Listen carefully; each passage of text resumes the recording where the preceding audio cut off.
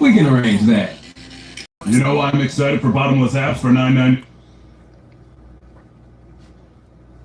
No, why?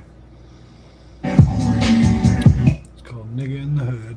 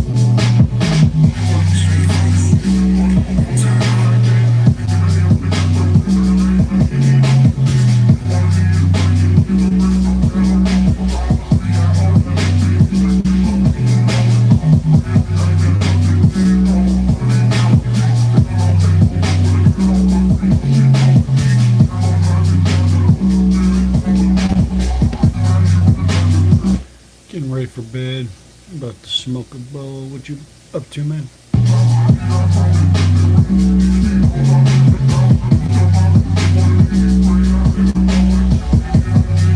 My sleep schedule's kind of messed up, so it's almost 5 a.m. But I'll get to sleep eventually. Yeah. Just got done posting some videos and eating a hot dog because I couldn't sleep.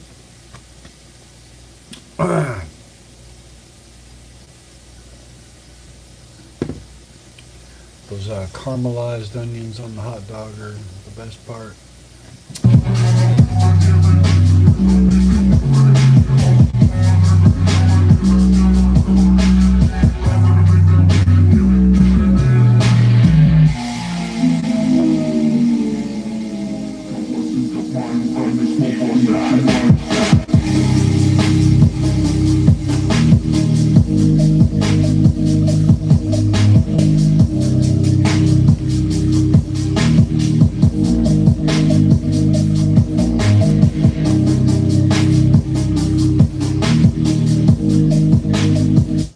I'm going to take a dab, and then I'm going to take a cough drop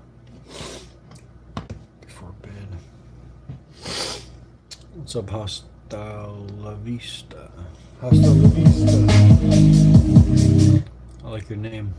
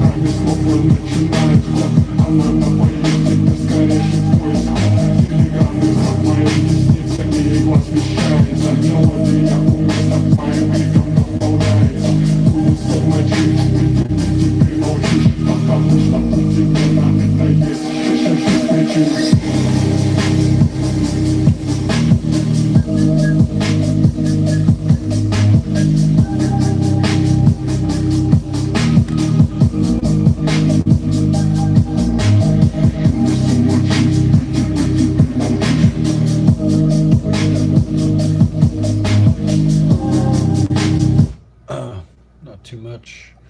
Just finished my hot dog late night snack. Gonna dab and take a cough drop and probably go to bed. What about you?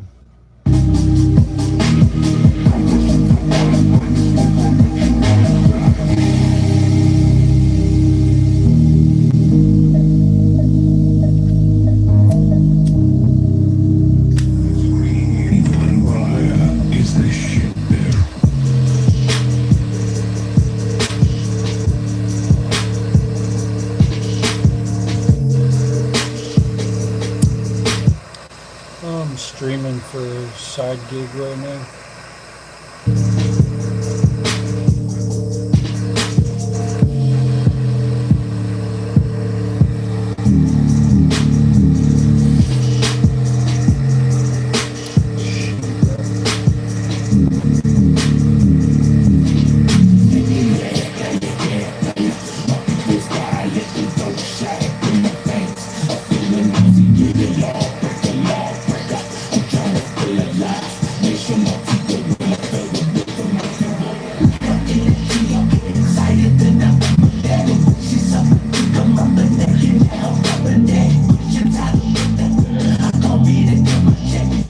I'm just playing a mix that's copyright free right now.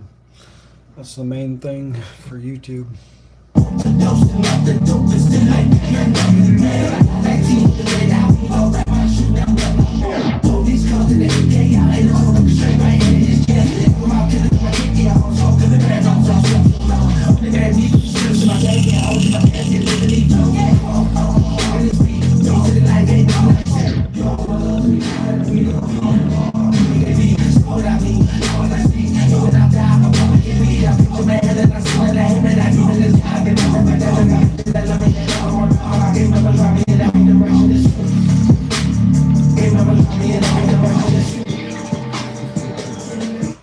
Continúa la tradición de comer bien con grasas buenas y cero azúcar.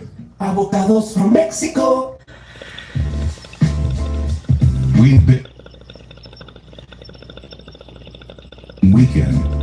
We leveraged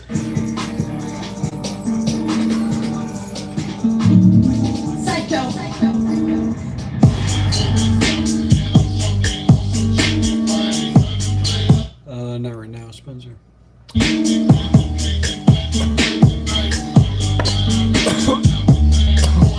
already got a bunch of tabs open. I'm getting ready for bed.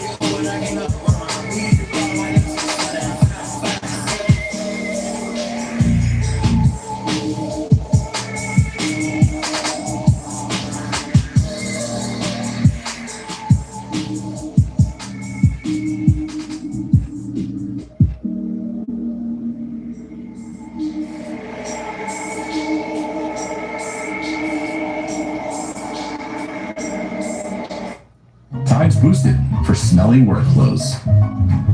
It's cleaner, whiter, brighter, and fresher. Man, I'm loving this new House City. Yeah. Every time I drive, I feel like I'm in a movie now. Oh, wow, that's an entrance. Is she okay? Oh.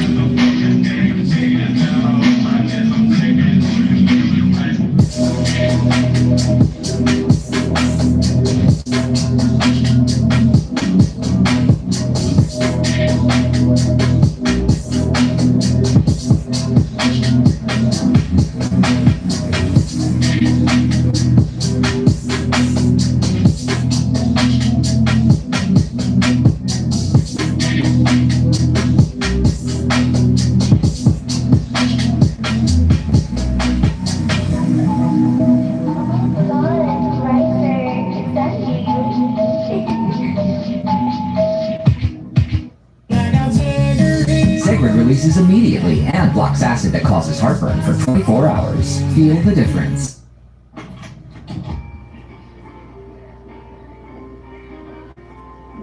Alright, you ready? Hey, driving my Benz in the Arctic. Yeah, got your head in my optic. Hey, driving my Benz in the Arctic. Yeah, got your head in my optic. Hey, driving my Benz in the Arctic. Yeah, got your head in my optic. Hey, driving my Benz in the Arctic. Yeah, got your head in my optic. Hey, driving my Benz in the Arctic. Yeah, got your head in my optic. Hey, driving my Benz in the Arctic.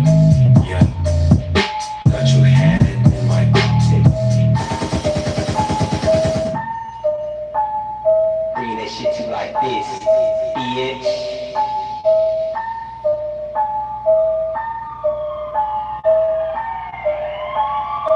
Love will go figure it out.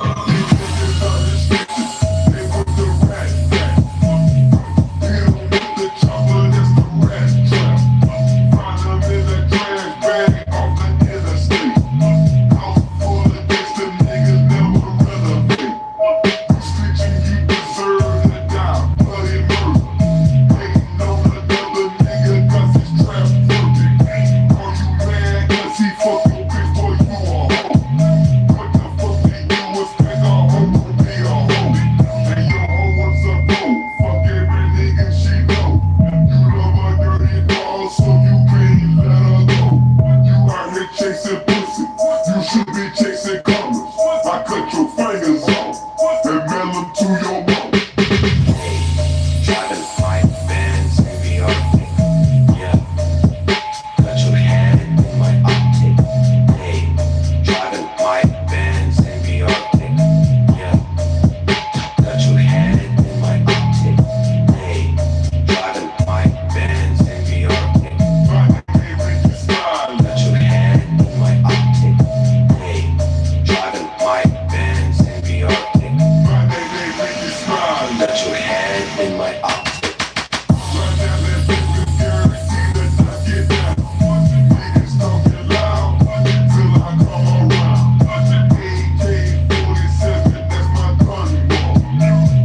I don't run my mouth, I let the gun talk. I'm in love with this nigga, can't you see her? She got her body over, so I had to let her go. I'm about to start a riot, I'm on a money diet. I'm from the mafia, so I wouldn't try it. He was screaming, crying, so I didn't buy it. Let the pistol sing to the nigga like my ride. I keep a lot of heat, like that Riley. Got them tools for your body, like a ride. Straight from the crib with this new ass shit. Check it out. Driving my Benz in the Arctic. My nigga Ricky Style. Got your head in my optic. Hey, driving my Benz in the Arctic. My nigga Ricky Style. Got your head in my optic. Hey, driving my Benz in the Arctic. My nigga Ricky Style. Got your head in my optic. Hey, driving my Benz in the Arctic. My nigga Ricky Style.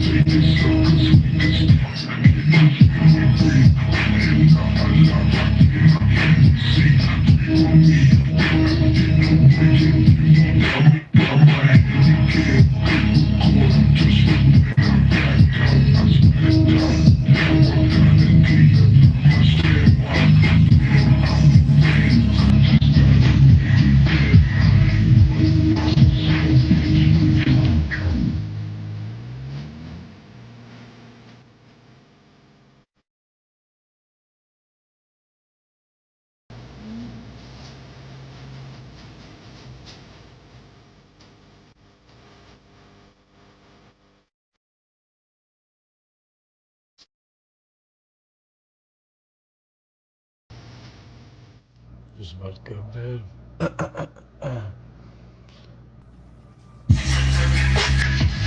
Fucking morning to everyone.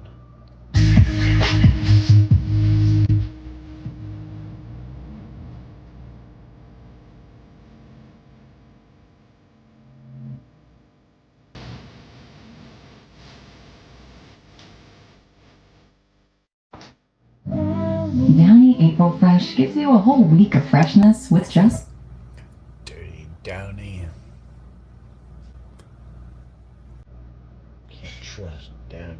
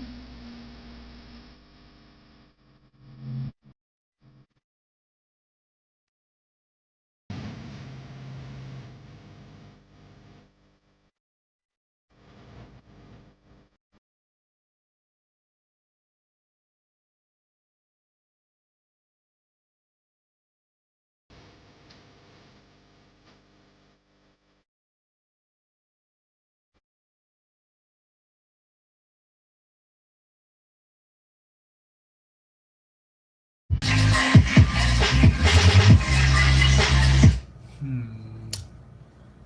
wonder if they have a long playlist like this.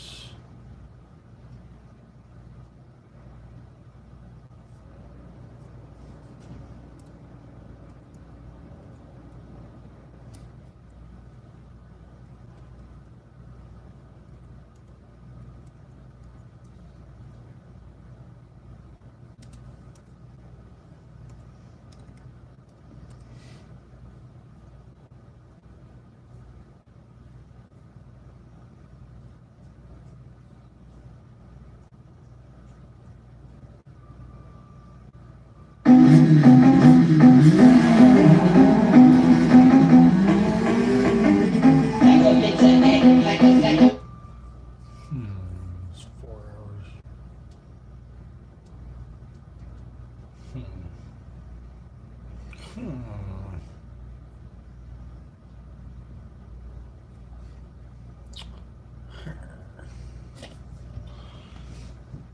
In a form that the dreaming mind could confront and potentially resolve. Iceless, also known as Phobator, governed the realm of dreams featuring animals, monsters, and supernatural creatures.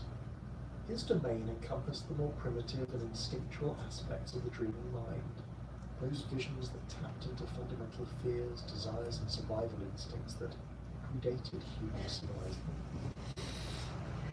The foundations of Norse mythology rest upon a complex tapestry of archaeological discoveries, linguistic evidence, and medieval manuscripts that collectively illuminate the religious and cosmological beliefs of pre-Christian Scandinavia.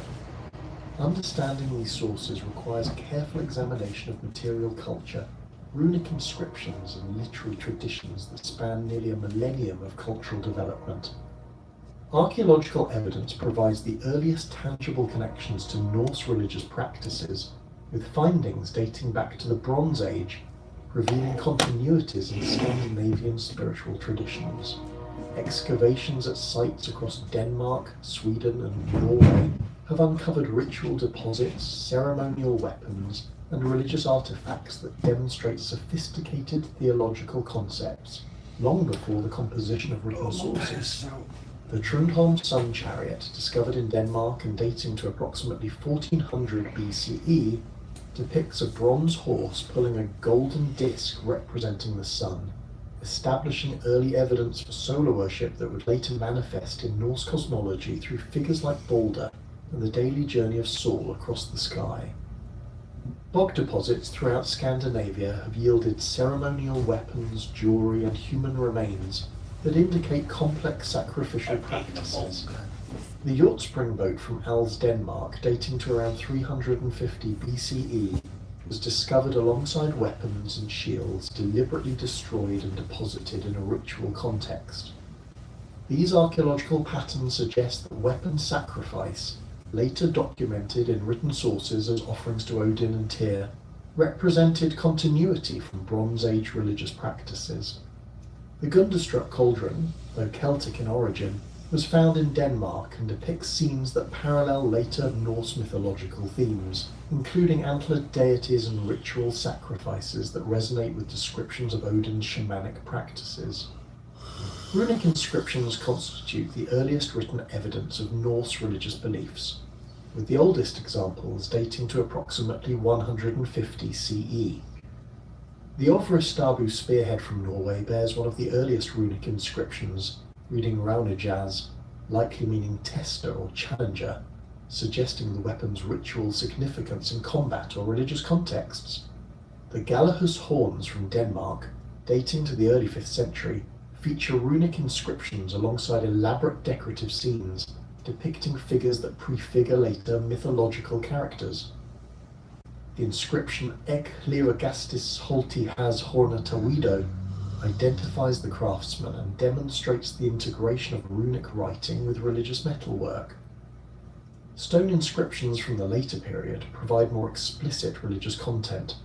The rock stone in Sweden, dating to approximately 800 CE, contains the longest runic inscription known and references mythological figures including Theodoric the Great, connecting historical and legendary narratives. The stone's complex text weaves together references to Ragnarok, heroic legends, and astronomical observations, demonstrating the sophisticated integration of mythology, history, and natural philosophy in Viking Age thought. Picture stones from Gotland, particularly those at Ardre and Tjangvida, depict scenes from Norse mythology including Odin's eight-legged horse Sleipnir, Thor's fishing expedition for the Midgard serpent, and warriors entering Valhalla, providing visual representations of mythological narratives that complement textual sources. The Poetic Edda, preserved primarily in the 13th century Icelandic manuscript known as the Codex Regius, represents the most comprehensive collection of Norse mythological poetry. This collection of 29 poems, written in Old Norse, preserves oral traditions that likely originated centuries before their written compilation. The manuscript itself, discovered in 1643, contains poems that demonstrate varying ages and origins, with some potentially dating to the 9th or 10th centuries based on linguistic analysis and historical references. Völuspá, the opening poem of the Poetic Edda, provides the most complete account of Norse cosmology from creation to destruction. The poem presents Osiris's vision of the world's beginning, the establishment of the god's realm, the coming of humanity, and the eventual Ragnarok. The text describes the primordial void Ginnunga Gap, the emergence of the first beings from the interaction of fire and ice, and the creation of the world from the body of the primordial giant Ymir. The poem's structure moves chronologically through mythological time, establishing the fundamental narrative framework that underlies Norse cosmological understanding. Havamal, another crucial poem in the collection, presents Odin's wisdom teachings and includes the account of his self-sacrifice to gain knowledge of the runes. The poem's 164 stanzas combine practical advice with mythological narrative, demonstrating how Norse religious thought integrated ethical instruction with cosmological understanding. The text describes Odin hanging from Yggdrasil for 9 days and nights, pierced by his own spear to gain the wisdom of the runes, establishing the god's role as a sacrificial deity who trades suffering for knowledge. The heroic poems within the Poetic Edda, including the Volsung cycle, preserve legendary narratives that complement the mythological material. These poems, including Atlakvida and Atlamal, recount the stories of Sigurd the Dragon Slayer, Brynhild the Valkyrie, and the tragic fate of the Burgundian kings. While ostensibly historical, these poems integrate mythological elements, including dragons, valkyries, and divine intervention, demonstrating the fluid boundaries between mythology and legendary history in Norse tradition. Snorri Sturluson's prose. Edda, composed in Iceland around 1220, represents a systematic attempt to preserve and explain Norse mythology for Christian audiences. Snorri, a prominent Icelandic politician and scholar, recognized that traditional poetic forms required knowledge of mythological references that were becoming obscure as Christianity displaced the old religion.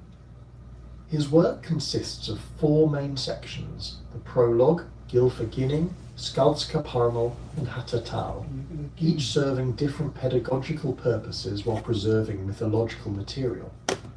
Gylfaginning, the most mythologically significant section, presents Norse cosmology through a dialogue between the Swedish king Gylfi and 3 mysterious figures who represent different aspects of Odin. This narrative framework allows Snorri to systematically explain the creation of the world, the genealogies of the gods, and the events leading to Ragnarok. The text provides detailed descriptions of the 9 worlds connected by Yggdrasil, the daily activities of the gods in Asgard, and the complex relationships between different categories of supernatural beings. Skaldskaparmal focuses on the poetic language used in skaldic verse, explaining the mythological origins of various kennings and metaphors. This section preserves numerous myths that explain how particular poetic expressions originated, including the story of how Odin acquired the mead of poetry and the tale of Thor's journey to Utgard. These narratives, while serving pedagogical purposes for aspiring poets, preserve mythological material that might otherwise have been lost. Snorri's approach demonstrates both the strengths and limitations of medieval Christian scholarship applied to pagan material. His systematic organization and clear prose style make Norse mythology accessible to modern readers, but his Christian perspective sometimes leads to interpretations that may not reflect original pagan understanding. His euhemeristic approach, which interprets the gods as deified historical figures, reflects medieval Christian attempts to rationalize pagan beliefs while preserving their cultural significance.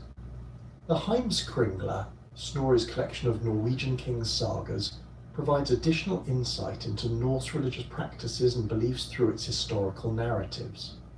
The sagas describe the religious activities of pre-Christian kings, including sacrificial practices, temple worship, and the gradual conversion to Christianity. The Ynglinga saga, which opens the collection, traces the genealogy of the Swedish and Norwegian royal houses back to the god Freyr, demonstrating how mythological narratives provided legitimacy for medieval political structures. Archaeological evidence from religious sites corroborates and expands upon the textual sources. Gamla Uppsala in Sweden, described by Adam of Bremen in the 11th century, served as a major religious centre with a temple dedicated to Thor, Odin, and Freyr. Archaeological excavations have revealed evidence of ritual activities including animal sacrifices, human burials, and ceremonial feasting that align with descriptions in the written sources. The site's 3 large burial mounds, traditionally associated with legendary Swedish kings, demonstrate the integration of royal power with religious authority that characterizes Norse political theology. The temple at Apakra in southern Sweden has yielded extensive evidence of religious activities spanning several centuries. Excavations have uncovered ritual deposits, miniature weapons, and religious artifacts that demonstrate continuity in religious practices from the Roman Iron Age through the Viking period.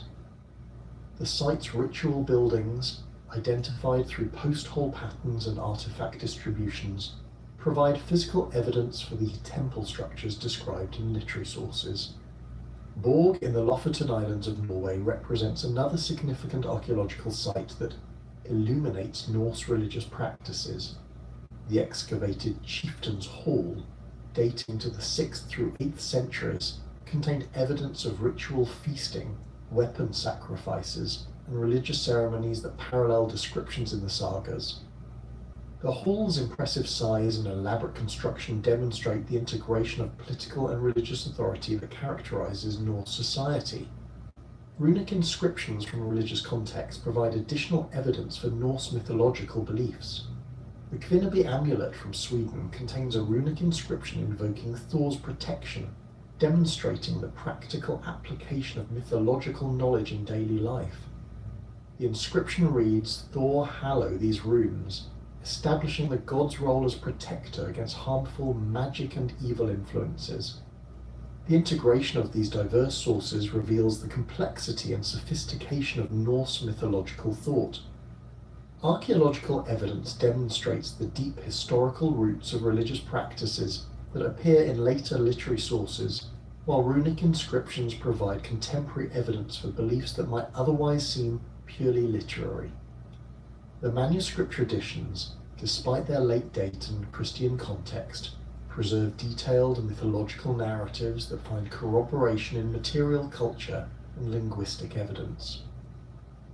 The geographical distribution of sources also illuminates the cultural unity and diversity within Norse civilization. While Iceland preserved the most complete literary traditions, archaeological evidence from across Scandinavia demonstrates shared religious practices and beliefs. Regional variations in artifact styles, burial practices, and runic inscriptions reveal local adaptations of common mythological themes, suggesting a dynamic religious tradition that evolved through cultural contact and historical change. The cosmological framework preserved in Norse sources reveals a universe structured around Yggdrasil, the immense ash tree that serves as the cosmic axis connecting 9 distinct realms. This world tree, whose name translates to Igur's horse, represents far more than a simple geographical organizing principle. Archaeological evidence from ritual deposits and temple sites across Scandinavia demonstrates that the concept of a cosmic tree held profound religious significance, with miniature tree representations found in religious contexts dating back to the Bronze Age. Yggdrasil's physical description in the sources emphasizes its enormous scale and vital role in maintaining cosmic order.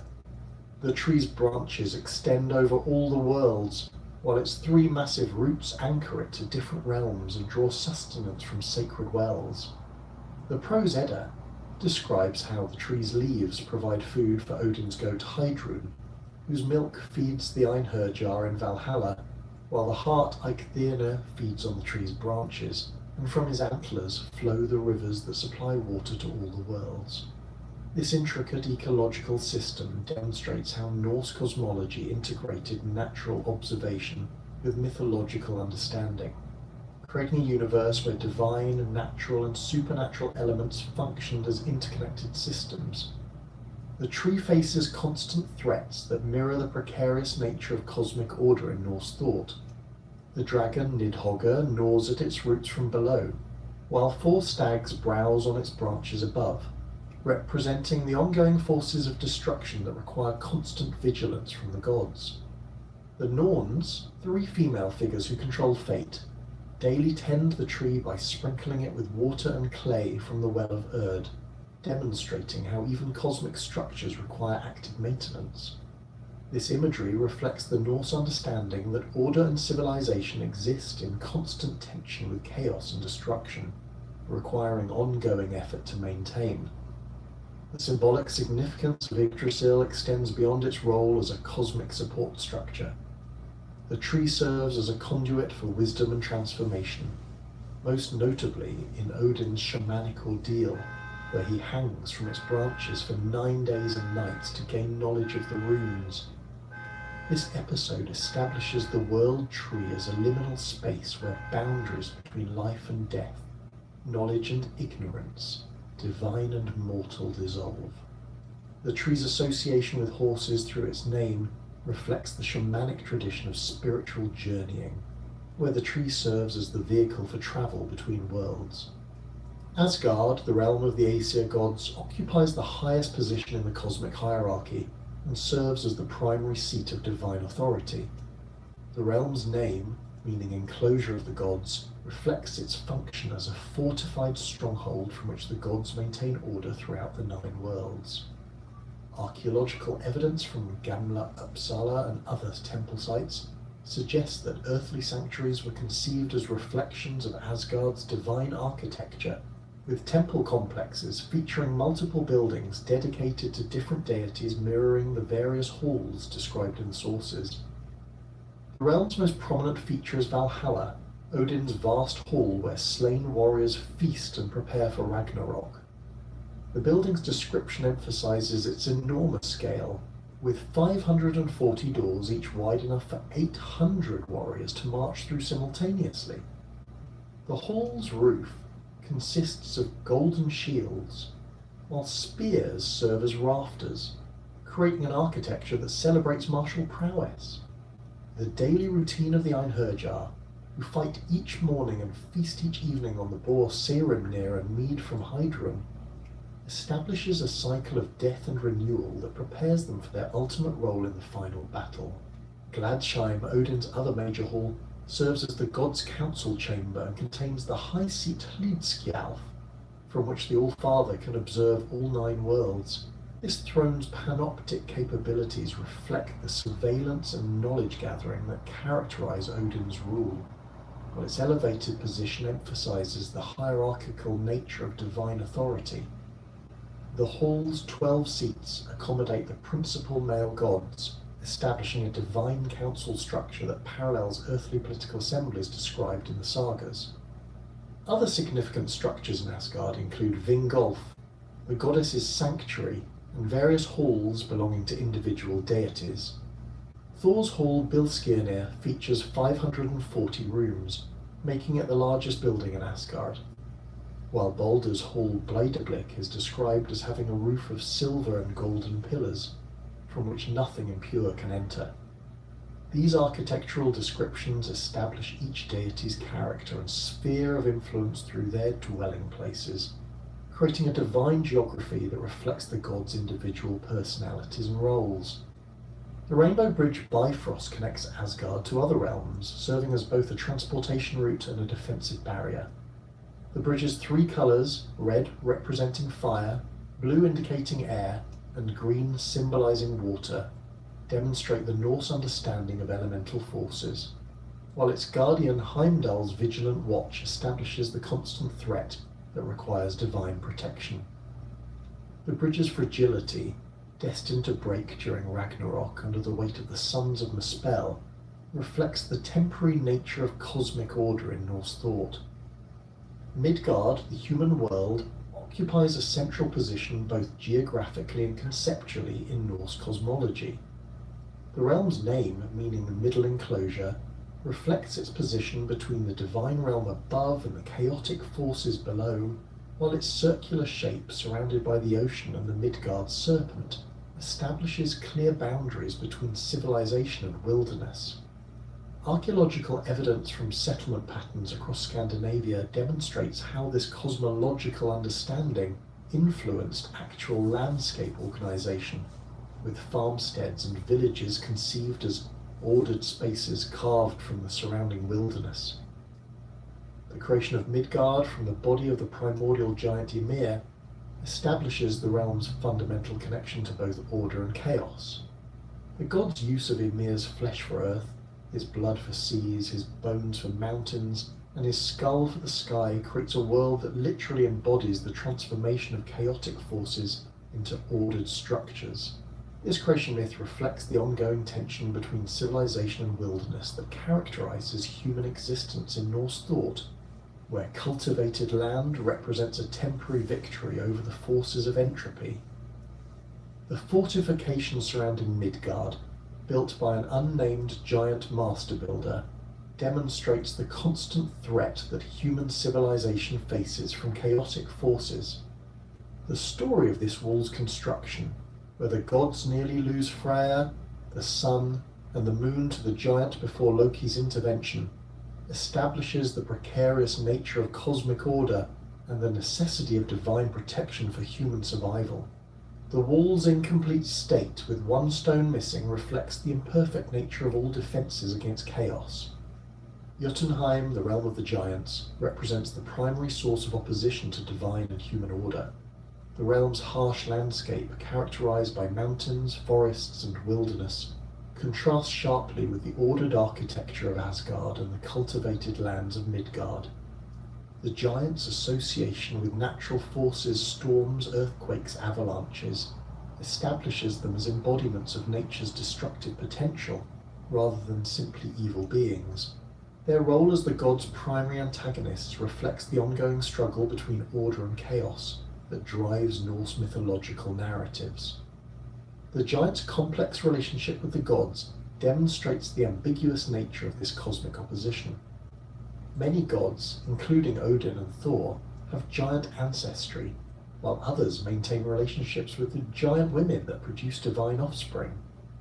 This intermingling suggests that the boundary between order and chaos is not absolute, but rather represents different aspects of cosmic forces that can be creative or destructive depending on context. The giants' possession of wisdom and magical objects that the gods require establishes them as necessary opponents, whose defeat often results in the gods' acquisition of power or knowledge. Utgard, the giants' primary stronghold, serves as a dark mirror to Asgard's divine architecture. The fortress's enormous scale and chaotic organization reflect the giants' nature as embodiments of uncontrolled natural forces, while its location at the edge of the world establishes its role as a boundary between cosmos and chaos. The famous journey of Thor and Loki to Utgard demonstrates how the giants' power often derives from illusion and trickery rather than direct confrontation, suggesting that chaos operates through deception and misdirection rather than simple opposition.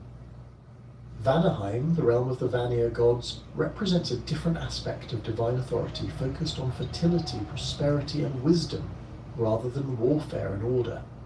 The Vanir's association with agricultural cycles, sexual fertility, and wealth accumulation establishes them as deities concerned with the productive aspects of existence, rather than its protective or destructive elements.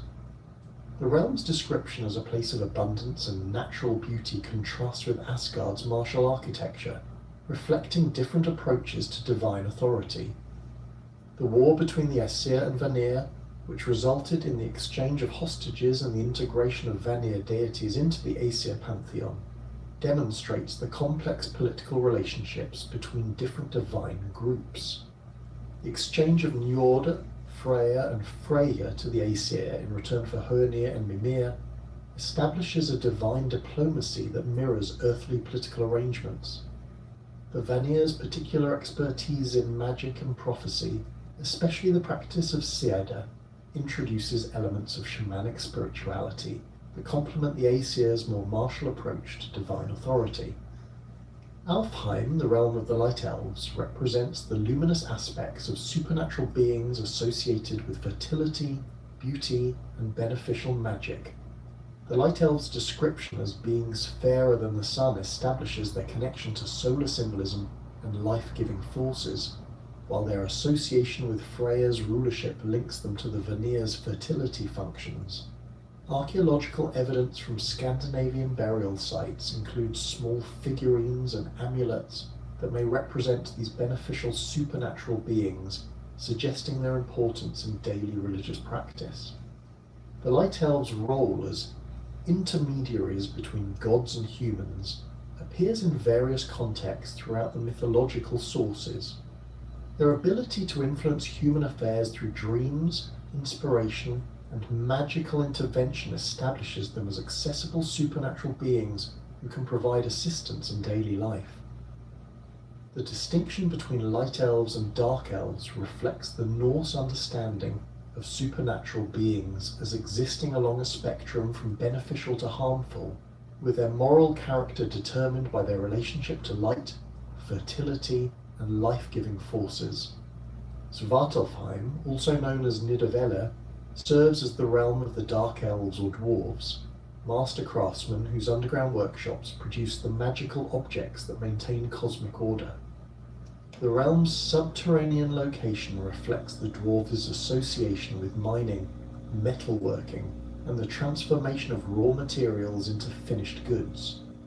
Their creation from the maggots that fed on Ymir's corpse establishes their connection to death and decay, while their subsequent development into skilled artisans demonstrates the transformation of destructive forces into creative ones. The dwarves' production of the gods' most important magical items, Thor's hammer Mjolnir, Odin's spear Gungnir, Freya's ship Skidbladnir, establishes their crucial role in maintaining cosmic order, despite their ambiguous moral status. Their workshops, described as vast underground complexes filled with forges and tools, represent the technological mastery that enables the gods' power. The dwarves' tendency to demand dangerous payments for their work, including the gods' lives or essential body parts, reflects the high cost of maintaining cosmic order. The realm's association with both wisdom and trickery appears in numerous stories where dwarves provide crucial assistance, while simultaneously attempting to deceive or trap their divine customers. This duality reflects the Norse understanding of technology and craftsmanship as potentially beneficial or harmful, depending on their application and the craftsman's intentions. Muspelheim, the realm of fire giants, represents the destructive forces that will ultimately consume the current world order during Ragnarok. The realm's location at the southern edge of the cosmos, blazing with eternal flames, establishes it as the source of the fire that will destroy and renew the world. Surtur, the realm's ruler, wields a flaming sword that will set the world ablaze, representing the inevitable triumph of entropy over order that characterizes Norse eschatology. The fire giants' role as agents of cosmic destruction distinguishes them from the frost giants of Jotunheim, who represent chaotic opposition to order rather than its ultimate termination. Muspelheim's flames provided the heat that melted the primordial ice and enabled the creation of the world, establishing fire as both creative and destructive force. The realm's sons, who will ride across Bifrost during Ragnarok, represent the final assault on divine order that cannot be prevented or defeated. Niflheim, the primordial realm of ice and mist, represents the cold, dark forces that existed before creation and will persist after destruction. The realm's association with the spring Fergelmir, from which all rivers flow, establishes it as the source of the primordial waters that enabled creation. The realm's perpetual cold and darkness contrast with Muspelheim's heat and light, creating the fundamental opposition between ice and fire that drives cosmological processes. The realm's role as the source of the poisonous rivers that flow through the other worlds establishes it as a place of both creation and corruption. The dragon Nidhogger's residence in Niflheim, where it gnaws on the roots of Yggdrasil and feeds on the corpses of Oathbreakers, establishes the realm's association with death and moral corruption. The realm's mists, which obscure vision and confuse travelers, represent the uncertainty and confusion that characterize existence at the boundaries of the ordered cosmos. Helheim, the realm of the dead, occupies a unique position in Norse cosmology as the destination for those who die of sickness, old age, or other causes not deemed heroic.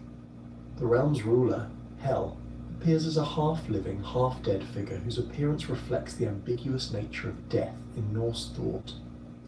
Her hall Eljudnir, with its high walls and barred gates, serves as a prison for the dishonored dead, while also providing a place of rest for those who lived ordinary lives. The journey to Helheim requires crossing the river Gjol on the bridge Gjallabru, guarded by the maiden Modgudr, who questions the dead about their identity and deeds. This journey establishes death as a transition requiring preparation and proper conduct rather than simply an ending. The realm's description as a place of neither punishment nor reward, but rather continued existence in a diminished state, reflects the Norse understanding of death as transformation rather than termination. The wells of Urd, Mimir, and Vergelmir serve as crucial sources of wisdom, fate, and primordial power that sustain the cosmic order. The Well of Urd, located beneath one of Yggdrasil's roots, serves as the meeting place for the Norns who determine the fate of gods and men. The well's water, described as so pure and holy that All things that enter it become white as swan's down, represents the source of cosmic justice and divine law. The Norn's daily practice of sprinkling the world tree with this water demonstrates the ongoing maintenance required to preserve cosmic order. The Well of Mimir, situated beneath another root of Yggdrasil, contains the waters of wisdom and memory. Odin's sacrifice of his eye to drink from this well establishes the high cost of acquiring ultimate knowledge, while Mimir's severed head, which guards the well and provides counsel to the gods, represents the transformation of death into wisdom.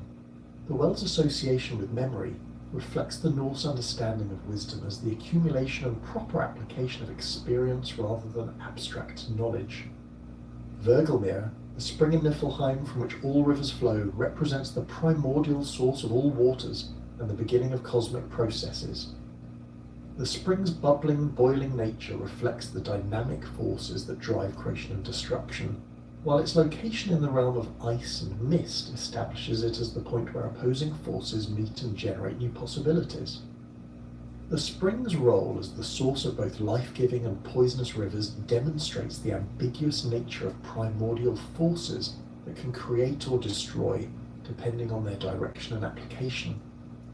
These three wells collectively represent the sources of fate, wisdom, and primordial power that sustain the Norse cosmos. Their locations beneath Yggdrasil's roots establish them as foundational elements of cosmic order, while their different characteristics reflect the various types of knowledge and power required to maintain the world. The gods' dependence on these wells for guidance and sustenance demonstrates the limitations of divine authority and the necessity of drawing on sources beyond immediate control. The divine hierarchy of Norse mythology centers around two distinct pantheons, whose eventual unification shaped the complex theological landscape of pre-Christian Scandinavia. The Aesir and Vanir represent fundamentally different approaches to divine authority, cosmic order, and the relationship between supernatural beings and the natural world.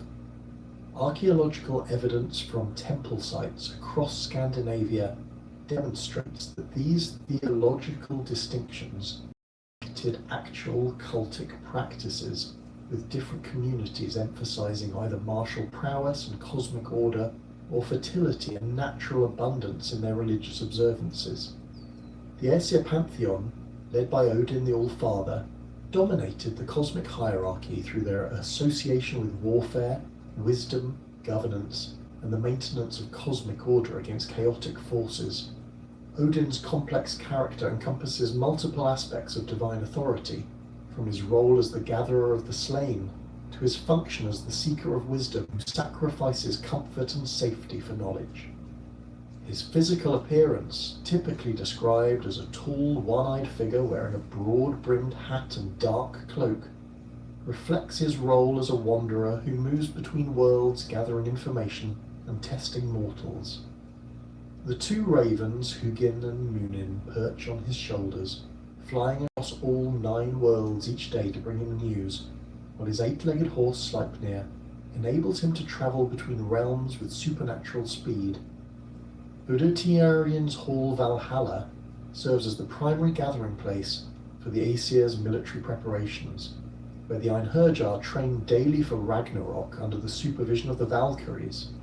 These warrior maidens, whose name means choosers of the slain, ride across battlefields to select worthy warriors for Odin's army. The Valkyries' dual nature as both beautiful maidens and fierce warriors reflects the Aesir's integration of aesthetic and martial values, while their ability to influence the outcome of battles demonstrates the gods' direct intervention in human affairs. Archaeological finds from weapon deposits across Scandinavia include spears deliberately bent or broken before burial, suggesting ritual practices that parallel the Valkyries' selection of warriors for divine service. Thor, Odin's son, and the most popular of the Aesir gods among common people, embodies the protective aspect of divine authority through his role as defender of both gods and humans against giant threats. His massive hammer Mjolnir, forged by the dwarven brothers Brokkr and Eitri, never misses its target and always returns to his hand after being thrown. The hammer's ability to level mountains and its association with thunder and lightning establish Thor as a weather deity whose power protects agricultural communities from destructive storms. His red beard, enormous strength, and quick temper reflect his straightforward approach to problem solving, typically involving direct confrontation rather than the subtle strategies favoured by his father. Thor's iron gloves, Jarngriper, and his belt of strength, Megin-Jord, double his already formidable power, while his goat-drawn chariot enables him to travel across the sky, creating thunder with its wheels. The goats Tangrisnir and Tangjosta can be slaughtered and eaten each evening, then restored to life the next morning by Thor's hammer, providing a renewable food source that reflects the cyclical nature of agricultural abundance. This daily death and resurrection parallel seasonal cycles observed in Scandinavian farming communities, where Thor's protection ensured successful harvests and livestock survival through harsh winters. The archaeological record preserves numerous Thor's hammer amulets, particularly from the 9th and 10th centuries, when Christian conversion created a need for explicit pagan symbols to counter Christian crosses. These miniature hammers, often worn as pendants, demonstrate Thor's popularity among common people who relied on his protection in daily life. The distribution of these amulets across Scandinavia, Iceland, and Viking settlements in Britain and Ireland indicates the widespread nature of Thor's cult and its importance in maintaining Norse religious identity during periods of cultural change. Balder, described as the most beautiful and beloved of the gods, represents the Aesir's association with light, purity, and cosmic harmony. His hull Breidablik, with its silver roof and golden pillars, allows no impurity to enter, establishing him as a deity of moral perfection and divine justice. His prophetic dreams foretelling his own death prompted the gods to extract oaths from all things in creation to never harm him, creating a period of universal peace that temporarily suspended the cosmic conflict between order and chaos. The single exception, the mistletoe that Loki fashioned into the dart that killed Balder, demonstrates how even the smallest oversight can lead to cosmic catastrophe. Balder's death, orchestrated by Loki's manipulation of the blind god Hoder, represents the first crack in the cosmic order that will eventually lead to Ragnarok. His wife Nanna's death from grief and their joint funeral on the ship Hringhorni, pushed out to sea and set ablaze by the giantess Hyrrokin, establishes the elaborate funeral practices that archaeological evidence shows were common among Scandinavian elites. The ship burial tradition, documented at sites like Sutton Hoo in England and Oseberg in Norway, reflects the belief that proper funeral rites ensured the deceased's successful journey to the afterlife. The gods' unsuccessful attempt to retrieve Balder from Helheim, thwarted by Loki's refusal to weep for the dead god, demonstrates the irreversible nature of cosmic decline in Norse thought. Balder's promised return after Ragnarok, when he will rule over the renewed world with his brother Hoder, establishes the cyclical nature of cosmic destruction and renewal that characterizes Norse eschatology. This pattern of death and rebirth reflects seasonal cycles observed in northern climates, where the apparent death of vegetation in winter precedes spring's renewal. Frigg, Odin's wife and queen of the Aesir, governs the domestic sphere and possesses the power of prophecy, though she rarely reveals what she knows. Her hall Fensela, described as having a silver roof, serves as a gathering place for the goddesses and a centre of domestic authority that complements Odin's martial leadership. Her role in attempting to protect Balder by extracting oaths from all things demonstrates the maternal aspect of divine authority, while her failure to prevent his death illustrates the limitations of even divine protection against fate. Frigg's association with spinning and weaving connects her to the Norns' work with the threads of fate, suggesting that domestic activities possess cosmic significance in Norse thought. Archaeological evidence from women's graves across Scandinavia includes spindle whorls, looms, and weaving tools that indicate the high status accorded to textile production. The elaborate textiles found in ship burials and high-status graves demonstrate the skill and artistry that made weaving a prestigious activity suitable for divine patronage. Tyr, the one-handed god of war and justice, represents the Aesir's commitment to cosmic order, even at great personal cost. His sacrifice of his hand to enable the binding of the wolf Fenrir demonstrates the principle that maintaining cosmic order requires individual sacrifice for the greater good. The wolf's binding with the magical chain Gleipnir, created by the dwarves from impossible materials including the sound of a cat's footstep and the breath of a fish, represents the complex magical processes required to contain chaotic forces. Tyr's role as the god who presides over legal assemblies and oath-taking establishes him as the divine guarantor of social order and justice. His name, cognate with the Latin deus and Sanskrit daios, indicates his ancient status as a sky god whose authority predates Odin's rise to prominence. The reduction of his role in later sources, where he appears primarily in the context of Fenrir's binding, suggests the evolution of Norse religious thought toward more complex theological concepts centered on Odin's multifaceted authority.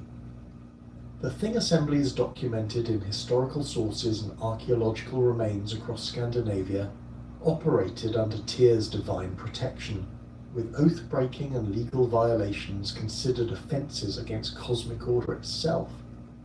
The elaborate legal procedures described in medieval law codes, including the use of sacred rings and ritual formulas, reflect the integration of divine authority with human justice that characterized Norse legal thought. The Vanir pantheon, representing fertility, prosperity, and natural abundance, approached divine authority through their mastery of agricultural cycles, sexual reproduction, and wealth accumulation. Their association with the Earth's productive capacity established them as deities concerned with the material foundations of civilization rather than its military protection or cosmic ordering. Archaeological evidence from agricultural communities across Scandinavia includes ritual deposits of tools, seeds, and harvest offerings that demonstrate the practical religious observances associated with Vanir worship. Njorda, the principal Vanir deity to join the Aesir through the hostage exchange, governs the sea, wind, and fishing that provided essential resources for Scandinavian communities. His Hal Noatun, located by the seashore, reflects his maritime associations, while his ability to calm storms and ensure successful fishing expeditions made him particularly important to coastal populations. His marriage to the giantess Skadi, goddess of winter and hunting, represents the integration of different seasonal cycles and economic activities within a single divine relationship. The couple's marital arrangement, where they spend 9 nights in Skadi's mountain hall Thrumheimer and 3 nights in Njorda's coastal residence, reflects the seasonal movement between different economic activities that characterize Scandinavian life. The compromise ultimately fails due to their incompatible preferences. Njorda cannot tolerate the howling of wolves in the mountains, while Skadi finds the cries of seabirds unbearable, demonstrating the tensions between different approaches to natural resource exploitation. Freyr, Njorda's son, and the most prominent Vanir deity, governs agricultural fertility, sexual reproduction, and the prosperity that results from successful farming.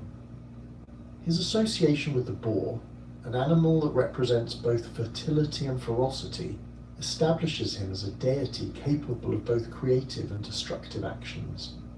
His golden boar Gullinborsti, created by the dwarven brothers Brokkr and Eitri, can run through air and water faster than any horse, while its golden bristles provide light in darkness, symbolizing the life-giving power of the sun.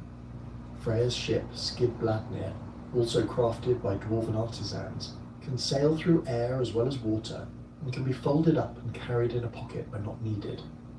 This magical vessel represents the mobility and adaptability required for successful trade and agricultural exchange, while its ability to always find favorable winds demonstrates divine support for legitimate commercial activities. The ship's capacity to hold all the gods when fully expanded establishes Freyr's role as a unifying force who brings together different divine factions. The god's self-imposed exile from Asgard after giving away his magical sword to win the giantess Gerda as his bride demonstrates the Vanir's different approach to cosmic conflict. Unlike the Aesir, who maintain their power through constant vigilance and military preparedness, the Vanir are willing to sacrifice martial capability for personal fulfillment and natural harmony. Freya's prophesied death at Ragnarok, killed by Surtur because he lacks his sword, illustrates the consequences of prioritizing fertility and love over military strength.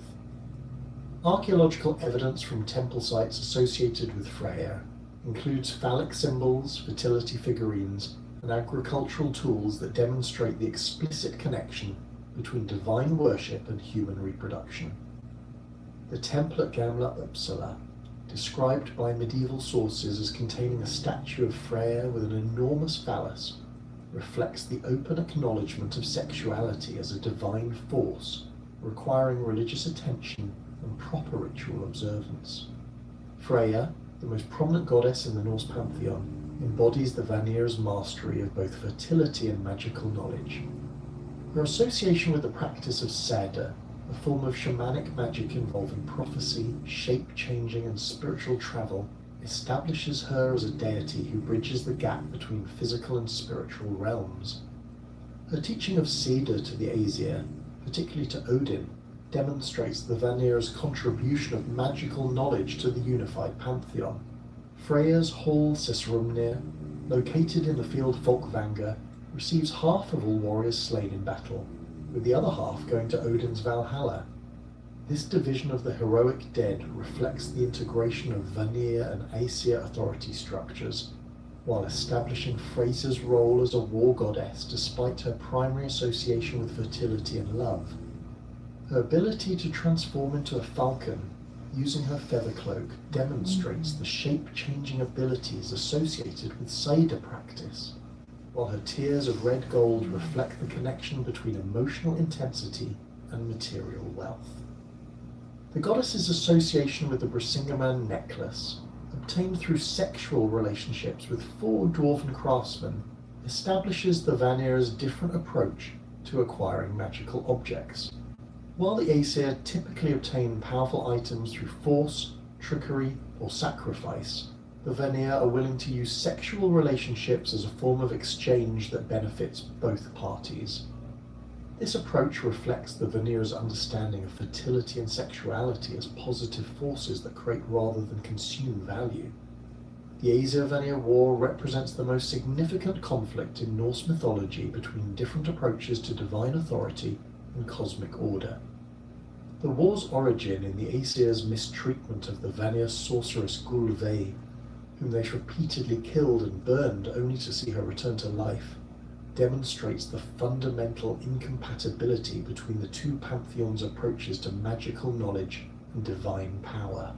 The Vanir's successful resistance to Aesir military superiority forced a negotiated settlement that recognized the legitimacy of both approaches to divine authority.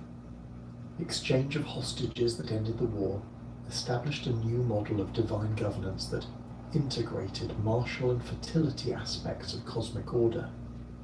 The Aesir sent Hönir, described as tall and handsome but lacking in wisdom, and Mimir, the wise giant whose counsel was essential for decision-making. The Vanir's decapitation of Mimir when they discovered Hönir's limitations demonstrates their refusal to accept deception in diplomatic relationships, while Odin's preservation of Mimir's head as an advisor establishes the transformation of conflict into wisdom. The Vanir's integration into the Aesir pantheon through the hostage exchange created a more complex divine hierarchy that balanced different aspects of cosmic authority. Njorda, Freyr and Freya retained their distinct characteristics and spheres of influence, while accepting Odin's overall leadership, creating a theological synthesis that reflected the cultural integration occurring in Scandinavian society during the Viking Age. This divine diplomacy provided a model for human political relationships, where different groups could maintain their distinct identities while participating in larger political structures. The war's resolution through negotiation rather than total victory reflects the Norse understanding that cosmic order requires the integration of opposing forces rather than the elimination of one by the other. The Aesir's martial prowess and the Vanir's fertility magic both contribute essential elements to the maintenance of cosmic order, while their combination creates a more robust divine authority capable of addressing different types of threats and challenges. The distinct characteristics that differentiated the Aesir from the Vanir continue to influence their roles and relationships even after their integration into a unified pantheon. The Aesir's association with war, wisdom, and governance established them as the primary defenders of cosmic order against chaotic forces, while their hierarchical organization under Odin's leadership reflected the military command structures necessary for effective defense. Their halls in Asgard, with their martial architecture and emphasis on preparation for battle, demonstrate their ongoing commitment to the military aspects of divine authority. The Vanir's association with fertility, prosperity, and natural abundance established them as the primary sources of the material wealth and biological reproduction that sustain civilization. Their magic, particularly the practice of Seda, provided access to knowledge and power that complemented the Aesir's more direct approaches to problem solving. Their integration into the Aesir pantheon brought essential capabilities that enhanced the gods' ability to maintain cosmic order through both military and magical means. The theological implications of this integration extended beyond simple political alliance to create a more sophisticated understanding of divine authority that recognized the necessity of both martial and fertility aspects of cosmic order.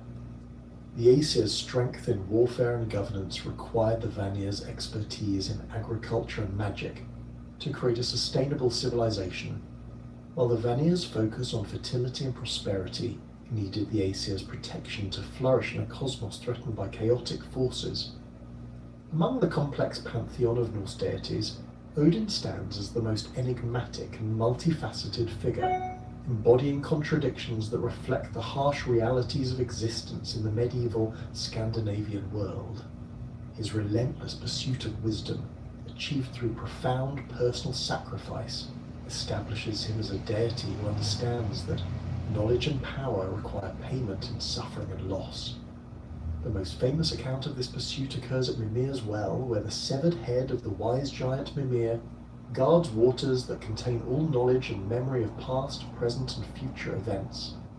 The Well of Mimir, situated beneath one of Yggdrasil's three massive roots, represents the ultimate source of cosmic wisdom that even the gods cannot access without significant cost.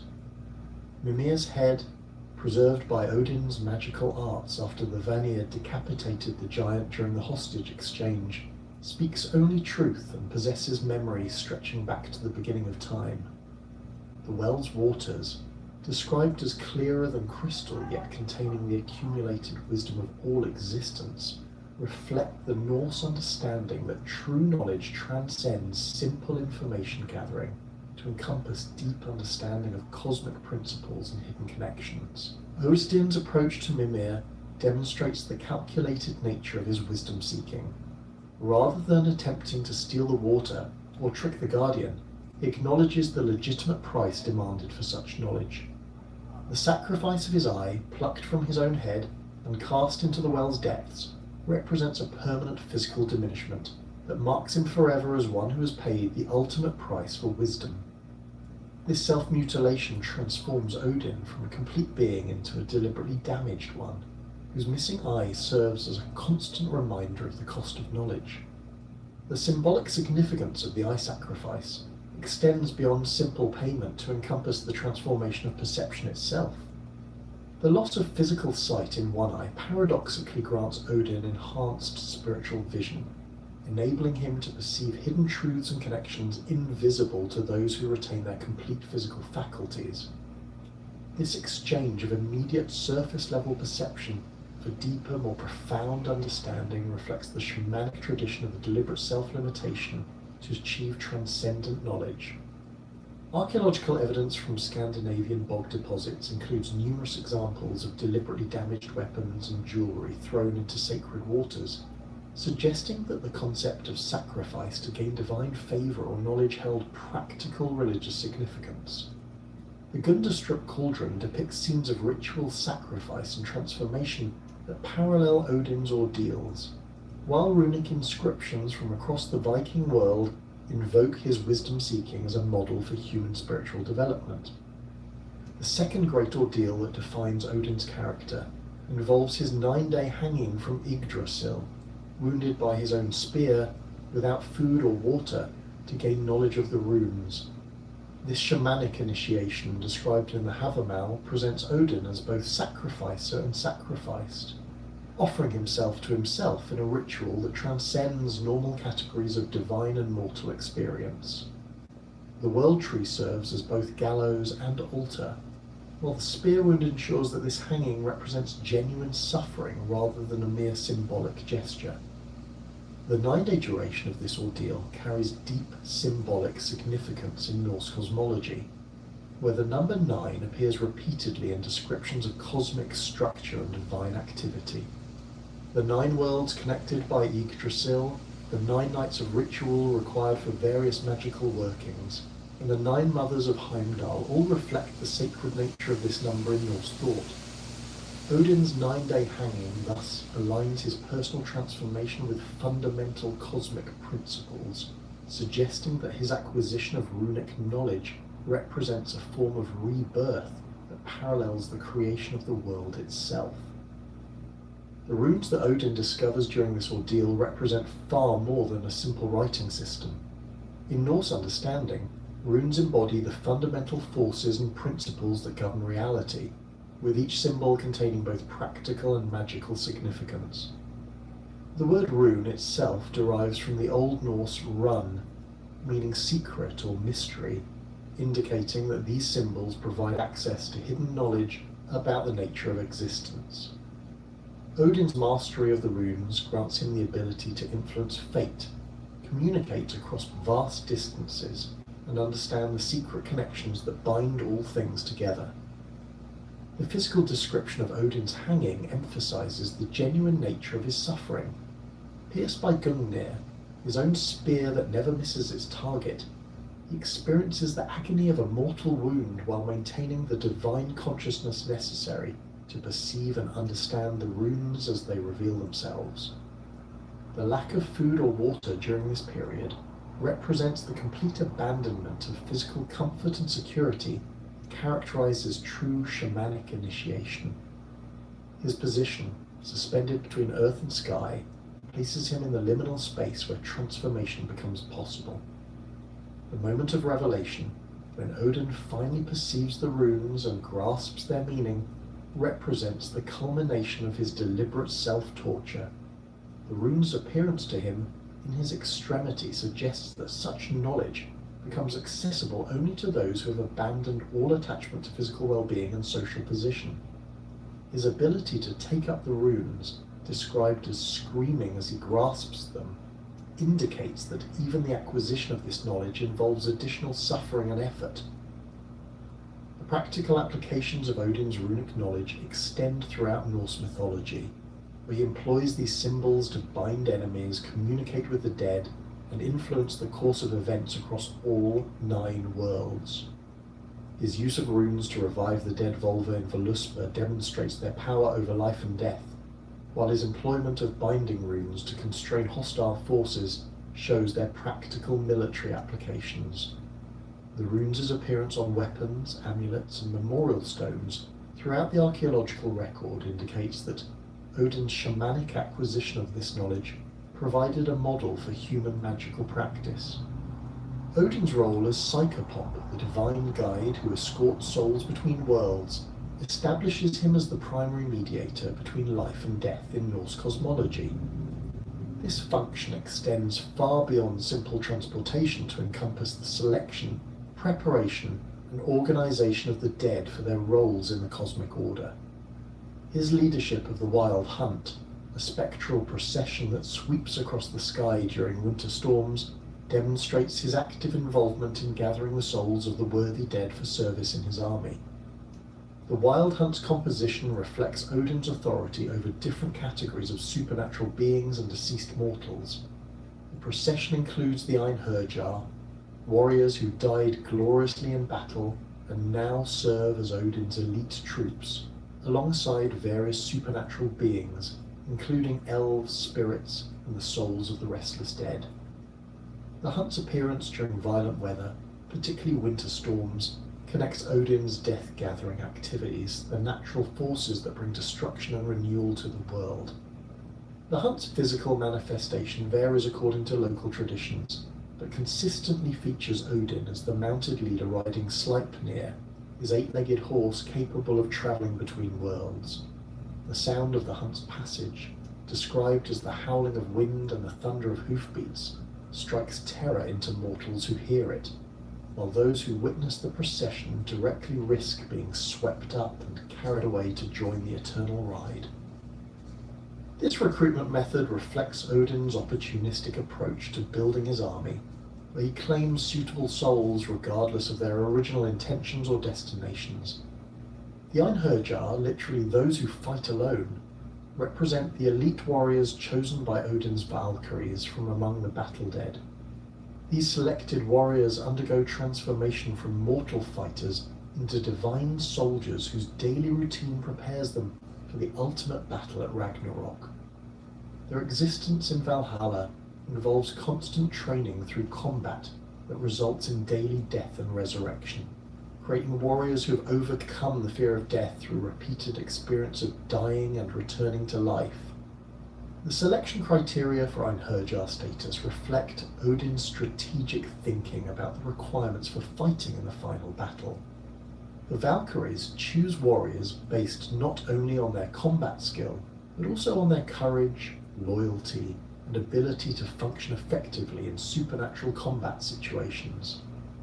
The selected dead must demonstrate willingness to sacrifice themselves for the greater good, tactical intelligence under pressure, and the psychological resilience necessary to face cosmic-level threats without breaking. The daily routine of the Einherjar in Valhalla combines martial training with feasting that reinforces their bonds of loyalty and shared purpose. Each morning they arm themselves and fight in the courtyard until all are killed, then rise again to feast on the flesh of the boar Sehrimnir, who is slaughtered and cooked each day only to return to life each evening. This cycle of death, resurrection, and celebration creates warriors who understand that death in battle represents transition rather than termination, while the shared meals build the social cohesion necessary for effective military cooperation. The meat served at these feasts, flowing from the udders of the goat Hydrun, who feeds on Yggdrasil's leaves, provides more than simple refreshment. This divine beverage grants the Einherjar enhanced strength, courage, and tactical insight while reinforcing their supernatural nature as beings who exist beyond normal mortal limitations.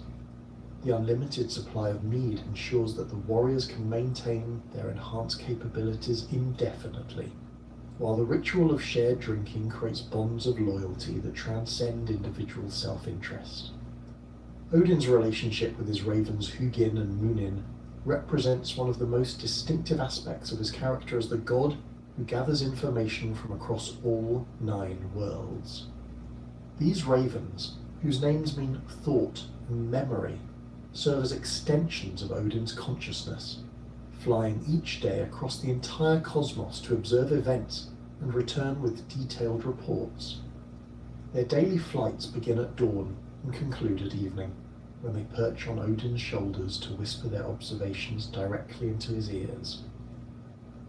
The raven's supernatural capabilities exceed those of normal birds, enabling them to travel between worlds, understand all languages, and perceive hidden truths invisible to other observers.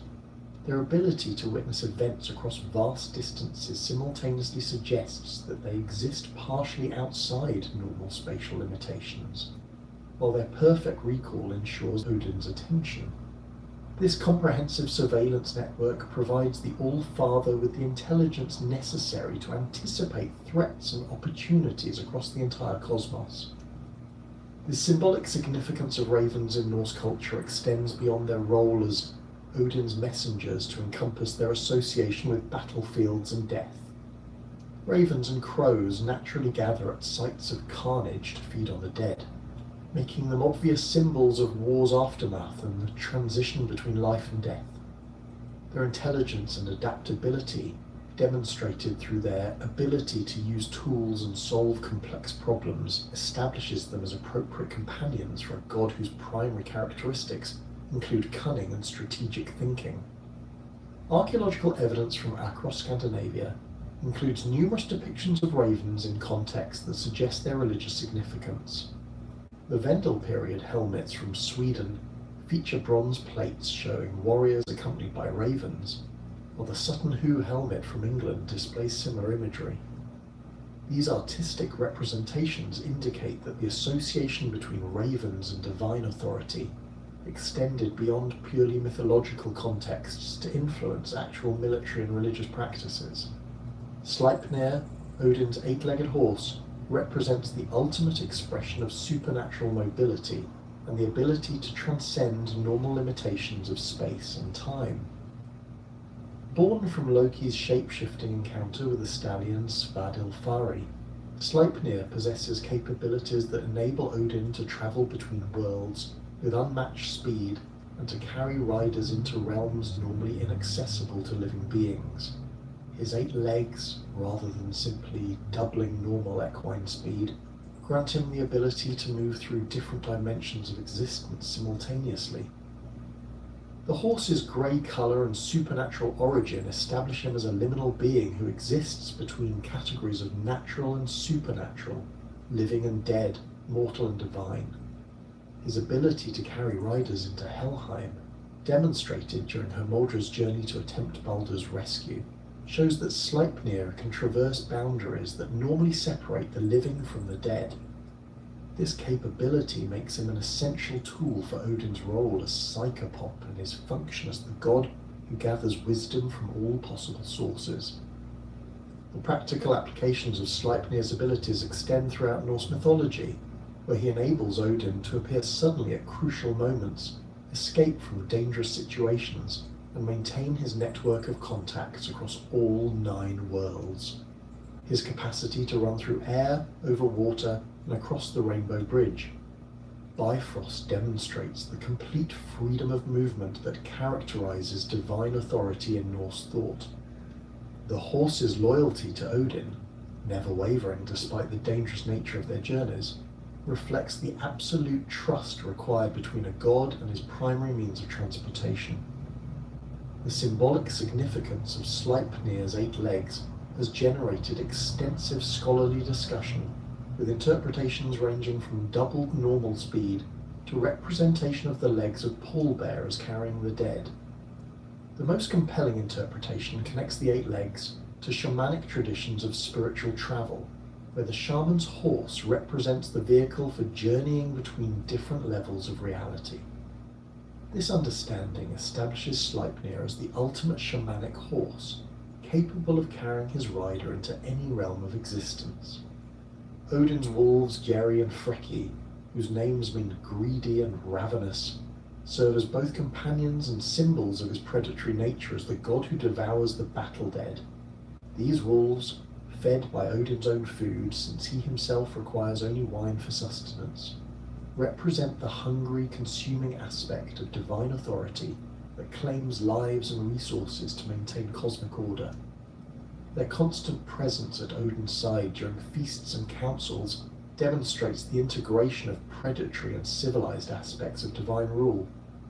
The wolves' supernatural nature enables them to serve as both hunting companions and instruments of divine justice, capable of tracking enemies across vast distances and delivering Odin's vengeance to those who violate cosmic order.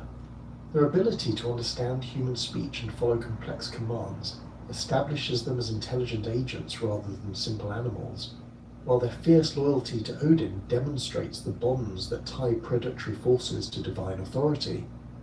The feeding relationship between Odin and his wolves reveals important aspects of his character as a god who transcends normal biological requirements. His ability to sustain himself on wine alone, sharing his solid food with Jerry and Frecky, suggests that his divine nature has evolved beyond normal physical needs toward a more spiritual form of existence. This transcendence of biological limitations reflects his shamanic transformation through the ordeals at Mimir's Well and on Yggdrasil. The wolves' role in Odin's daily routine extends beyond simple companionship to encompass their function as extensions of his predatory consciousness. Their presence during his decision-making processes suggests that they represent the aggressive, consuming aspects of divine wisdom that must be integrated with more civilized considerations. Their readiness for violence provides Odin with the option of direct action when diplomatic or magical solutions prove insufficient. Odin's reputation as a shapeshifter reflects his mastery of the shamanic arts that enable him to transcend normal physical limitations and assume forms appropriate to specific situations. His ability to transform into various animals, including ravens, wolves, serpents, and horses, demonstrates the fluid relationship between identity and form that characterizes advanced magical practice. These transformations serve practical purposes, enabling him to gather information, escape danger, and influence events while maintaining anonymity. The god's wandering nature, manifested through his frequent journeys across all 9 worlds in various disguises, establishes him as a deity who refuses to remain confined to the comfortable isolation of Asgard. His appearances among mortals, typically as a tall, one-eyed figure wearing a broad-brimmed hat and dark cloak, serve multiple purposes including testing human character, gathering intelligence, and recruiting worthy individuals for divine service. These journeys demonstrate his commitment to direct involvement in the affairs of all worlds, rather than distant, aloof governance. The various names and identities that Odin assumes during his wanderings reflect different aspects of his character and the specific purposes of particular journeys. As Grimnir, the Masked One, he appears as a mysterious figure who tests the hospitality and wisdom of mortals through riddling contests and challenges. As Gangleri, the Way-Weary, he presents himself as a travelling seeker of knowledge who asks probing questions about cosmic mysteries. These multiple identities enable him to approach different situations with appropriate personas while maintaining his essential character. Odin's reputation as an oathbreaker represents perhaps the most controversial aspect of his character, reflecting the complex relationship between divine authority and conventional morality in Norse thought. His willingness to violate sworn agreements when cosmic necessity demands it demonstrates the principle that maintaining universal order sometimes requires actions that violate particular moral codes. This pragmatic approach to oath-keeping reflects the harsh realities of leadership in a world where absolute adherence to agreements can lead to cosmic catastrophe. The most famous example of Odin's oath-breaking involves his treatment of the giant master builder who constructed Asgard's wall. The god's agreement to pay the builder with Freya, the sun, and the moon if he completed the work within a single winter represented a bargain that would have catastrophically weakened divine authority. Odin's decision to enable Loki's interference with the work, preventing its completion and avoiding payment, demonstrates his willingness to use deception and trickery to protect cosmic order. This pattern of oath-breaking for the greater good appears throughout Norse mythology, where Odin consistently prioritizes cosmic stability over personal honor or conventional morality. His manipulation of heroes through false promises, his abandonment of loyal followers when their usefulness ends, and his willingness to sacrifice individuals for strategic advantage all reflect the ruthless pragmatism that characterizes effective leadership in a cosmos under constant threat. The paradoxical nature of Odin's wisdom and cunning reflects the complex relationship between knowledge and morality in Norse thought. His possession of ultimate wisdom, gained through profound sacrifice and suffering, does not translate into conventional moral behavior, but rather into a transcendent understanding of cosmic necessity that operates beyond normal ethical categories. This wisdom enables him to perceive the hidden connections and long-term consequences that escape ordinary understanding, while his cunning provides the practical skills necessary to act on this knowledge. The integration of wisdom and cunning in Odin's character creates a deity who embodies both the highest aspirations of divine knowledge and the practical necessities of effective leadership. His ability to perceive ultimate truth through his sacrifice at Mimir's well and his mastery of the runes provides him with unparalleled understanding of cosmic principles, while his skill in deception, manipulation, and strategic thinking enables him to apply this knowledge effectively in practical situations. Thor's massive frame dominated the divine hierarchy not through political maneuvering or mystical knowledge, but through sheer physical prowess and an unwavering commitment to protecting both gods and mortals from the constant threat of giant incursions. Standing head and shoulders above most gods, his red beard crackling with static electricity and his hands capable of crushing boulders, Thor represented the most direct and comprehensible form of divine protection available to Scandinavian communities.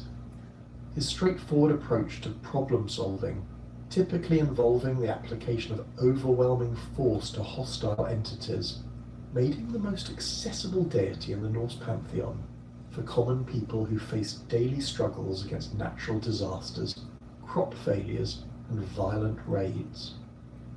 The god's primary weapon, Mjolnir, represented the pinnacle of dwarven craftsmanship and magical engineering. Forged by the brothers Brokkr and Eitri in their underground workshop, the hammer emerged from their competition with Loki's commissioned craftsman as the most powerful weapon in existence.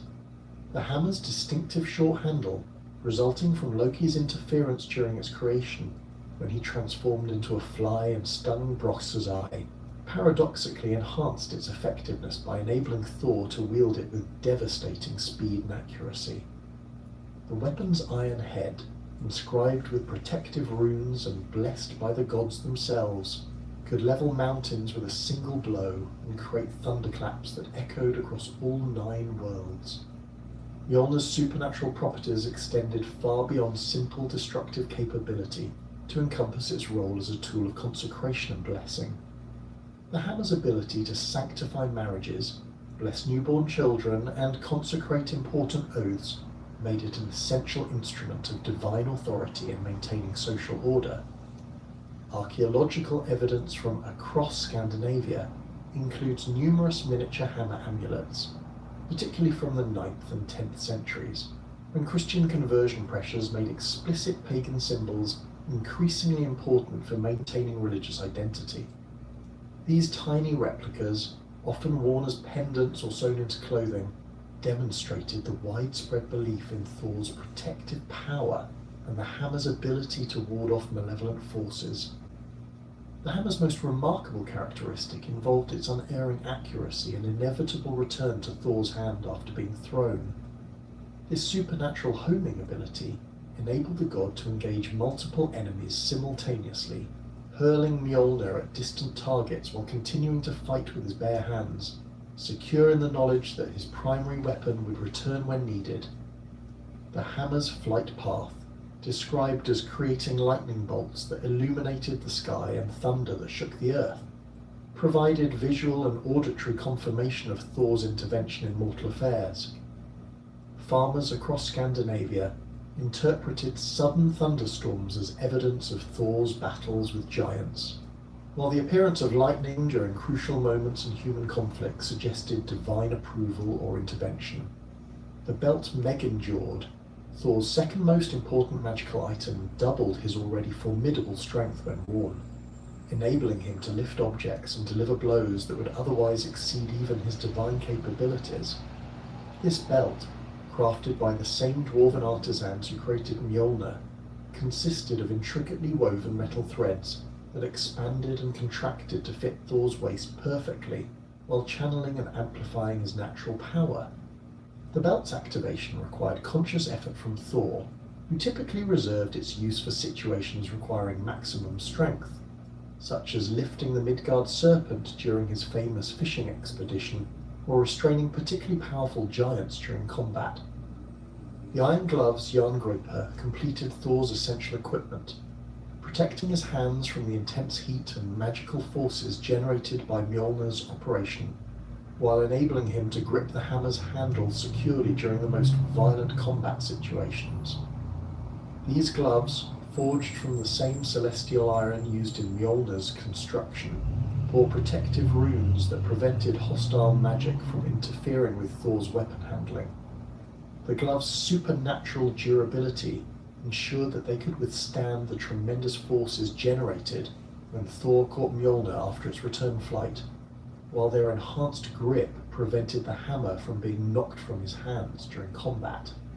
Thor's chariot, drawn by the goats Tangrisnir and Tangingjoster, provided him with rapid transportation across the sky, while creating the thunder that announced his presence to both enemies and allies. These supernatural goats, whose names meant Teeth-Bearer and Teeth-Grinder, possessed the remarkable ability to be slaughtered and eaten each evening, then restored to life the following morning when Thor touched their remains with Mjolnir.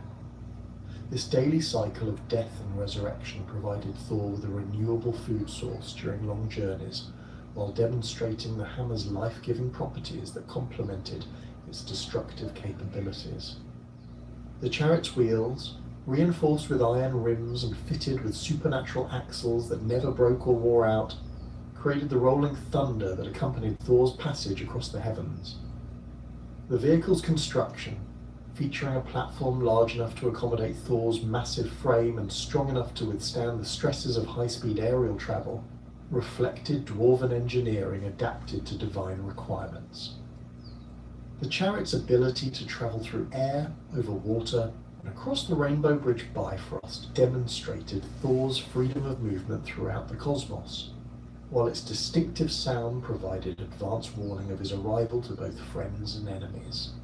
The journey to Utgard represents one of Thor's most significant adventures, demonstrating both his formidable capabilities and the limitations that even divine power faces when confronting supernatural trickery. Accompanied by Loki and two human servants, Thjalfi and Roskva, Thor set out for the giant's stronghold in response to various provocations and challenges that demanded direct divine intervention. The journey's initial stages revealed Thor's character through his interactions with mortal farmers, whose hospitality he repaid by sharing his goat's meat, while strictly instructing them to avoid breaking the bones to ensure proper resurrection. The incident with the broken goat bone, caused by Thjalfi's curiosity about the marrow inside, demonstrated both Thor's fierce temper and his ultimate fairness in dealing with mortal mistakes. When morning came and one goat limped due to the broken bone, Thor's initial rage threatened to destroy the entire household until the family's obvious terror and genuine remorse moved him to accept the children's service as compensation. This episode established the relationship between divine power and mortal responsibility that characterized Thor's interactions with humans throughout his adventures. Encounter with the giant Skrymir during the journey reveal the sophisticated illusions and magical deceptions that giants employed to neutralize Thor's straightforward approach to conflict resolution.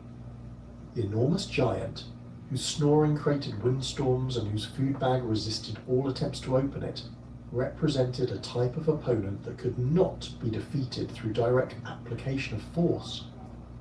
Thor's three mighty hammer blows to the sleeping giant's head, each powerful enough to embed Mjolnir deep in solid rock, apparently caused only minor discomfort to Skrymir, who dismissed them as falling leaves or acorns.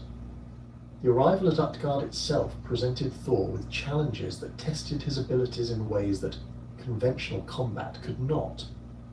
The fortress's enormous scale, with gates so tall that the travelers had to squeeze between the bars to enter, established the giant's realm as a place where normal physical laws operated differently. The giant king Utgarda-Loki's challenges presented as simple contests of strength, speed, and appetite, concealed magical deceptions that made victory impossible through conventional means.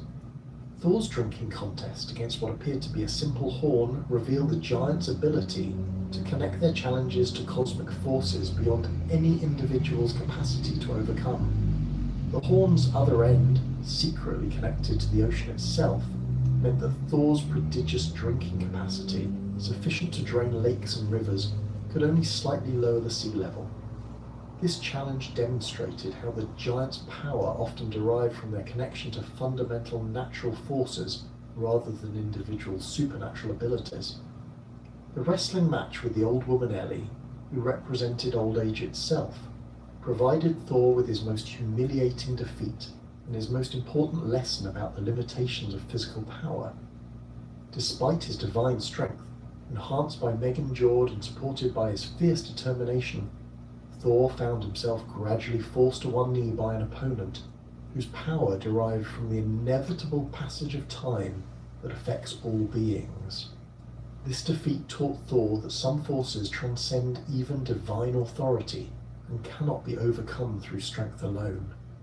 The revelation of the giant's deceptions, disclosed by Uppsgarda Loki after the contest concluded, demonstrated the sophisticated magical knowledge that enabled giant society to survive despite their apparent vulnerability to Thor's hammer, Skryng's true identity as Utgarda Loki himself, the food bag sealed with magical iron wire, and the sleeping giant's protection by invisible mountains that absorbed Thor's hammer blows all revealed the complex illusions that giants employed to level the playing field against divine opponents. The fishing expedition for Jormungandr, the Midgard serpent, represents Thor's most ambitious attempt to eliminate a cosmic threat through direct confrontation. Accompanied by the giant Hymir, whose reluctant cooperation provided the necessary boat and fishing expertise, Thor set out to catch the enormous serpent that encircled Midgard in the ocean's depths. The expedition's preparation required obtaining suitable bait, which Thor secured by decapitating Hymir's largest ox and using its head to attract the serpent's attention. The fishing expedition's dramatic climax occurred when Jormungandr took the bait and Thor began hauling the serpent toward the surface. The god's tremendous strength, amplified by Megingjord and channeled through his iron gloves, enabled him to lift the serpent's massive head above the water, despite the creature's desperate struggles to escape. The serpent's emergence from the ocean's depths created whirlpools and tidal waves that threatened to capsize the boat, while its venomous breath created poisonous clouds that forced Thor to hold his breath during the struggle. The confrontation's most dramatic moment came when Thor raised Mjolnir to deliver the killing blow that would eliminate the serpent threat permanently. The hammer's arc through the air created lightning that illuminated the entire scene, while the thunder of its passage announced to all 9 worlds that a cosmic battle was reaching its climax.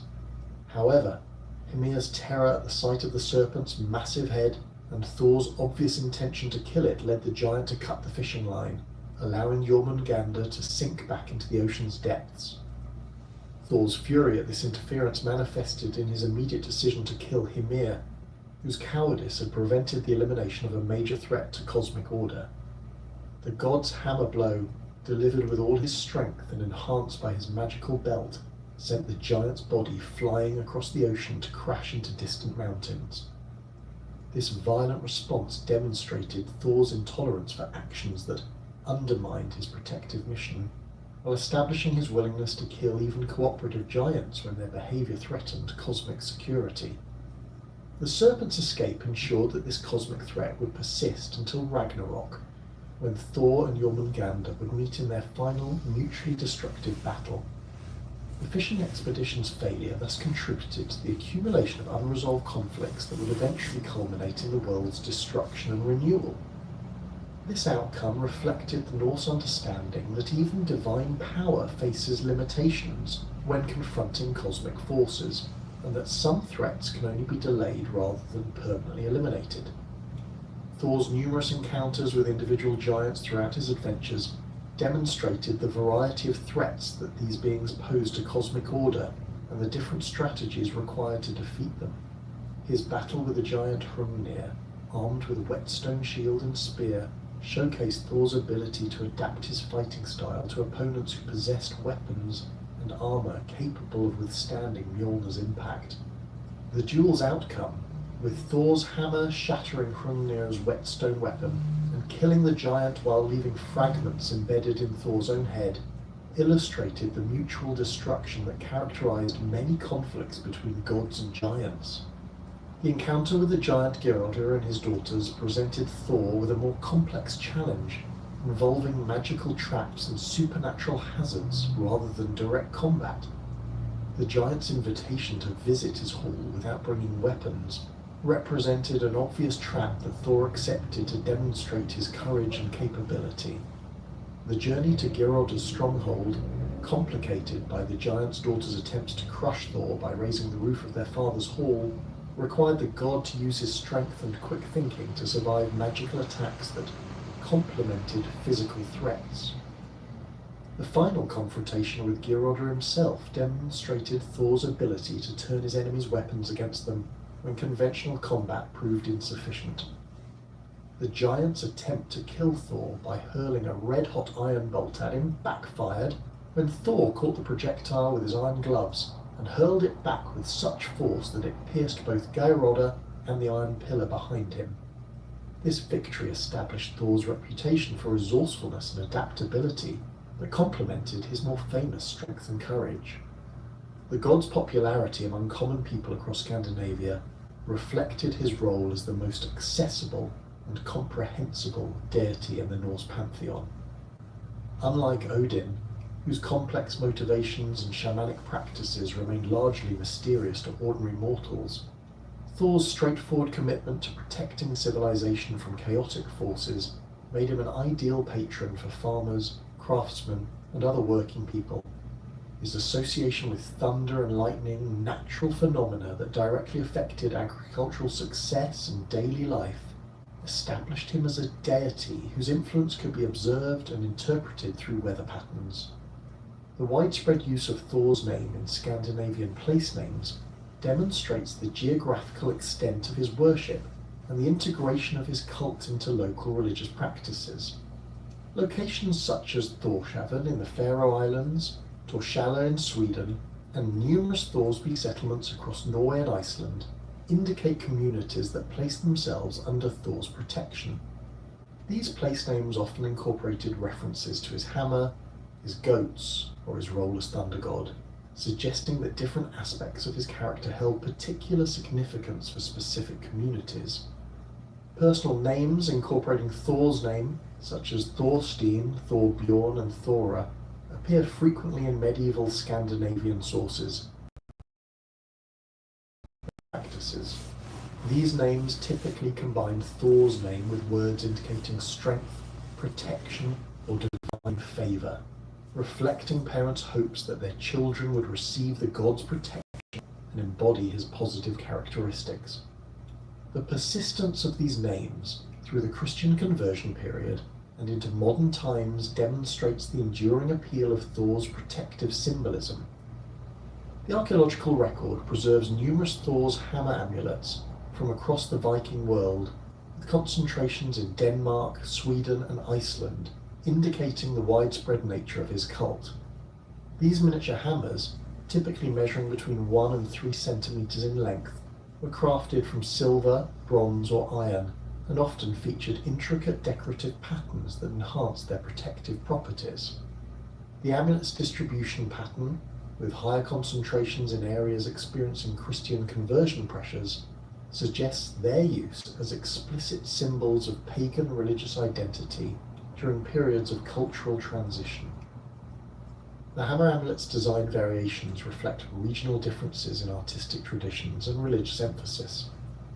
Danish examples often feature elaborate knotwork patterns that demonstrate sophisticated metalworking skills, while Icelandic specimens tend towards simpler, more functional designs that emphasize the hammer's protective symbolism over decorative elements.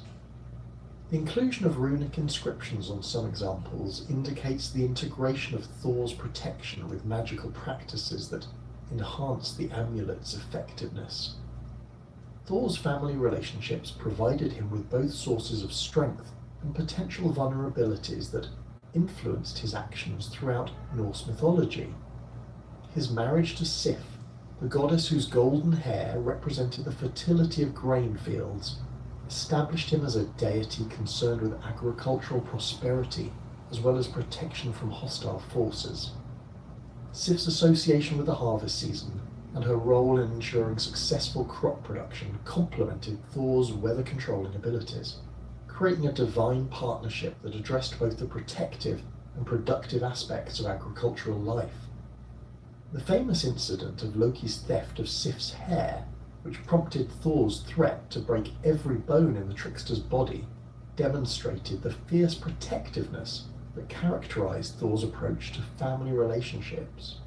Loki's subsequent commission of replacement hair from the dwarven craftsman resulted in golden threads that surpassed the original in beauty and magical properties, while also producing several other magical items through the competitive crafting process.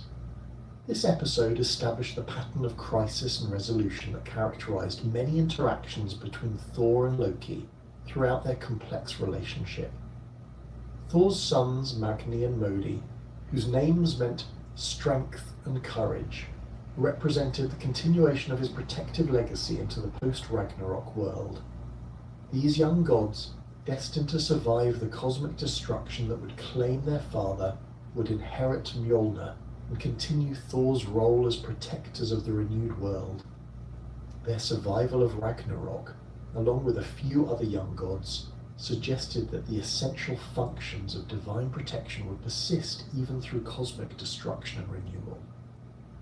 The relationship between Thor and his father Odin reflected the complex dynamics between different approaches to divine authority and cosmic responsibility. While both gods shared a commitment to protecting cosmic order against chaotic forces, their methods and priorities often conflicted in ways that created tension within the divine hierarchy. Odin's subtle, long-term strategies that sometimes required sacrificing individual lives for strategic advantage contrasted sharply with Thor's direct, immediate responses to threats that prioritized protecting innocent victims over complex political calculations. This father-son dynamic played out most dramatically in situations where Odin's wisdom-seeking activities or political maneuvering conflicted with Thor's protective instincts. The All-Father's willingness to allow certain disasters to occur in order to gather information or test human character often frustrated Thor, whose immediate impulse was to intervene directly to prevent suffering.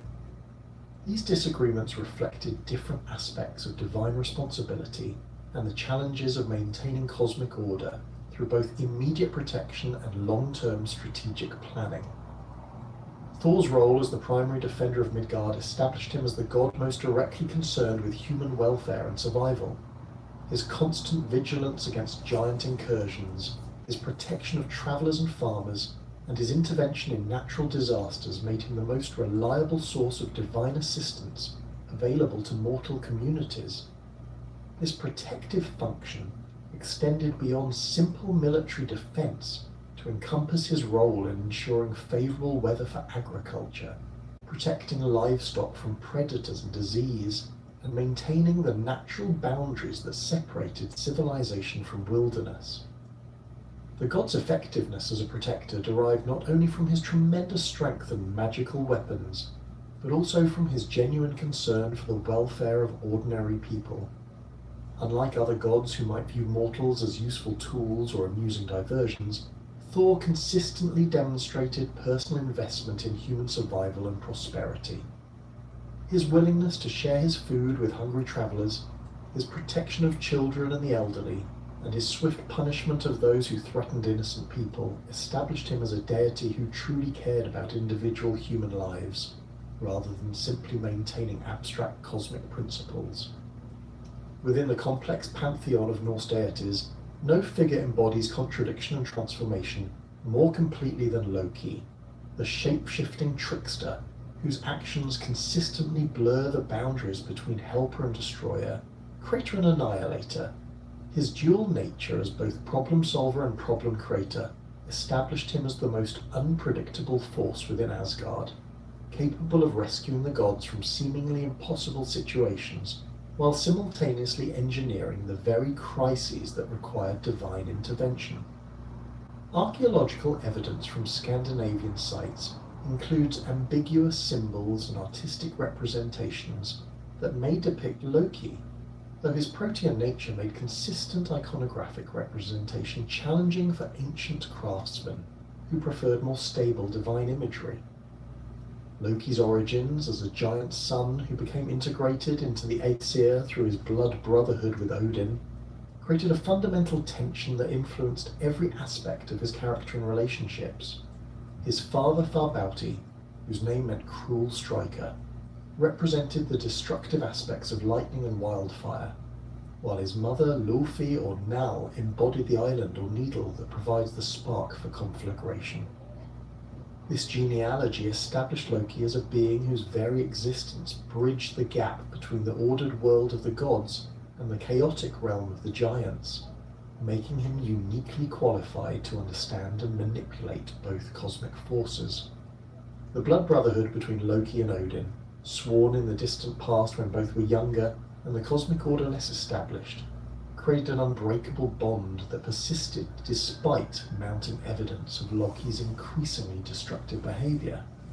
This relationship, described in the sources as involving the mingling of blood and sacred oaths that bound the participants closer than biological kinship, granted Loki a protected status within Asgard that enabled him to survive actions that would have resulted in immediate execution for any other being. The oath's terms, which required Odin to treat Loki as his own son and ensure his place at every feast and council, created a situation where the gods could neither fully trust or completely reject their most problematic member. Loki's shape-shifting abilities represented perhaps his most distinctive characteristic, enabling him to assume forms ranging from insects and fish to birds and mammals, as well as transforming his gender at will to suit specific situations or personal inclinations. These transformations extended beyond simple physical alteration to encompass complete biological and psychological adaptation to his chosen form, allowing him to experience existence from radically different perspectives. His ability to maintain his essential consciousness while inhabiting alien forms demonstrated a mastery of identity manipulation that exceeded even Odin's shamanic shape-changing capabilities. The most famous example of Loki's gender transformation occurred during the construction of Asgard's protective wall, when he assumed the form of a mare to distract the giant builder's stallion Svadilfari. This transformation, initially undertaken to prevent the giant from completing his work and claiming Freyja, the sun, and the moon as payment, resulted in Loki's pregnancy and the subsequent birth of Sleipnir, the eight-legged horse that became Odin's primary mount. The episode demonstrated Loki's willingness to undergo profound physical and psychological transformation to achieve necessary goals, while also revealing the unexpected consequences that could emerge from his interventions. The pregnancy itself represented a complete biological transformation that enabled Loki to experience gestation, labor, and childbirth from the perspective of a female horse.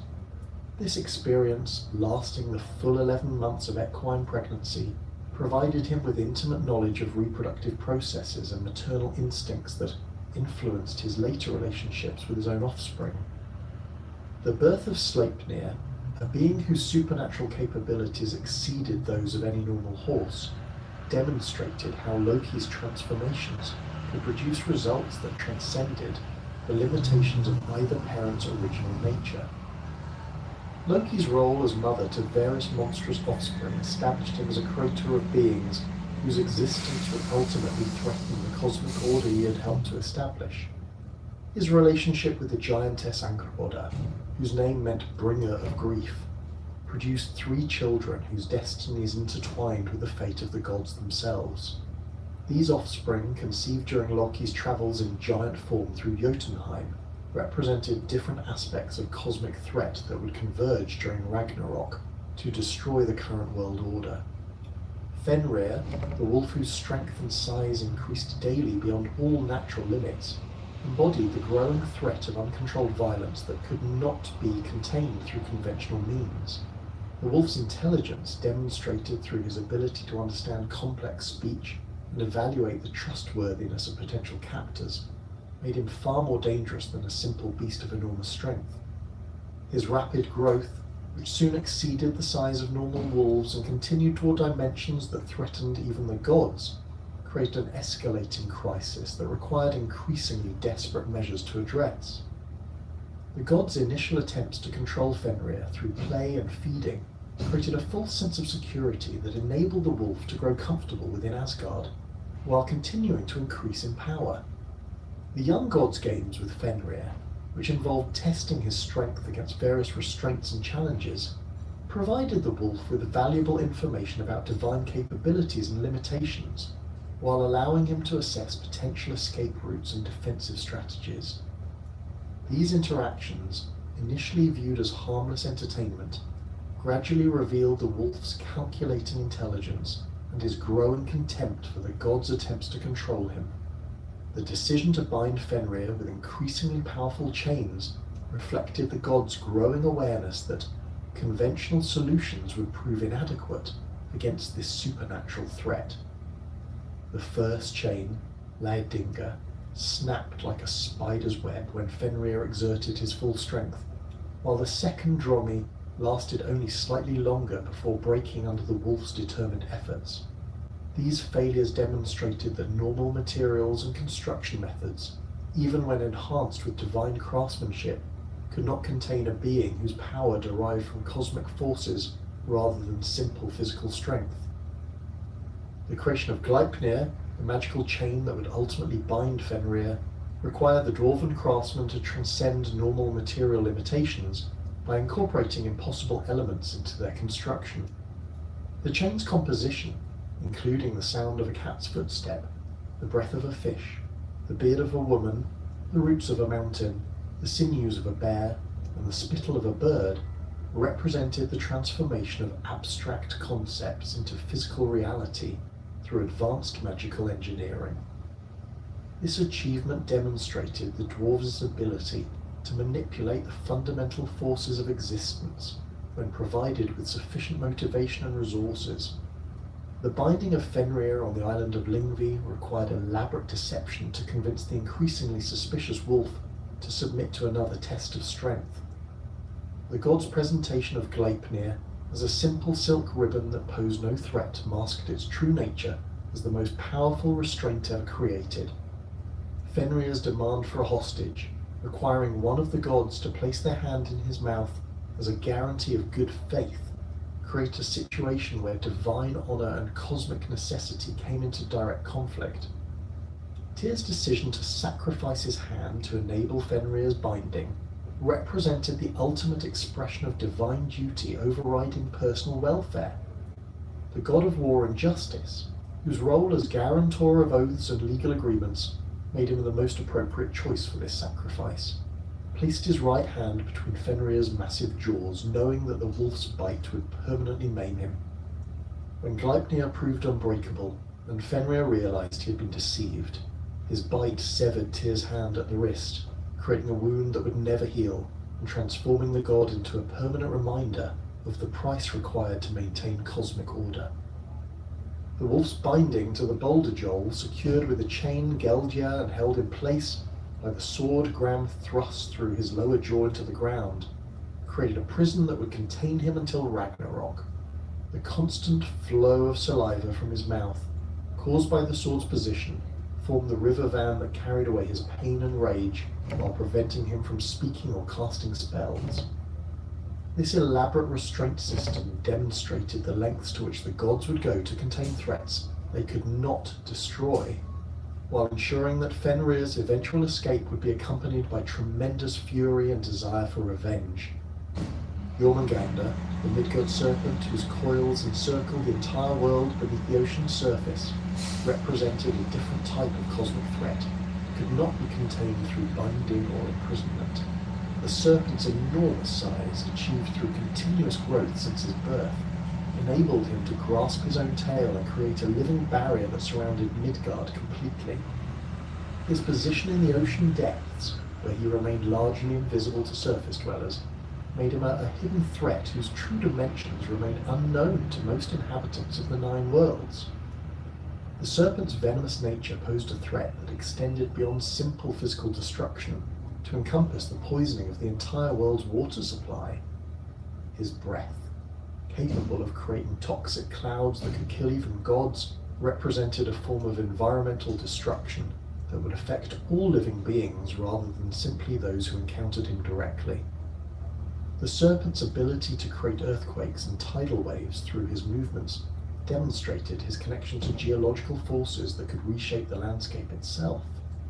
Thor's fishing expedition to catch Jormungandr revealed the serpent's tremendous power and the mutual destruction that would characterize their final encounter.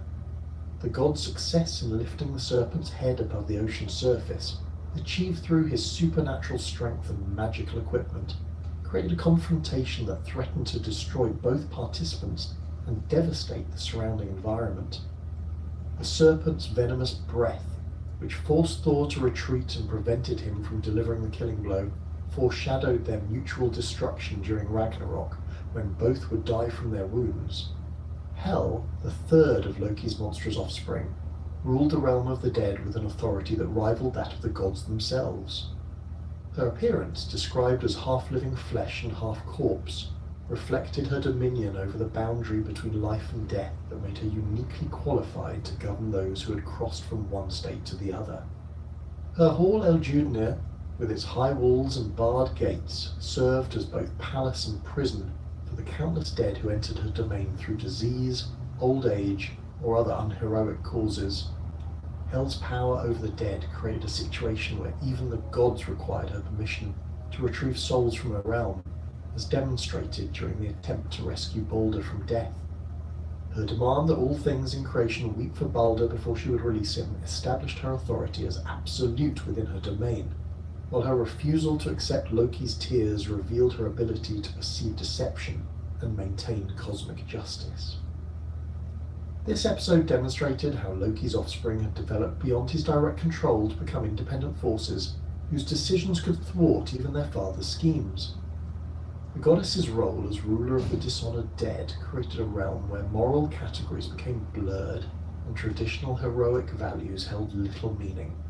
Her subjects who had died through sickness, accident, or old age rather than in glorious battle represented the majority of humanity whose deaths lacked the dramatic significance that earned entrance to Valhalla. Her fair treatment of these souls, providing them with continued existence rather than punishment or reward, established her as a more merciful ruler than many of the gods who claimed moral superiority. Loki's relationship with his monstrous children reflected the complex dynamics between creator and creation that characterized his role in cosmic affairs. His initial affection for Fenrir, Jormungandr, and Hel gradually transformed into a more complicated mixture of pride, concern, and strategic calculation as their power grew beyond his ability to control or direct. His awareness that their destinies intertwined with the destruction of the current cosmic order created a situation where his paternal instincts conflicted with his position within the divine hierarchy. The prophecies surrounding his children's roles in Ragnarok placed Loki in the impossible position of knowing that beings he had created would ultimately destroy the world he had helped to build and defend. This knowledge, combined with his growing alienation from the other gods, contributed to his increasing bitterness and willingness to work against the cosmic order he had previously supported.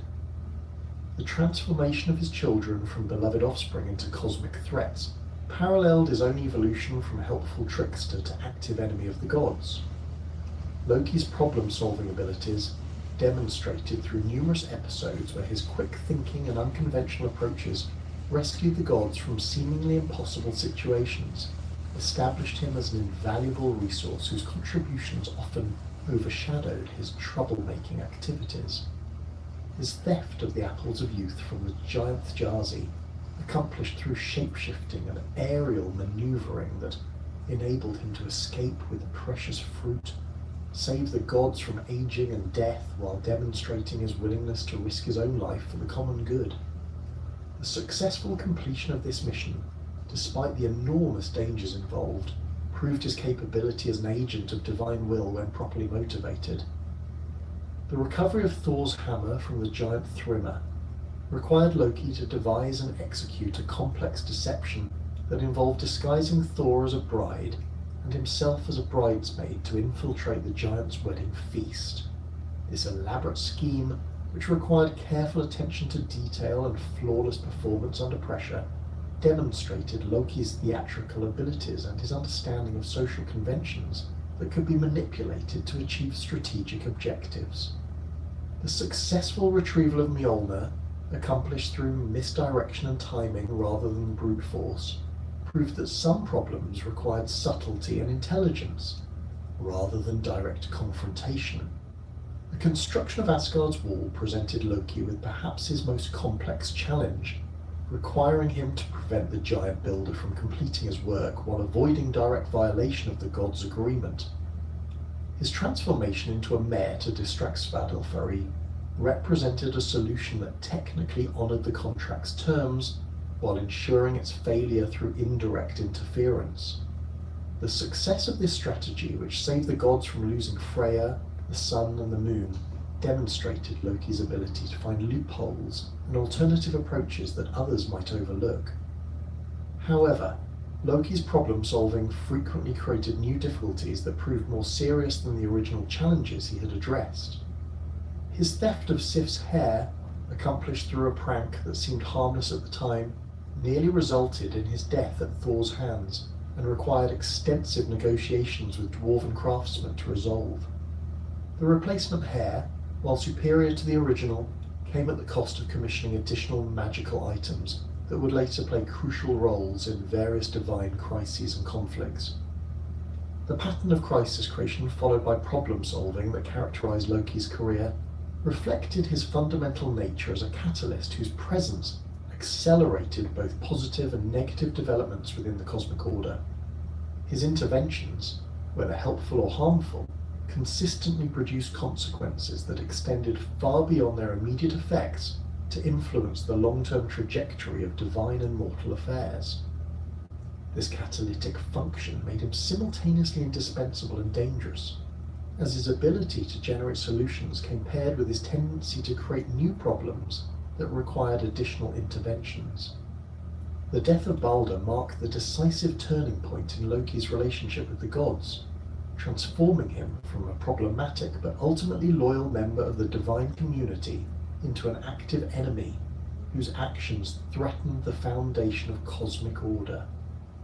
His role in engineering Balder's death, accomplished through the manipulation of the blind god Huda and the exploitation of the single weakness in the universal protection that surrounded the beloved deity, demonstrated a level of malice and calculation that exceeded his previous mischief-making activities. The gods' investigation into Balder's death, which quickly identified Loki as the primary culprit, created a situation where his previous protected status as Odin's blood brother could no longer shield him from consequences. The evidence against him, including witness testimony and his own inability to provide convincing alternative explanations, established his guilt beyond reasonable doubt while revealing the premeditated nature of his actions.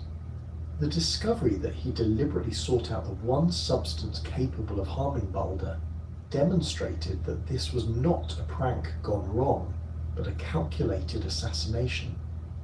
Loki's flight from Asgard following the exposure of his guilt represented his acknowledgement that his position within the divine hierarchy had become untenable.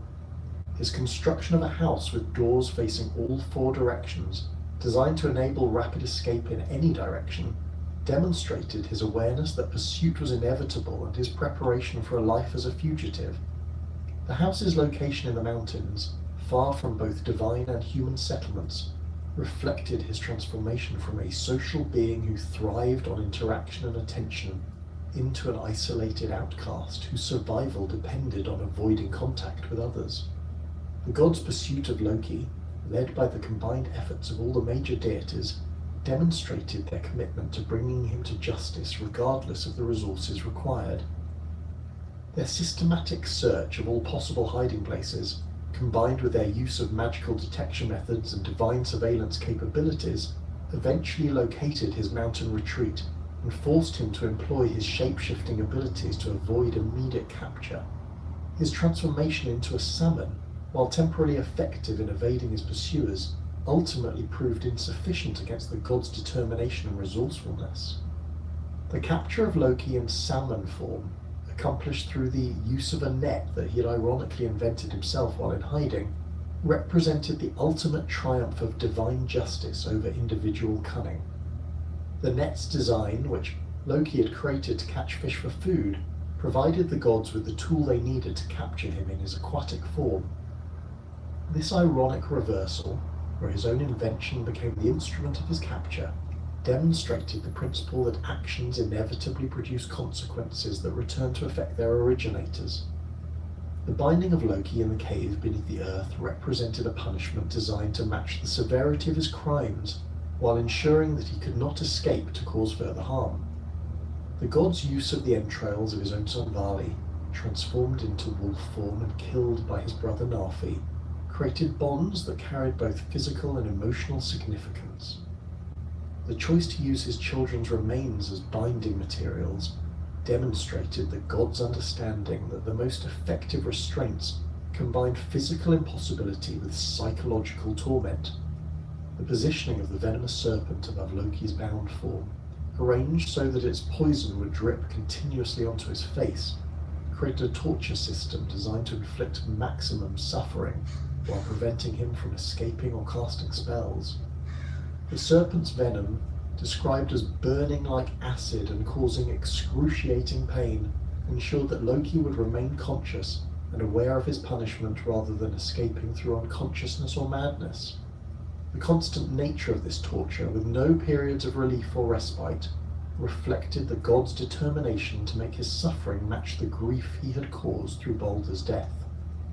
Sigurd's loyalty to her husband, demonstrated through her decision to remain in the cave and catch the serpent's venom in a bowl to provide him with periodic relief, represented one of the most touching examples of marital devotion in Norse mythology.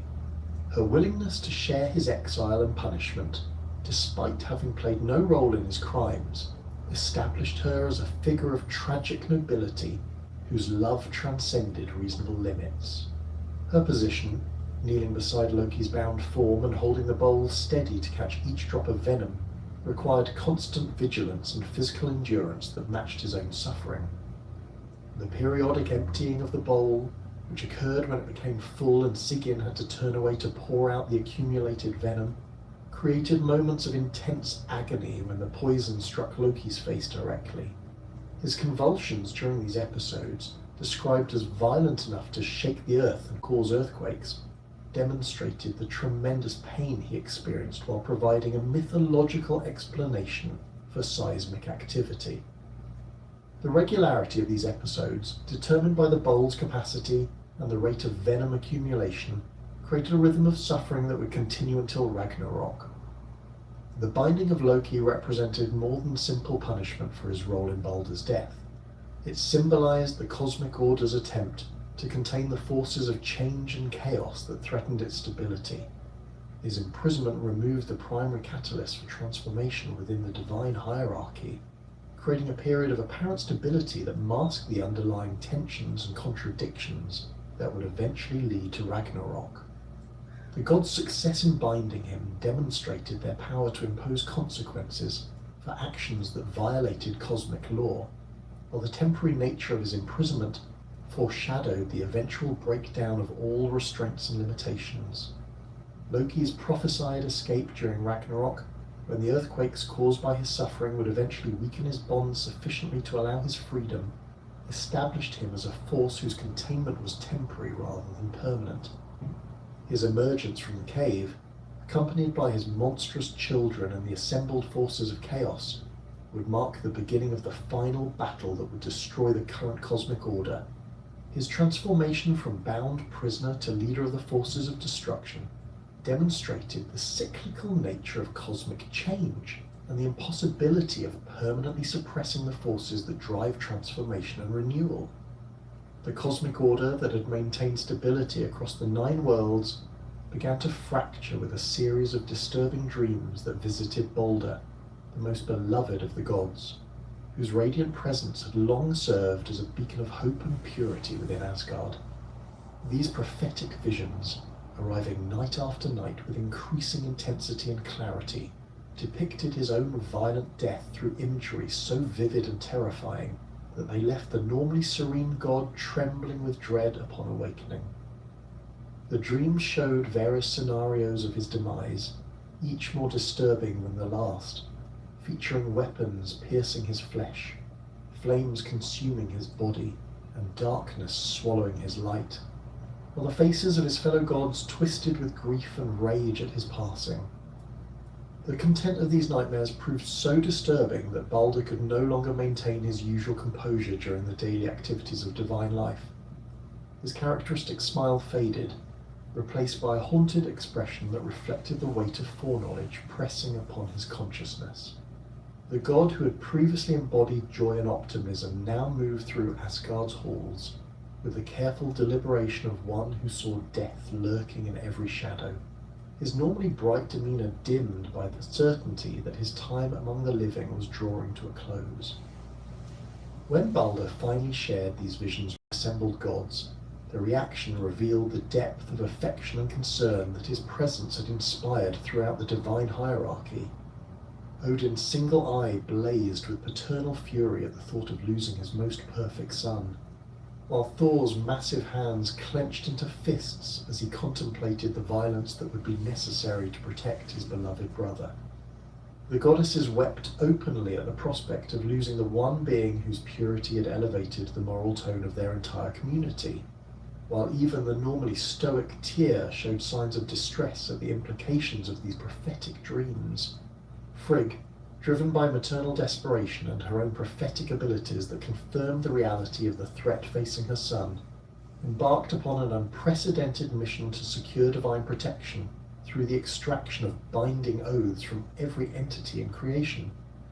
Her journey took her across all 9 worlds, where she approached each category of being with the same urgent request: swear never to harm Balder, the most innocent and beloved of the gods. The comprehensiveness of her campaign reflected both her determination to save her son and her understanding that even the smallest oversight could prove fatal when dealing with prophetic visions of such clarity and persistence. The goddess began her oath-gathering mission with the most obvious sources of potential harm, approaching the various types of weapons that might be used against her son. Swords, spears, axes, and arrows all swore solemn oaths never to cut or pierce Balder's flesh, their metal voices ringing with the sincerity of their promises. The weapons' willingness to bind themselves with such restrictions demonstrated the universal respect that Balder had earned through his consistent kindness and moral perfection, while their unanimous cooperation suggested that even inanimate objects recognized the cosmic significance of preserving his life. Fire and water, the elemental forces that had shaped the world's creation and continued to govern natural processes, also pledged their protection to Balder through oaths that bound their essential natures. Flame swore never to burn him, while water promised never to drown him, creating a supernatural immunity that extended beyond simple physical protection to encompass the fundamental forces of destruction and transformation. These elemental oaths required significant magical energy to establish and maintain, as they violated the natural order that subjected all beings to the same physical laws regardless of their moral character or divine status. The animal kingdom, from the mightiest predators to the smallest insects, joined in this unprecedented covenant of protection. Bears, wolves, and other dangerous creatures swore never to attack Balder with claw or fang, while venomous snakes and spiders promised never to poison him with their bites. Even domestic animals, whose interactions with gods typically involved service rather than violence, participated in the oath-taking ceremony that created a web of protection extending throughout the natural world. The participation of creatures both wild and tame demonstrated the universal appeal of Balder's character and the recognition that his preservation served the interests of all living beings. Diseases and ailments, the invisible enemies that claimed more lives than warfare or accident, also submitted to Frigg's demands for protective oaths. Plague, fever, and wasting sickness all swore never to touch Balder's perfect form, while injuries and wounds promised never to mar his flawless appearance. These oaths against illness and injury created supernatural health that transcended normal divine resilience to establish Baldur as essentially invulnerable to all forms of harm that might befall other beings, whether mortal or divine. The mineral kingdom, including stones, metals, and gems, participated in the oath-taking ceremony that gradually transformed Baldur into the most protected being in existence. Rocks swore never to strike him, while metals promised never to cut or crush him, creating a comprehensive immunity that extended to both natural formations and crafted objects.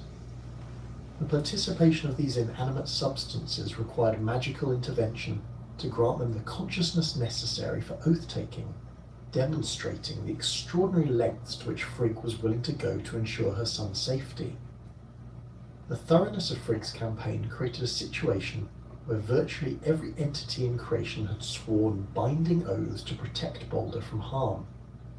The magical energy required to establish and maintain these countless oaths created a supernatural field of protection that surrounded the god wherever he went, deflecting potential sources of harm and ensuring that accidents that might injure others would leave him completely unscathed.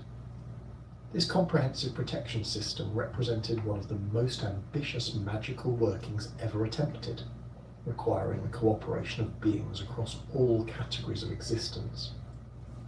However, Frigg's exhaustive campaign contained a single, seemingly insignificant oversight that would prove catastrophic in its consequences. The mistletoe, a small parasitic plant that grew on oak trees and appeared too insignificant to pose any threat to a powerful god, escaped her attention during the oath-gathering process. This plant, which seemed too young and harmless to warrant inclusion in the protective covenant, would become the instrument through which fate would circumvent even the most comprehensive magical protections ever devised. The mistletoe's exclusion from the protective oaths reflected a reasonable assessment of potential threats based on the plant's apparent characteristics. Unlike the mighty oak trees that hosted it, mistletoe appeared as a delicate, almost ethereal growth that seemed incapable of causing harm to even the most fragile mortal, much less a divine being of Baldur's power and resilience.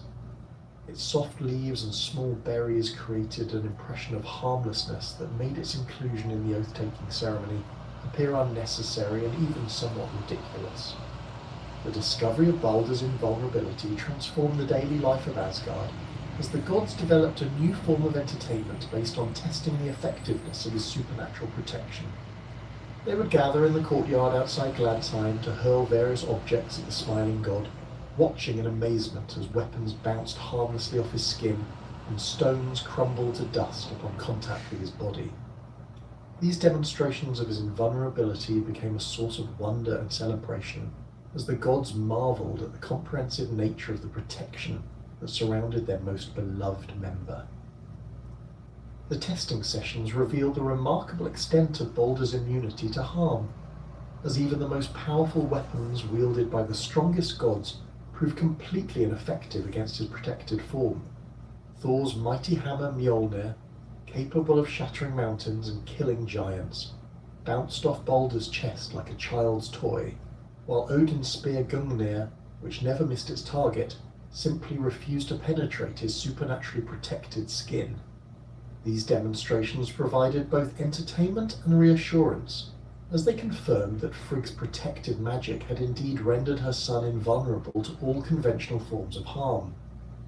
The gods' enjoyment of these invulnerability tests reflected their relief at having found a way to protect their most precious member from the prophetic dreams that had threatened his destruction. The laughter and celebration that accompanied each failed attempt to harm Baldur created an atmosphere of joy and security that temporarily masked the underlying tensions and threats that continued to plague the cosmic order. The transformation of potential violence into harmless entertainment demonstrated the gods' ability to find positive applications for even the most serious magical workings.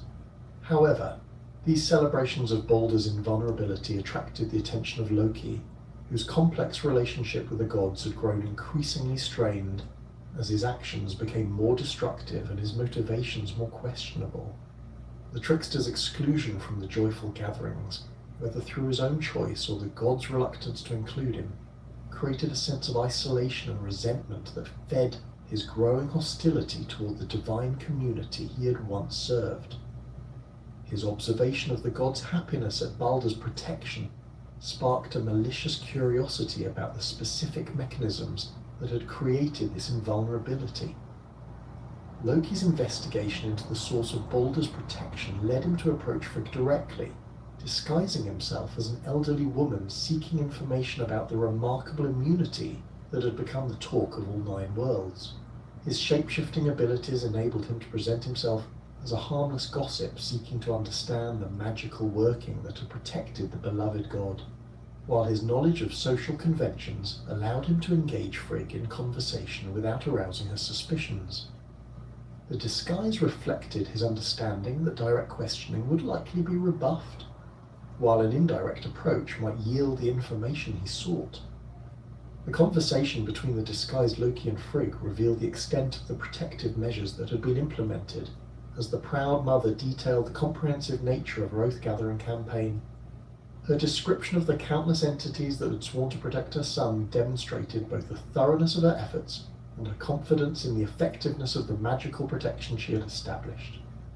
The goddess's willingness to discuss these measures reflected her satisfaction with the successful completion of such an ambitious magical working, and her belief that no significant threats remained.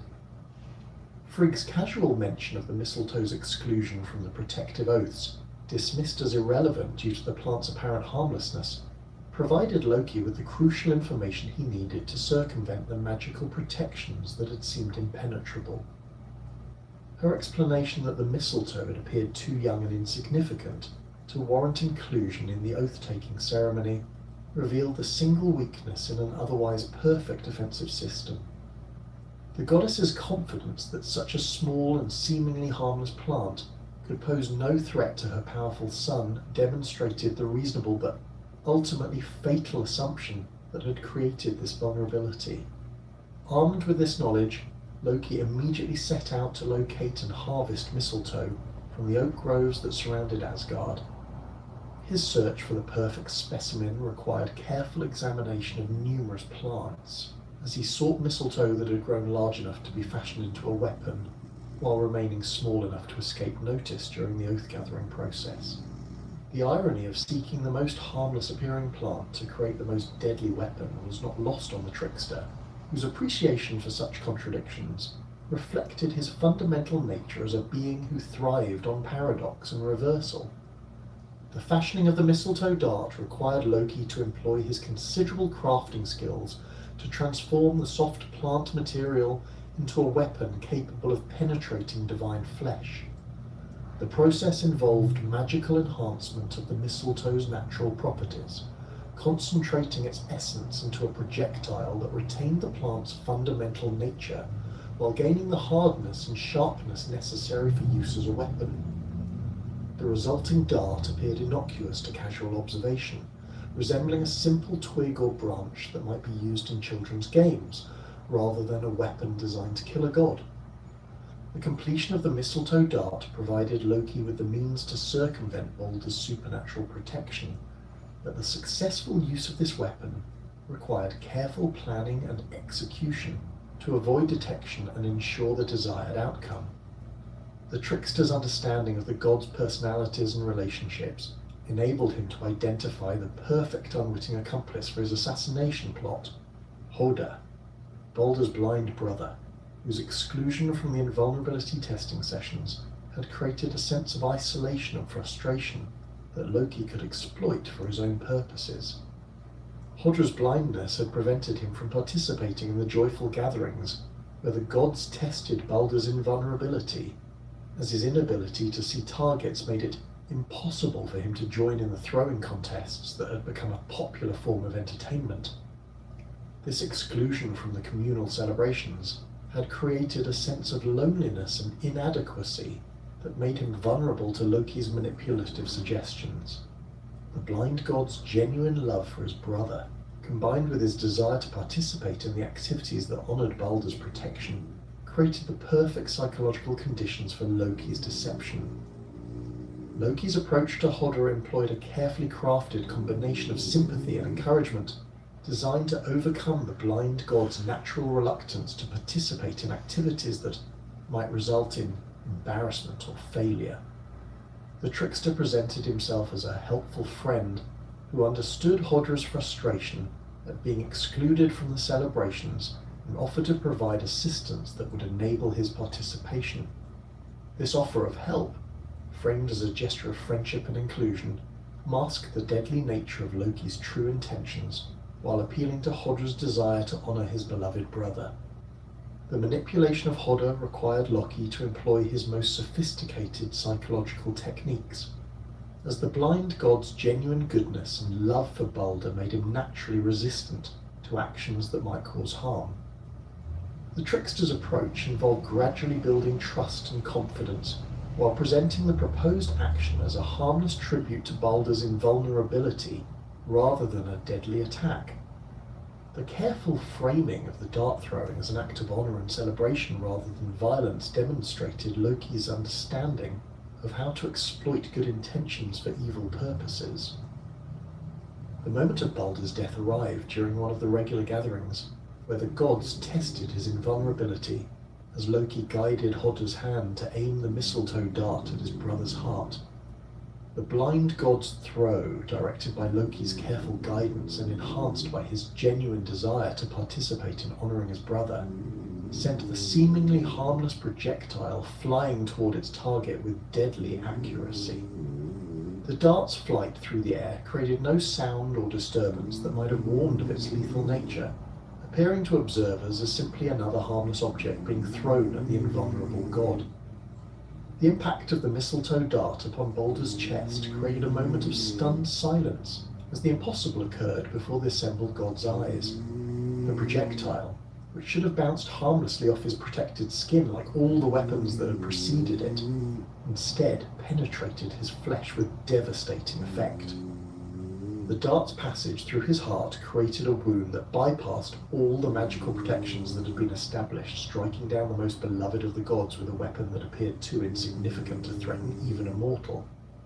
Baldur's collapse and death created a scene of horror and disbelief that shattered the joyful atmosphere of the gathering and plunged Asgard into unprecedented grief. The god's body, which had moments before seemed invulnerable to all harm, now lay motionless on the ground with the small mistletoe dart protruding from his chest like a mockery of all the mighty weapons that had failed to harm him. The contrast between the weapon's humble appearance and its devastating effect created a visual representation of how the smallest oversight could lead to the most catastrophic consequences. The god's initial reaction to Baldur's death combined shock, grief, and rage in proportions that reflected both their love for the fallen deity and their horror at witnessing the impossible. Odin's single eye blazed with fury as he contemplated the loss of his most perfect son, while Thor's massive hands reached for Mjolnir as he sought enemies to punish for this unthinkable crime. The goddess's wails of grief echoed through Asgard's halls, creating a sound of lamentation that would be remembered as the moment when the cosmic order began its final collapse toward Ragnarok.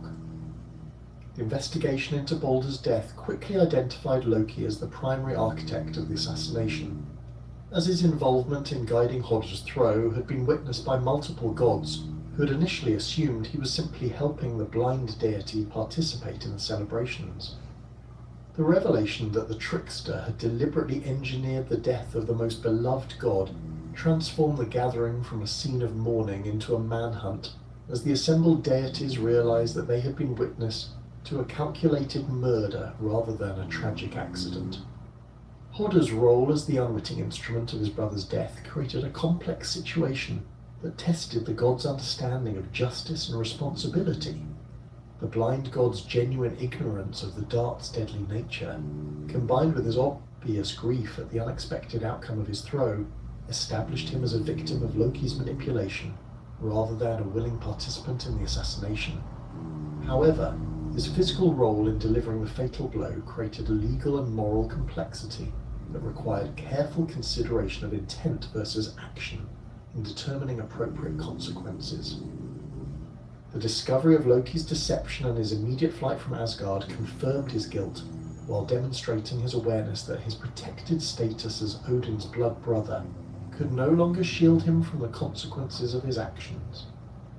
The trickster's rapid departure from the scene of the crime, accomplished through his shape-shifting abilities and knowledge of hidden paths, prevented immediate capture while ensuring that his guilt would be forever associated with cowardice and betrayal. His transformation from problematic ally to active enemy was now complete, marking the point where the Cosmic Order's internal contradictions had finally produced open warfare between its own members. The gods' decision to pursue Baldur's rescue from Helheim reflected their refusal to accept that even death could permanently separate them from their most beloved member. This unprecedented mission to negotiate with Hel herself demonstrated the extraordinary lengths to which they were willing to go to undo the consequences of Loki's treachery. The selection of Hermodr, Odin's son, known for his courage and diplomatic skills, as the emissary for this dangerous journey reflected the gods' understanding that success would require both bravery and wisdom in dealing with the ruler of the dead. Hermodra's preparation for the journey to Helheim involved borrowing Sleipnir, the only horse capable of carrying a living rider, into the realm of the dead and returning safely. The eight-legged steed's supernatural abilities enabled him to traverse the dangerous paths that led from Asgard to Hel's domain, while his experience with interdimensional travel ensured that the journey could be completed within the time constraints imposed by Baldur's continued presence in the land of the dead. The horse's willingness to undertake this perilous mission demonstrated the universal desire to see Baldur restored to life and the Cosmic Order returned to its previous stability. The journey to Helheim required Hermodr to traverse landscapes that grew progressively darker and more forbidding as he approached the realm of the dead.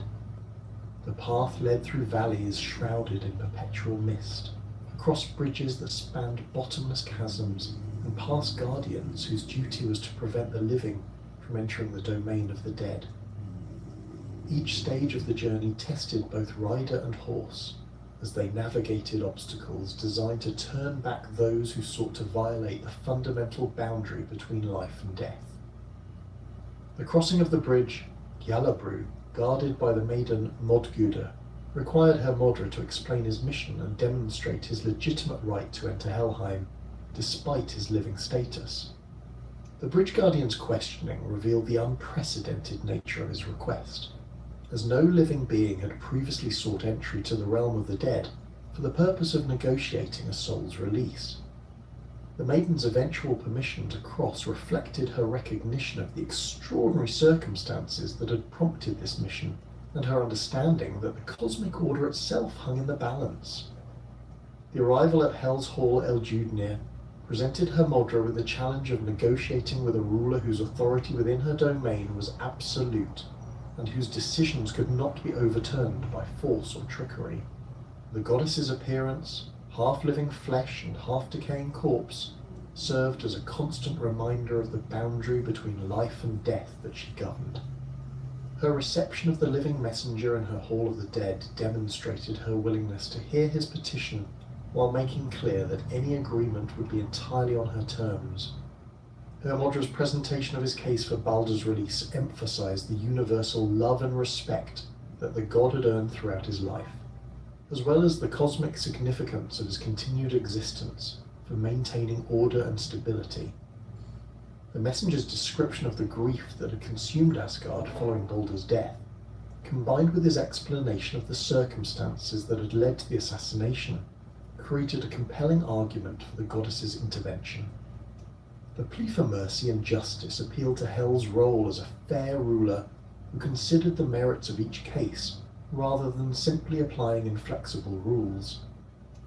Hel's response to Hermodra's petition revealed both her power and her wisdom, as she proposed a test that would demonstrate the universal nature of the love that supposedly surrounded Baldur. Her condition that all things in creation must weep for the dead god before she would release him created a challenge that paralleled Frigg's earlier oath-gathering campaign, while testing whether the affection for Balder was as comprehensive as claimed. The goddess's requirement that every entity participate in this demonstration of grief established a standard that would prove whether the dead god's value to the cosmic order justified overturning the natural boundary between life and death. The return journey to Asgard with Hel's conditional offer of Balder's release created a race against time, as the gods mobilized every available resource to ensure that all things in creation would weep for their beloved member. The campaign to generate universal grief required even more extensive efforts than Frigg's original oath-gathering mission, as it involved reaching every entity that had previously sworn to protect Balder and convincing them to demonstrate their sorrow at his death. The comprehensiveness of this effort reflected the gods' determination to meet Hel's conditions and secure Balder's return to life. The Jotnar represented far more than simple antagonists in the cosmic drama of Norse mythology. They embodied the primordial forces of chaos and untamed nature that existed before the establishment of divine order and would persist long after its destruction. These ancient beings, whose very existence predated the creation of the ordered cosmos, possessed intimate knowledge of the fundamental forces that shaped reality itself. Their enormous size, often described as mountain-like in proportions, reflected their connection to the geological and meteorological phenomena that could reshape landscapes and devastate civilizations in moments.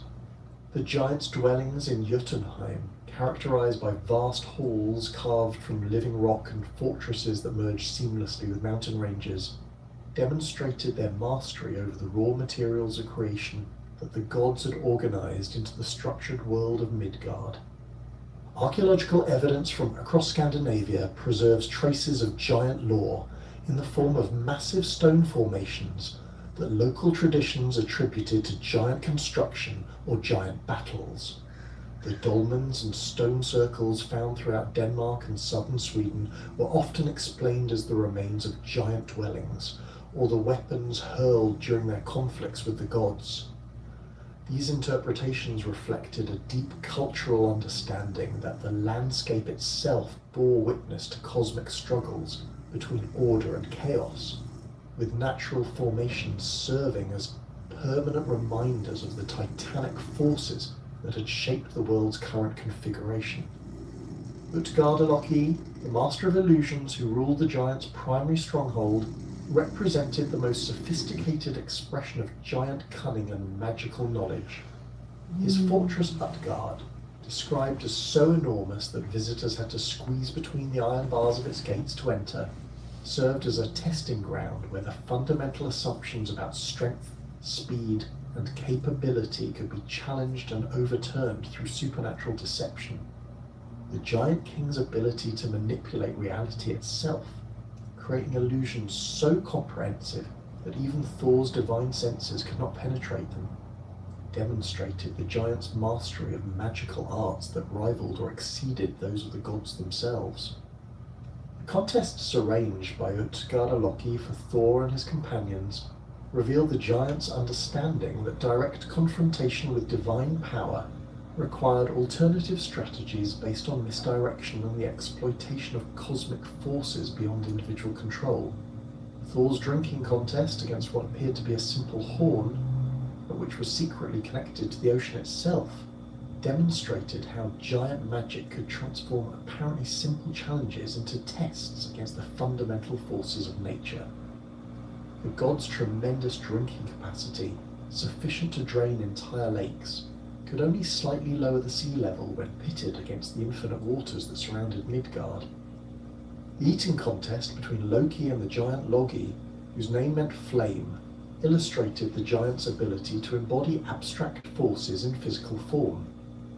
Loki's victory in consuming not only the meat but also the bones and the wooden trencher itself revealed his true nature as fire personified, a force that could devour all material substances regardless of their composition or origin.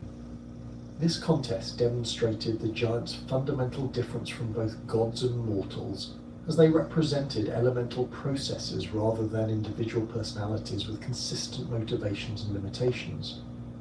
Thor's wrestling match with the elderly giantess Ellie provided perhaps the most profound lesson about the limitations of even divine power when confronted with cosmic inevitabilities. The old woman's gradual forcing of the thunder god to one knee revealed her true identity as old age itself, a force that affected all beings regardless of their strength or divine status. This defeat taught Thor that some aspects of existence transcended physical prowess and could not be overcome through the application of force, no matter how tremendous that force might be. The revelation of these deceptions, disclosed by Utgarda Loki after the contest concluded, demonstrated the giants' sophisticated understanding of psychological warfare and their ability to achieve strategic victories through means that avoided direct confrontation with superior force.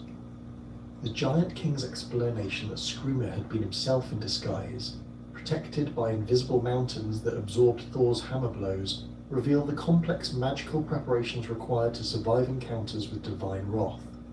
The food bag sealed with magical iron wire and the sleeping giant's positioning of mountains to intercept Mjolnir's strikes showed how giant magic operated through environmental manipulation rather than personal enhancement. Thrymr, the giant who stole Thor's hammer and demanded Freyja as ransom for its return, represented a different aspect of giant behavior that emphasized their desire to acquire the symbols and sources of divine power. His theft of Mjolnir while Thor slept demonstrated the giants' opportunistic nature and their understanding that even the gods' most powerful weapons could be vulnerable during moments of inattention. The giant's demand for Freyja as payment revealed his awareness that the goddess's fertility magic and her knowledge of cedar represented power that could significantly enhance giant capabilities in their ongoing conflict with the Divine Order. The wedding feast arranged to facilitate Mjolnir's return provided Thrymr with an opportunity to demonstrate giant hospitality while simultaneously humiliating the gods through the forced disguise of Thor as a bride. The giants' preparations for the ceremony, including the slaughter of numerous cattle and the brewing of vast quantities of mead, showed how giant society could match divine standards of luxury and celebration when circumstances warranted such displays. The feast's elaborate nature also demonstrated the giants' understanding of ritual and ceremony as tools for legitimizing power transfers and creating binding agreements. The personification of natural phenomena within giant society created beings whose individual characteristics reflected the specific forces they embodied. Aegir, the giant who ruled the ocean's depths, possessed the ability to brew ale in enormous cauldrons that could provide drink for all the gods simultaneously. His hall beneath the waves, illuminated by the gleam of gold rather than fire, demonstrated how giant architecture adapted to environmental conditions that would be impossible for other beings to inhabit. The giant's role as host to divine feasts, despite his fundamental opposition to the cosmic order they maintained, illustrated the complex relationships that could exist between opposing forces. Ran, Aegir's wife, wielded a magical net that could capture the souls of those who drowned in her husband's domain. Her collection of the sea dead created an underwater realm that paralleled Hell's domain while serving different cosmic functions. The drowned warriors in Ran's net retained their martial capabilities and could be called upon to serve in aquatic battles, creating an underwater army that could threaten both divine and mortal shipping. Her 9 daughters, the Wave Maidens, who are said to be the mothers of Heimdall, demonstrated how giant bloodlines could produce beings whose loyalties transcended the traditional boundaries between cosmic factions. Jord, the Earth Goddess, whose relationship with Odin produced Thor, represented the intimate connections that could exist between giant and divine natures. Her embodiment of the Earth's fertility and stability provided the foundation upon which all terrestrial life depended, while her maternal relationship with the Thunder God created a divine being whose protective instincts extended to both gods and mortals. This union demonstrated how the creative potential of giant divine relationships could produce offspring whose capabilities exceeded those of either parent. The frost giants of Niflheim represented the destructive potential of extreme cold and the entropic forces that sought to return the cosmos to its primordial state of frozen emptiness. These beings, whose breath could freeze rivers and whose touch could kill vegetation instantly, embodied the seasonal cycles that brought death to the natural world each winter. Their conflicts with the gods often centered around their attempts to extend winter's duration and expand the boundaries of the frozen realms at the expense of areas suitable for agriculture and human habitation. The fire giants of Muspelheim, led by Surtur with his flaming sword, represented the opposing extreme of destructive heat that would ultimately consume the current world order during Ragnarok. These beings existed in a realm of perpetual flame where normal matter could not survive, requiring them to develop forms of existence that transcended material limitations.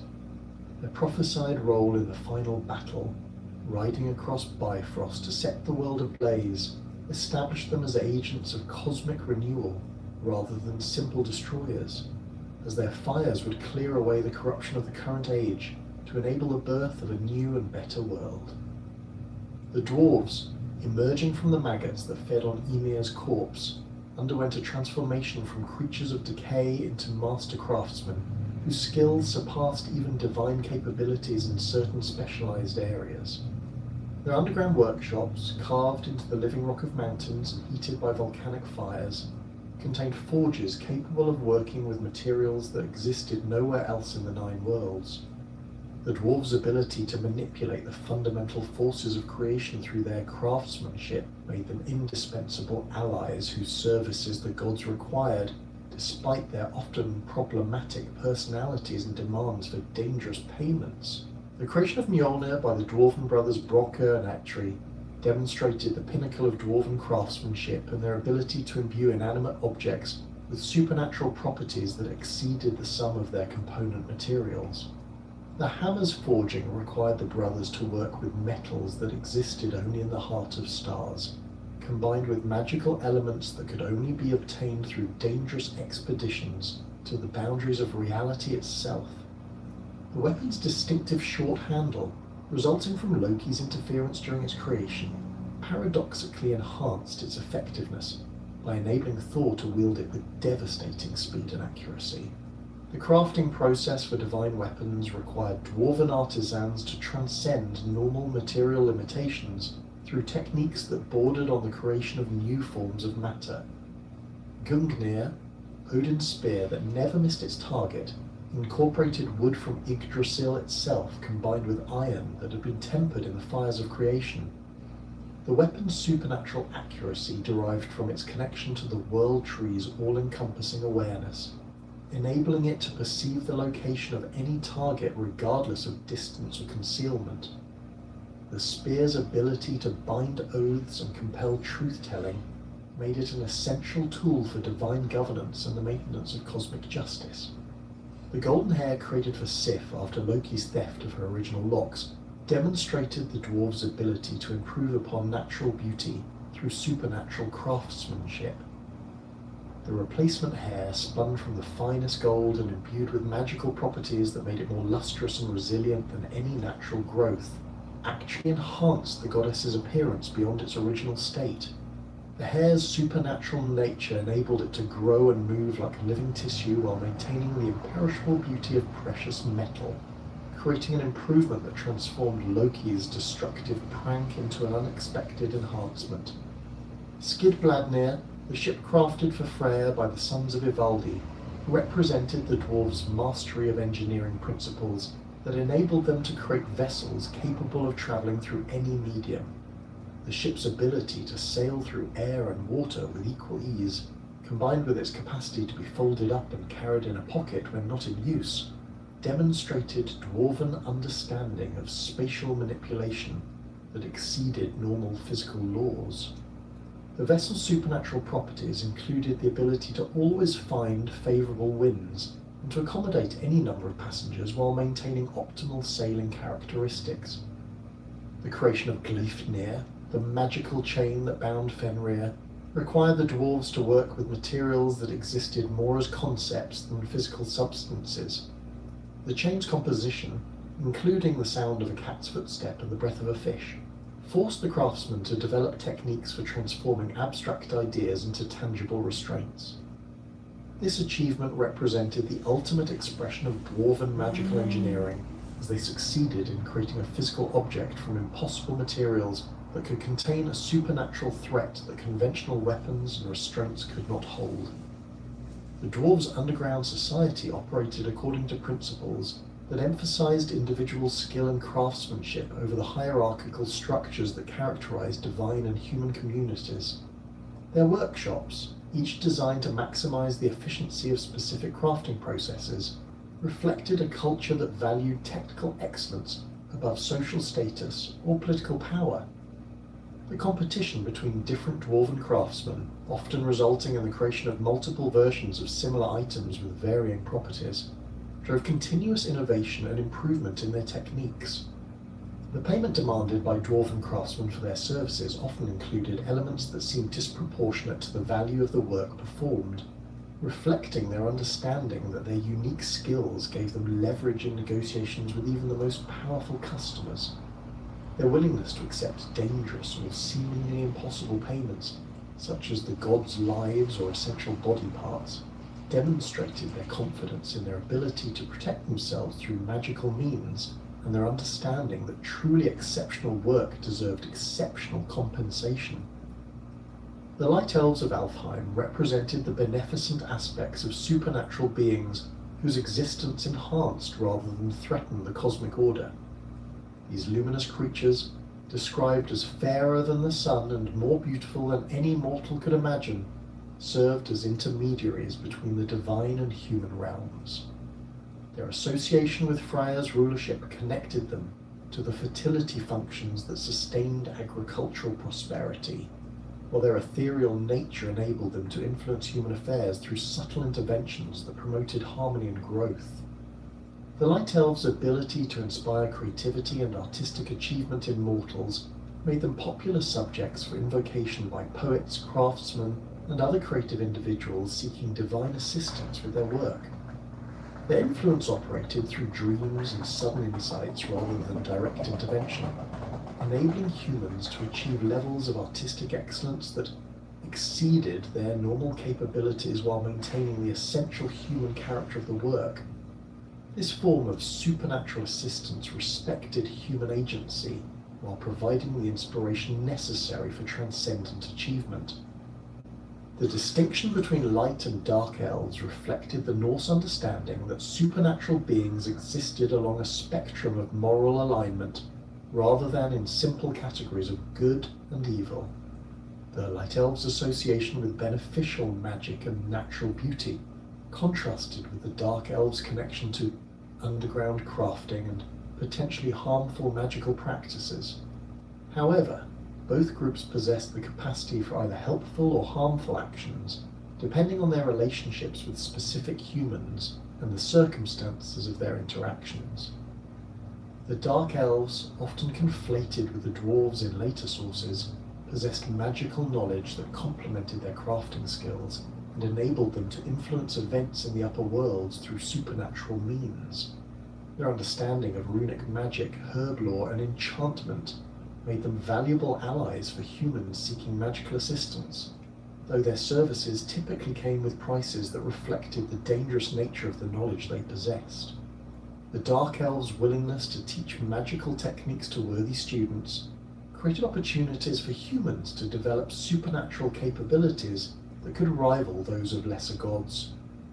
The Norns, three sisters who controlled the fate of gods and mortals alike, represented the ultimate expression of supernatural authority that transcended even divine power. Urd, Verdandi, and Skuld, whose names meant past, present, and future, wove the threads of destiny at the base of Yggdrasil with an authority that could not be challenged or overturned by any other force in the cosmos. Their daily task of sprinkling the world tree with water from the well of Urd maintained the cosmic order while simultaneously determining the fate of every being in existence.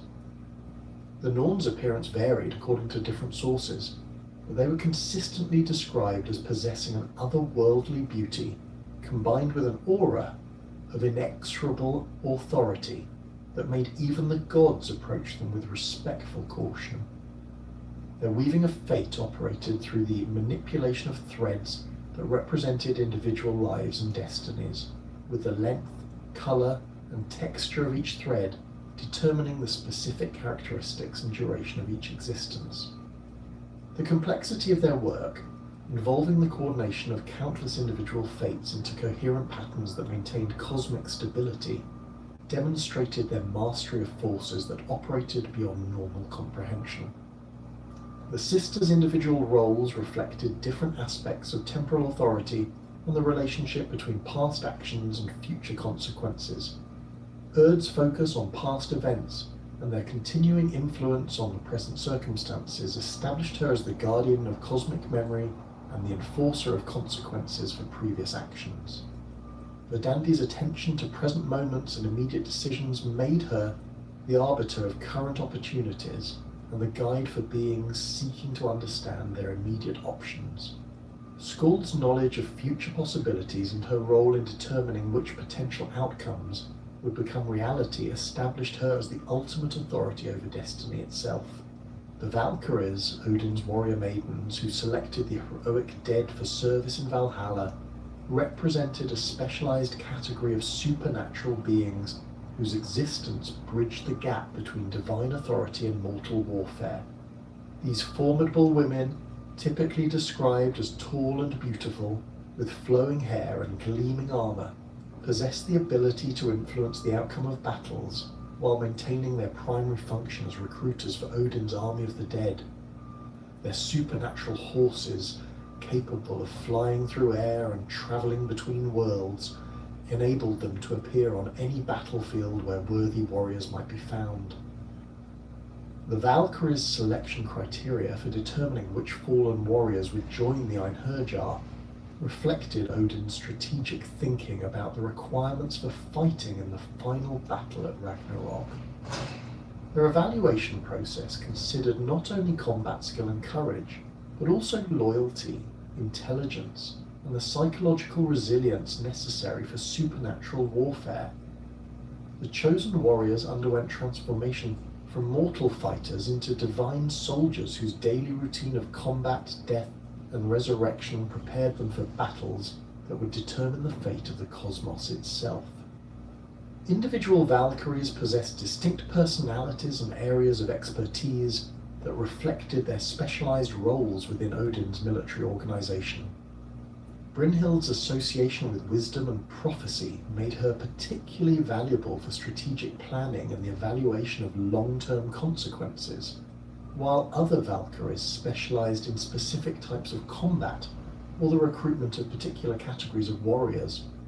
Their relationships with mortal heroes, sometimes involving romantic attachments that created conflicts between duty and personal desire, demonstrated the complex emotional lives that characterized these supernatural beings.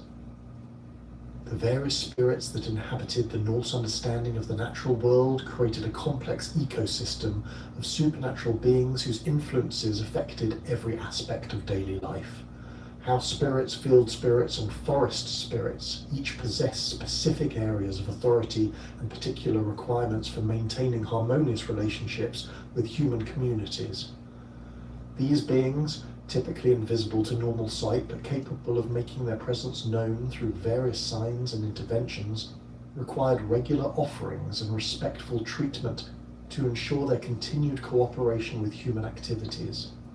The Landvætter, or land spirits, possess territorial authority over specific geographical areas and can either assist or hinder human settlement and agricultural activities depending on their treatment by the local population.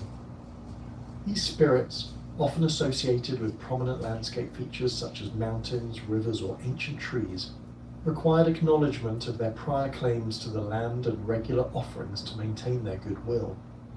Their ability to influence weather patterns, crop yields, and the health of livestock made them essential allies for successful farming communities. Water spirits, including the Fossagrim who inhabited waterfalls, and the Noken who dwelt in lakes and rivers possessed magical knowledge that could be shared with humans who approached them with proper respect and appropriate offerings. These beings often served as guardians of specific bodies of water, while also functioning as teachers of music, magic, and other supernatural arts. Their willingness to share their knowledge depended on the character and intentions of those who sought their instruction, with unworthy students facing potentially deadly consequences for their presumption. The cosmic order that had maintained its precarious balance for countless ages began to unravel through a series of ominous signs that even the gods could not ignore or prevent. The first and most devastating of these portents manifested as the Thimble Winter, a supernatural winter that would last for 3 full years without the relief of summer's warmth. This was no ordinary seasonal cold, but a cosmic phenomenon that brought temperatures so severe that the very air seemed to crystallize, and snow fell continuously from skies that had turned the color of old iron. The sun, already weakened by the wolves, Skoll, and Hatti's relentless pursuit, provided no warmth during its brief appearances above the horizon, casting only a pale, sickly light that did nothing to melt the ever-deepening drifts of snow and ice. The Fimbulwinter's impact extended far beyond simple meteorological extremes to encompass the complete breakdown of agricultural systems that had sustained human civilization since its inception. Crops failed entirely during the first year, their seeds freezing in the ground before they could germinate, while livestock died in massive numbers despite every effort to shelter them from the supernatural cold. The rivers and lakes froze to depths that prevented fishing, while the seas became choked with ice that made maritime travel impossible. Forests died as the sap in their trunks froze and expanded, splitting ancient trees with sounds like thunder that echoed across the desolate landscape. Starvation became widespread as stored food supplies dwindled, and no new sources of nourishment could be found or produced.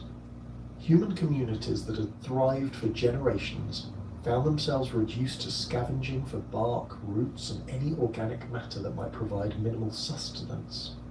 The desperate search for food led to the breakdown of social bonds that had previously held communities together, as families turned against each other in their struggle to survive. Parents abandoned children they could no longer feed, while children left elderly relatives to die in the cold rather than share their meager resources. The moral decay that accompanied the physical hardships of the Fimbul Winter manifested in the complete abandonment of the ethical codes that had previously governed human behavior. Sacred oaths were broken without hesitation, when keeping them might mean death, while hospitality laws that had protected travelers for centuries were discarded, as communities closed their doors to strangers who might consume precious resources. The concept of honor, which had formed the backbone of Norse society, became meaningless when survival required actions that would have been unthinkable in better times. Brother turned against brother as family bonds dissolved under the pressure of competition for scarce resources. The kinship ties that had traditionally provided security and mutual support became sources of conflict as relatives fought over inheritance, food stores, and shelter. Sons killed fathers to claim their property, while brothers murdered each other over disputes that would have been resolved peacefully in normal circumstances. The breakdown of familial relationships created a society where trust became impossible, and violence was the only reliable means of resolving conflicts. The collapse of legal and social institutions accelerated as the authorities who had previously maintained order found themselves powerless to enforce laws that had become irrelevant to survival. Kings and jarls, who had once commanded absolute loyalty, discovered that their subjects would no longer obey orders that conflicted with their immediate need to find food and shelter. The Thing assemblies that had traditionally resolved disputes through negotiation and legal precedent ceased to function as communities fragmented into small groups focused solely on their own survival. Religious observances, which had provided comfort and meaning during previous hardships, were abandoned as people lost faith in gods who seemed unable or unwilling to end their suffering. Temples were stripped of their valuable offerings as desperate communities sought anything that might be traded for food, while sacred groves were cut down for firewood without regard for their spiritual significance. The priests and vulvas who had served as intermediaries between the human and divine realms found their authority questioned and their prophecies dismissed by people who had lost hope in supernatural intervention. The breakdown of trade networks that had connected distant communities created isolated pockets of humanity, struggling to survive without the resources and knowledge that had previously been shared across vast distances. The roads that had facilitated commerce became dangerous paths haunted by bandits and desperate refugees, while the ships that had carried goods between settlements lay frozen in harbours that had become solid ice. The loss of trade meant that communities could no longer obtain essential materials like iron for tools and weapons, salt for preserving food, or medicines for treating the diseases that flourished in the harsh conditions. Warfare erupted between communities as groups fought for control of the few remaining resources that might enable survival through the endless winter. These conflicts lacked the honor and ritual that had characterized traditional Norse warfare, degenerating into brutal struggles where any tactic that might provide advantage was considered acceptable. Entire settlements were destroyed not for conquest or glory, but simply to eliminate competition for scarce resources. The warriors who had once fought according to codes of honor now employed poison, treachery, and the targeting of non-combatants as standard tactics. The psychological impact of the Fimbul winter proved as devastating as its physical effects, as the constant cold and darkness created a pervasive despair that sapped the will to continue struggling for survival. The absence of sunlight for months at a time led to a form of madness that manifested in increased violence, irrational behavior, and a complete loss of hope for the future. People who had previously been known for their courage and resilience found themselves paralyzed by depression and unable to take the actions necessary for their own survival. Children born during the Fimbul winter grew up knowing only cold, hunger, and violence, creating a generation whose understanding of normal human relationships was fundamentally distorted. These young people, raised in an environment where compassion was a luxury that few could afford, developed into adults whose capacity for empathy and cooperation had been permanently damaged by their early experiences. Their inability to form the social bonds necessary for rebuilding civilization ensured that the moral decay initiated by the Fimbul winter would persist even if the physical hardships eventually ended. The natural world itself seemed to rebel against the cosmic order as animals abandoned their normal behaviors and turned savage in their desperation to survive. Domesticated creatures that had lived peacefully alongside humans for generations became feral and dangerous, attacking their former caretakers without provocation. Wild animals that had traditionally avoided human settlements began raiding communities in organized groups, displaying an intelligence and coordination that suggested supernatural influence in their behavior.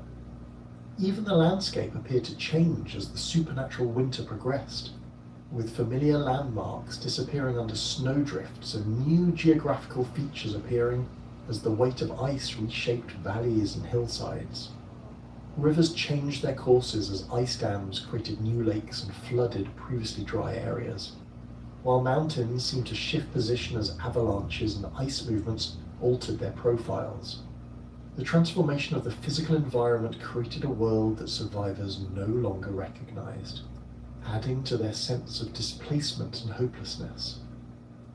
The gods themselves began to show signs of the strain imposed by the cosmic crisis, as their efforts to maintain order against the forces of chaos required increasingly desperate measures. Odin's ravens returned each day with reports of spreading destruction and moral collapse that confirmed the All-Father's worst fears about the approaching end of the current age. The Einherjar in Valhalla intensified their training as the proximity of Ragnarok became undeniable, but even their supernatural dedication could not entirely mask their growing anxiety about the battles to come. Thor's hammer rang more frequently across the skies as the Thunder God fought an increasing number of giant incursions into Midgard, but his victories provided only temporary relief from threats that seemed to multiply faster than they could be defeated. The protective barriers that had traditionally separated the ordered world from the realms of chaos began to weaken under the constant pressure, allowing hostile forces to penetrate deeper into areas that had previously been secure. The Rainbow Bridge Bifrost showed signs of strain as increased traffic between the worlds tested its structural integrity. Freya's attempts to use her fertility magic to counteract the Fimble Winter proved ineffective against forces that operated on a cosmic scale beyond the reach of individual divine intervention. The goddess's usual ability to ensure agricultural prosperity and animal fertility found no purchase against a supernatural winter that had been designed to destroy rather than merely challenge the natural order. Her growing frustration at her inability to help the suffering mortals reflected the limitations that even divine power faced when confronting the fundamental forces of cosmic destruction. The binding of Loki in his underground cave began to weaken as the earthquakes caused by his agonized convulsions increased in frequency and intensity. The magical chains that held him, while still strong enough to prevent his immediate escape, showed signs of wear that suggested his eventual freedom was inevitable rather than merely possible. The serpent's venom continued to drip onto his face, but his growing rage at his imprisonment and his desire for revenge against the gods who had bound him provided him with strength that gradually overcame even the most powerful restraints. Sigin's vigil beside her bound husband became increasingly difficult as the cave's environment grew more hostile and the earthquakes more violent. The loyal wife's dedication to catching the serpent's venom in her bowl provided Loki with periods of relief that enabled him to conserve his strength for the final effort that would break his bonds. Her presence also served as a constant reminder of the injustices he had suffered, feeding his anger and determination to survive long enough to claim his revenge against those who had destroyed his family and condemned him to eternal torment. The weakening of Fenrir's bonds on the island of Lyngvi became apparent as the magical chain Gleipnir began to show signs of stress from the wolf's continued growth and increasing strength. The impossible materials that had been used in the chain's construction maintained their supernatural properties, but the wolf's own supernatural nature enabled him to gradually overcome even these magical restraints. His intelligence, which had grown along with his physical power, allowed him to identify the weak points in his prison and focus his efforts on the areas most likely to yield to persistent pressure. The wolf's hatred for the gods who had deceived and bound him provided him with motivation that transcended mere physical strength, as his desire for revenge gave him the psychological endurance necessary to maintain his escape efforts over the years of his imprisonment. His memory of Tyr's sacrifice, which had enabled his binding, created a particular focus for his rage that promised terrible consequences for the god of war when their final confrontation arrived. The wolf's growing awareness that his escape would coincide with the end of the current cosmic order filled him with anticipation for the destruction he would help to bring about. Jormungandr's movements in the ocean depths created increasingly violent storms and tidal waves that devastated coastal communities already struggling with the effects of the Fimble Winter. The serpent's growing agitation, caused by his awareness of the approaching final battle, led him to thrash against the ocean floor with such violence that underwater earthquakes became common occurrences. His venomous breath began to poison larger areas of the sea, killing fish and marine life in massive numbers that further reduced the food sources available to struggling human populations. The serpent's tail, which he had grasped in his mouth to encircle Midgard completely, began to loosen as his movements became more violent and his attention focused on the coming confrontation with Thor. This loosening of his grip created gaps in the living barrier that had surrounded the human world, allowing chaotic forces from the outer ocean to penetrate into areas that had previously been protected. The breakdown of this natural boundary marked another step in the dissolution of the cosmic order that had maintained stability since the world's creation. Hell's realm experienced unprecedented activity as the death toll from the Fimble Winter overwhelmed the usual processes for managing the deceased. The goddess of the dead found her domain flooded with souls who had died from starvation, cold, and violence, challenges that strained even her supernatural capabilities. The traditional segregation of the dead according to the manner of their deaths became impossible to maintain as the sheer numbers of new arrivals exceeded the capacity of the existing organizational systems. The increased population of the dead created opportunities for Hell to build an army that could rival the Einherjar in Valhalla, as the angry spirits of those who had died unjustly during the Fimbul winter provided her with motivated recruits for the coming battle. These souls, filled with resentment at the gods' failure to protect them and bitter about the circumstances of their deaths, proved eager to join any force that promised revenge against the cosmic order that had failed them. Their numbers grew daily as the death toll from the supernatural winter continued to mount. The ship Naglfar, constructed from the fingernails and toenails of the dead, began to take shape in Hell's realm, as the increased mortality provided abundant building materials for this vessel of doom. The ship's construction represented a collaborative effort between the forces of chaos, as giants, monsters, and the dishonored dead worked together to create a vessel capable of carrying an army to the final battle. The ship's supernatural properties, derived from its gruesome construction materials, enabled it to sail through any medium and carry unlimited numbers of passengers without affecting its speed or maneuverability. The barriers between the 9 worlds began to weaken as the cosmic order lost its ability to maintain the separations that had previously kept hostile forces confined to their appropriate realms. Giants found it easier to travel between Jotunheim and other worlds, while monsters and chaotic entities began appearing in locations where they had never been seen before. The breakdown of these boundaries created a cascade effect where each successful penetration made subsequent breaches easier to achieve and harder to repair. Heimdall's watch from his position on Bifrost became increasingly difficult as the number of threats requiring his attention multiplied beyond his ability to track them all simultaneously. The Guardian of the Rainbow Bridge found himself forced to choose which incursions to report and which to handle personally, as his supernatural senses were overwhelmed by the sheer volume of hostile activity occurring across all the worlds. His horn Gjallarhorn, which would signal the beginning of Ragnarok, remained ready for the moment when the final crisis would begin. The fire giants of Muspelheim began their preparations for the final assault as Surtur sharpened his flaming sword and gathered his forces for the march that would end the current age. The realm of fire experienced increased activity as weapons were forged and strategies developed for the coming battle, while the sons of Muspel prepared for their prophesied ride across Bifrost that would break the Rainbow Bridge and signal the beginning of the end.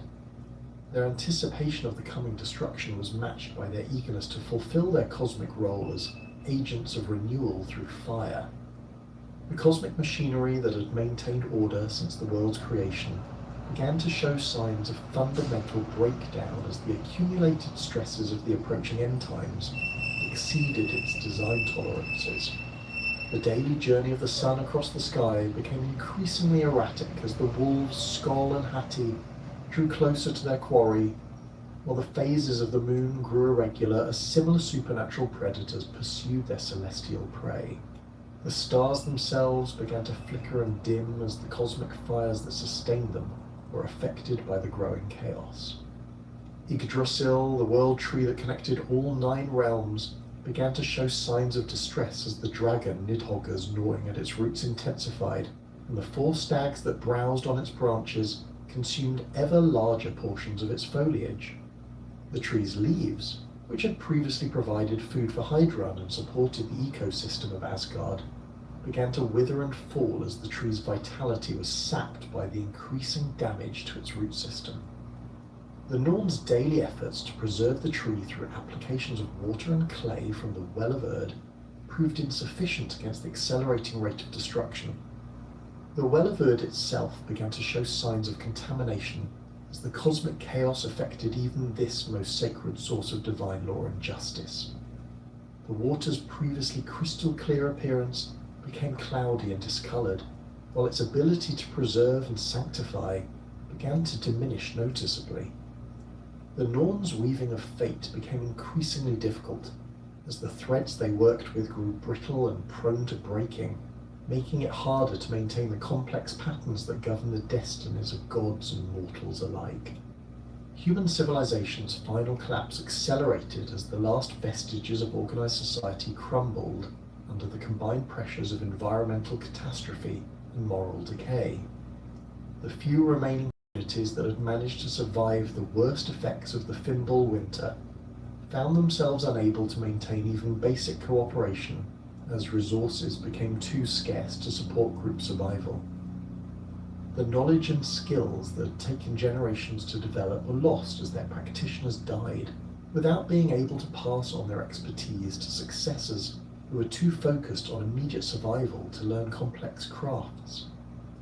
The stage was now set for the final act of the cosmic drama, as all the forces that had been building throughout the age of the world prepared to converge in the ultimate battle that would determine whether the current order would survive or be swept away to make room for something entirely new. The gods' preparations in Asgard, the giants' mobilization in Jotunheim, and the stirring of monsters and chaotic forces throughout all the worlds created a situation where the slightest additional pressure would trigger the cataclysmic events that would reshape reality itself. The preservation of Norse mythology through the turbulent centuries following Scandinavia's conversion to Christianity represents one of the most remarkable examples of cultural transmission in medieval Europe. The myths that had once formed the living religious beliefs of entire populations survived primarily through the dedicated efforts of Icelandic scholars and storytellers who recognized the irreplaceable value of their ancestral traditions. Iceland's unique position as a society founded by Norwegian emigrants during the Viking Age, combined with its relative isolation from continental European political pressures, created conditions that allowed pagan traditions to persist alongside Christian beliefs far longer than in mainland Scandinavia. The 13th century compilation of the Prose Edda by Snorri Sturluson marked the most systematic attempt to preserve Norse mythological knowledge for future generations. Snorri's work emerged from his recognition that the complex poetic traditions of his ancestors required extensive mythological knowledge that was rapidly disappearing as Christianity displaced the old religion.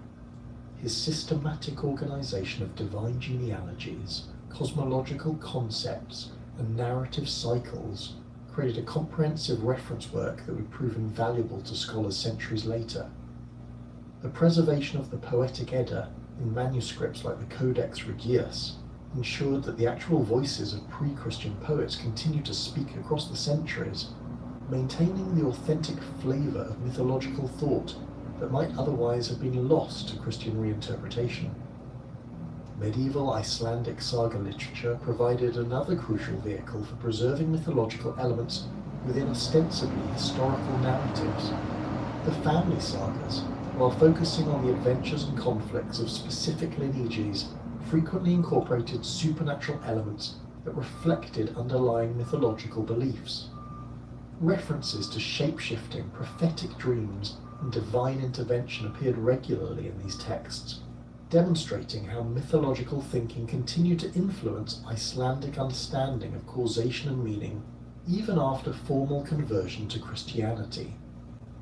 The preservation of these narrative traditions in manuscripts created a repository of cultural knowledge that would prove essential for later reconstructions of Norse religious thought. The rediscovery of Norse mythology during the Romantic period of the 18th and 19th centuries coincided with broader European interests in national origins and cultural authenticity that made ancient traditions particularly appealing to scholars and artists seeking alternatives to classical Mediterranean influences. The publication of Paul-Henri Mallet's Introduction à l'Histoire de Danemark in 1755 introduced Norse mythology to French intellectual circles, while subsequent translations and scholarly works brought these traditions to the attention of German Romantic writers who were developing theories about the relationship between landscape, language, and cultural character.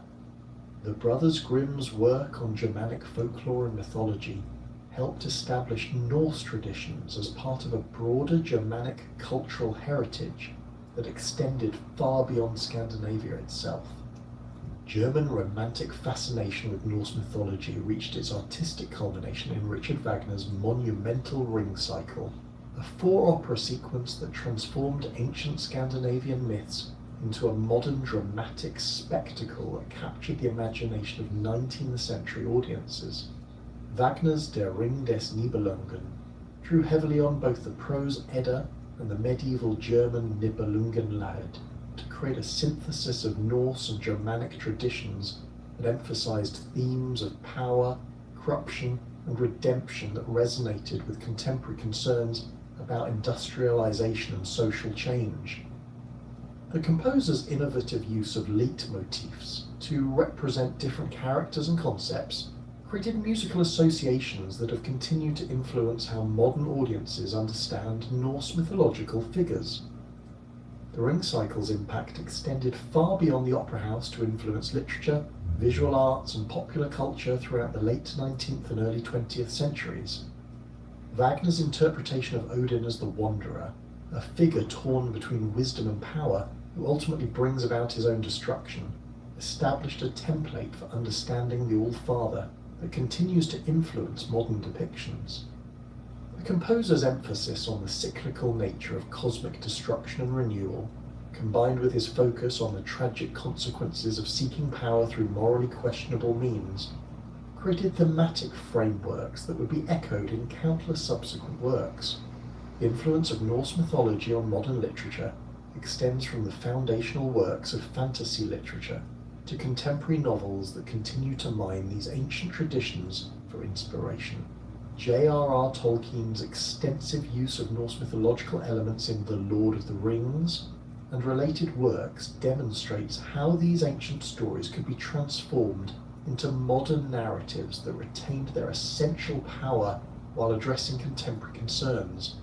Tolkien's dwarves, with their underground halls and masterful craftsmanship, clearly derived from Norse traditions, while his conception of elves as immortal beings caught between the mortal world and otherworldly realms reflects similar tensions found in Norse sources.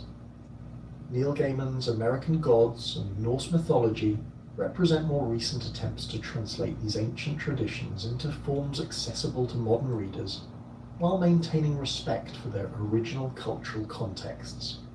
Gaiman's work demonstrates how Norse mythological themes of identity transformation and the relationship between old and new continue to resonate with contemporary audiences facing their own cultural transitions. His emphasis on the psychological complexity of mythological figures, particularly Loki's role as both creator and destroyer, reflects modern understanding of personality and motivation, while remaining true to the essential characteristics preserved in medieval sources. The Marvel Comics adaptation of Thor and related Norse mythological figures represents perhaps the most widespread modern exposure to these traditions, introducing Norse gods to global audiences through comic books, films, and television series that have reached hundreds of millions of people worldwide. While these adaptations necessarily simplify and modify the original myths to fit modern entertainment formats, they have succeeded in maintaining public interest in Norse traditions and encouraging further exploration of their sources. The Marvel Thor's characterization as a heroic protector whose strength is tempered by growing wisdom reflects genuine aspects of the mythological figure while adapting his adventures to contemporary narrative expectations. Archaeological discoveries continue to expand and refine our understanding of Norse religious practices, providing material evidence that complements and sometimes challenges the literary sources that have traditionally formed the basis for mythological interpretation. The excavation of temple sites like Gamla Uppsala in Sweden has revealed evidence of ritual activities that align with descriptions in medieval sources while also providing new information about the practical aspects of Norse religious observance. The discovery of ritual deposits, ceremonial weapons, and religious artifacts at sites across Scandinavia demonstrates the widespread nature of mythological beliefs and their integration into daily life throughout the Viking Age. The Sander figurine from Gotland, depicting a seated figure with a pointed cap who may represent Odin, provides rare visual evidence for how Norse gods were conceived and represented in their original cultural context. Similarly, the numerous Thor's hammer amulets found throughout Scandinavia and Viking settlements abroad demonstrate the practical religious significance of mythological symbols and their use in personal devotion and protection. These archaeological finds help bridge the gap between the literary preservation of myths and their actual function in the lives of the people who believed in them. Recent excavations at sites like Tissø in Denmark have revealed evidence of ritual feasting and weapon sacrifice that corresponds closely to descriptions of religious practices in the literary sources. The discovery of deliberately damaged weapons and jewelry in ritual contexts provides material confirmation of the sacrifice practices described in mythological narratives, while the remains of large-scale feasts suggest the social dimensions of religious observance that extended beyond individual devotion to encompass community celebration and divine communication. The role of Norse mythology in modern Scandinavian cultural identity reflects complex negotiations between historical heritage and contemporary values that continue to evolve as these societies grapple with questions of national character and cultural authenticity. The use of mythological symbols and references in official contexts, from national emblems to public art installations, demonstrates the continued relevance of these ancient traditions, while also raising questions about their appropriate interpretation and application in modern democratic societies. The problematic appropriation of Norse symbols by various political movements throughout history has created ongoing challenges for legitimate scholarly and cultural engagement with these traditions. The Nazi regime's distortion of Norse mythology to support racial theories and militaristic ideology created associations that continue to complicate public understanding of these traditions. The appropriation of symbols like Thor's hammer and runic inscriptions by white supremacist groups has forced scholars and cultural institutions to develop strategies for reclaiming these symbols while educating the public about their authentic historical significance. Modern Scandinavian countries have generally succeeded in maintaining positive relationships with their mythological heritage, while rejecting the political distortions that characterized 20th century appropriations. Of mythological themes in cultural festivals, educational programs, and artistic works demonstrates how these traditions can be honored without endorsing the ideological frameworks that have sometimes been imposed upon them. The emphasis on mythological stories as sources of cultural wisdom rather than political doctrine reflects mature approaches to heritage preservation that acknowledge both the value and the potential dangers of ancient traditions. The academic study of Norse mythology has evolved significantly since the 19th century Romantic period, with modern scholars employing interdisciplinary approaches that combine literary analysis, archaeological evidence, comparative mythology, and anthropological insights to develop more nuanced understandings of these traditions. The recognition that mythological narratives served multiple functions within their original cultural context has led to more sophisticated interpretations that avoid the oversimplifications that characterized earlier scholarship. Contemporary research on Norse mythology increasingly emphasizes the diversity of belief and practice that existed within Viking Age Scandinavia, challenging earlier assumptions about unified mythological systems and standardized religious observances. The discovery of regional variations in ritual practices and symbolic representations suggests that Norse religion was more flexible and adaptive than previously understood, with local communities developing their own interpretations of mythological themes while maintaining connections to broader Scandinavian traditions. The digital age has created new opportunities for preserving and sharing Norse mythological traditions through online databases, virtual museum exhibitions, and interactive educational resources that make these materials accessible to global audiences. The digitization of medieval manuscripts has enabled scholars worldwide to access primary sources that were previously available only to specialized researchers, while translation projects have made these texts available in numerous languages. These technological developments have democratized access to Norse mythological materials, while also creating new challenges related to quality control and interpretive accuracy. The influence of Norse mythology on contemporary popular culture extends far beyond literature and film to encompass video games, music, fashion, and lifestyle movements that draw inspiration from Viking Age aesthetics and values. The popularity of historical reenactment groups focused on Viking Age culture demonstrates ongoing public fascination with these traditions, while the growth of modern pagan movements that attempt to reconstruct ancient Norse religious practices reflects deeper spiritual interests in these mythological systems. The educational value of Norse mythology continues to be recognized in academic curricula that use these stories to teach about medieval history, comparative religion, and cultural development. The psychological complexity of mythological narratives provides valuable material for discussions about human nature, moral decision-making, and the relationship between individual agency and cosmic forces. The mythological emphasis on the inevitability of change and the cyclical nature of destruction and renewal offers perspectives on environmental and social challenges that remain relevant to contemporary concerns.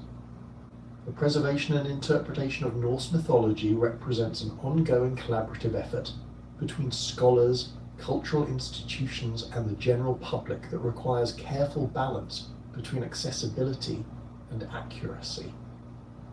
The challenge of making these ancient traditions relevant to modern audiences while maintaining respect for their original cultural contexts continues to drive innovation in educational and cultural programming. The success of this effort will determine whether Norse mythology continues to serve as a living source of cultural wisdom or becomes merely an academic curiosity preserved in museums and libraries. The enduring appeal of Norse mythology lies in its unflinching examination of fundamental questions about existence, morality, and meaning that transcend the specific cultural contexts in which these stories originated.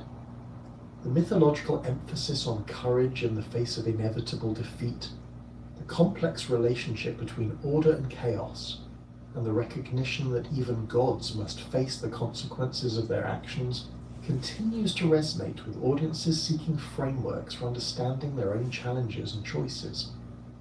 As long as humans grapple with questions of identity, purpose, and mortality, the ancient voices preserved in Norse mythology will continue to offer insights and inspiration that bridge the centuries between the Viking Age and our own time.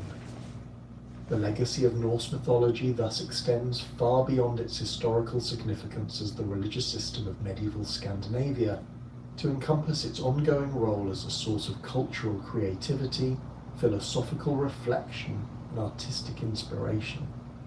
The careful preservation of these traditions by medieval scholars, their rediscovery by romantic writers and artists, and their continued adaptation by contemporary creators demonstrates the remarkable durability of mythological narratives that speak to fundamental aspects of human experience.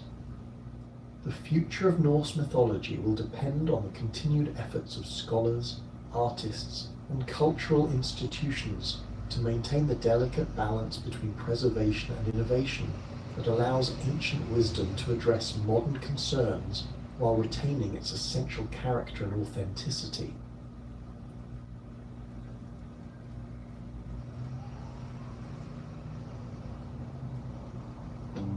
Ship knows that no order is ordinary.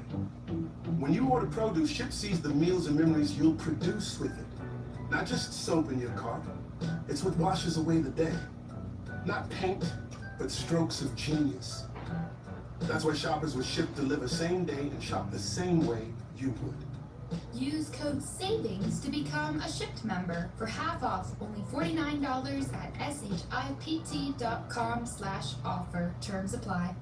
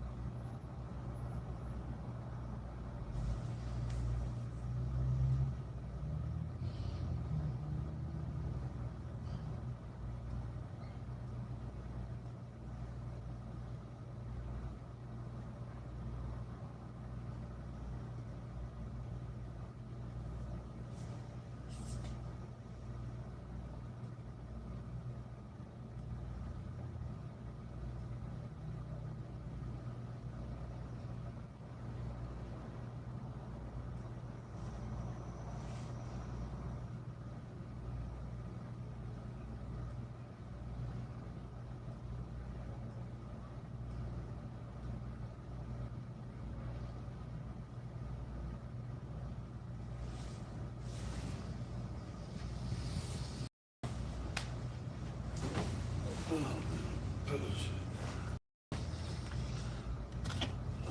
the fuck happened with my video?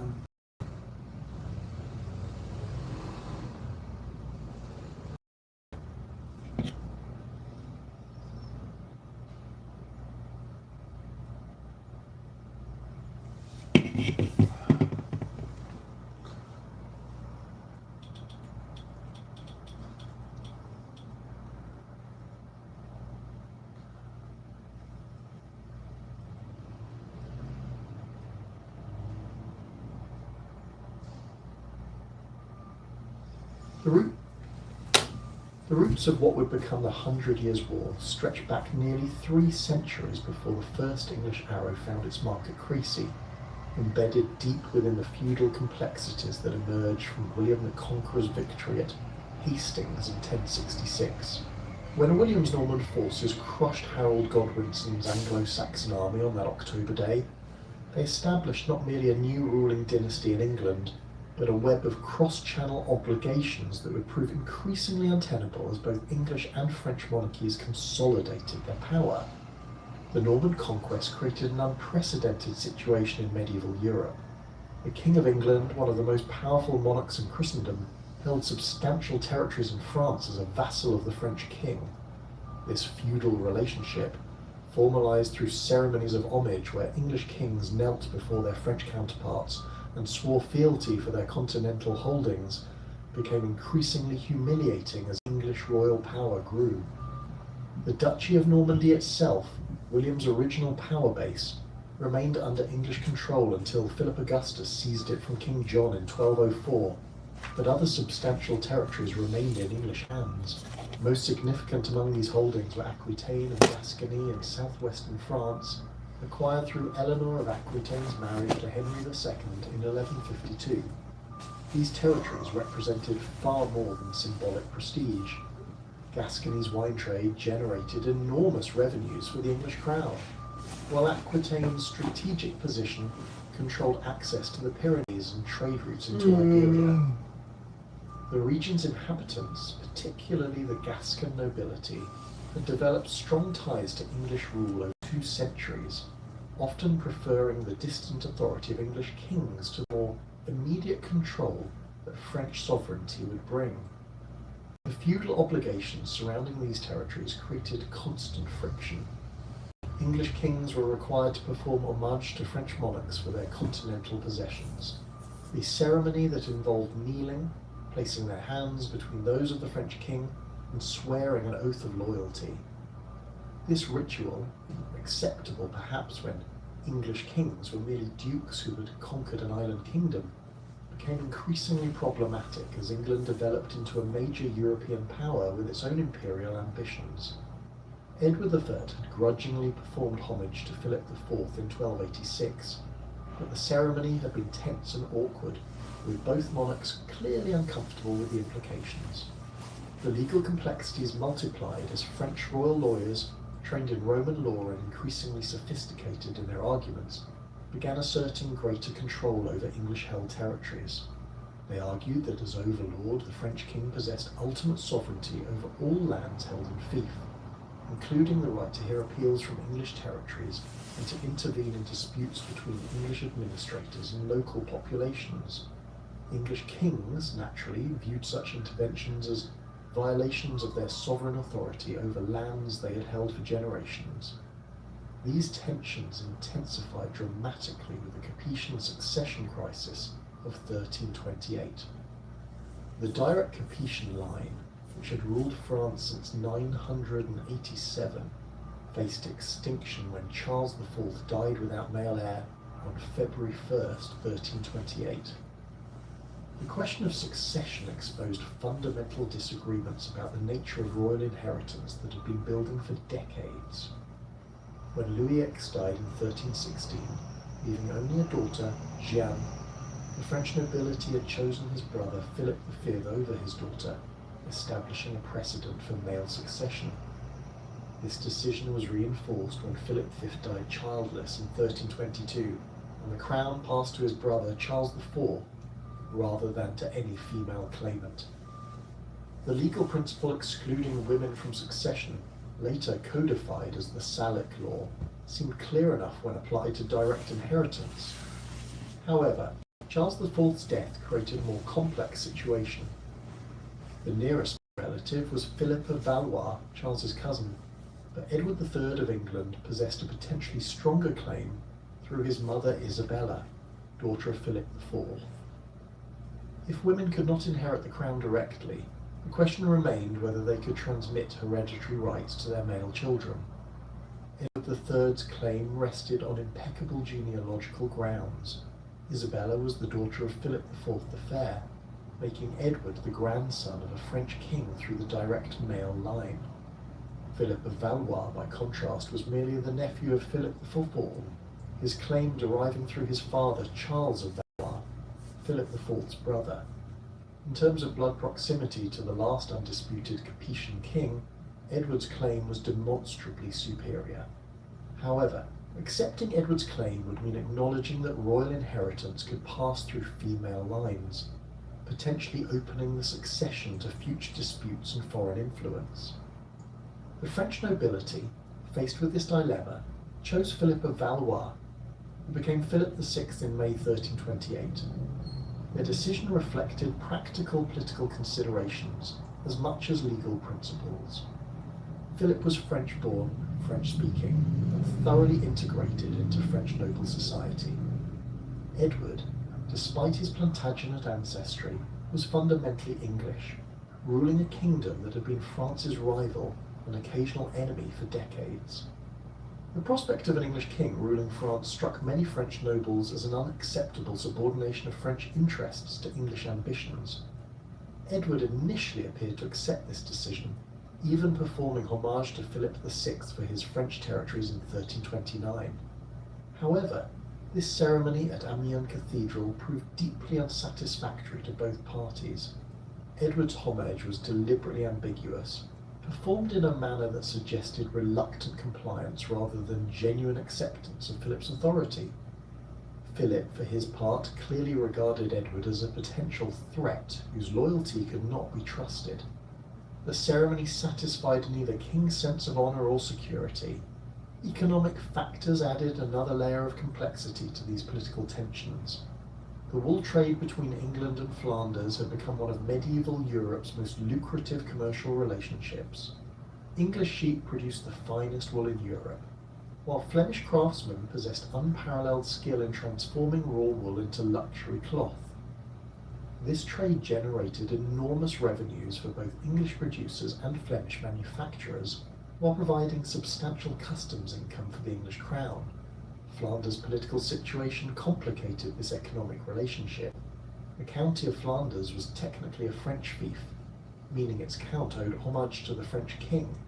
However, Flemish cities like Bruges, Ghent, and Ypres had developed considerable autonomy, their wealth from the cloth trade allowing them to resist both their count's authority and French royal interference.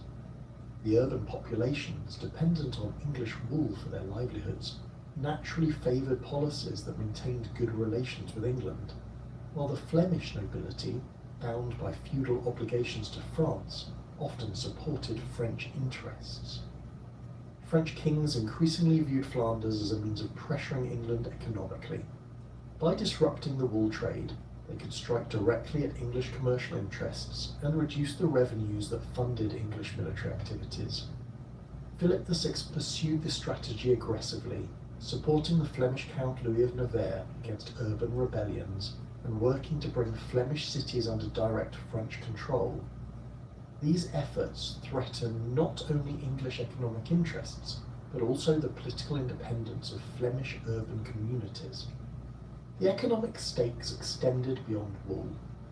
Gascon wine represented another crucial trade relationship that French policy threatened to disrupt. The wine trade from Bordeaux and other Gascon ports supplied England with its primary source of quality wine, while providing Gascon producers with their most important market. French control over these territories would allow Philip VI to manipulate this trade for political advantage, potentially cutting off English wine supplies, or imposing punitive tariffs that would damage both English consumers and Gascon producers. English merchants had also established trading networks throughout the English-held territories in France, creating commercial relationships that generated substantial profits and provided employment for thousands of English traders, sailors, and craftsmen.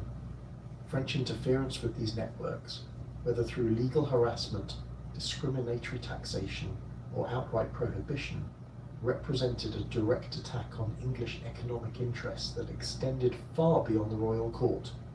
The immediate triggers for war emerged from Philip VI's increasingly aggressive assertions of sovereignty over English-held territories. Throughout the early 1330s, French royal officials had been expanding their authority in Aquitaine and Gascony, hearing appeals from English territories, intervening in local disputes, and generally behaving as if these lands were under direct French administration, rather than held in fief by the English crown.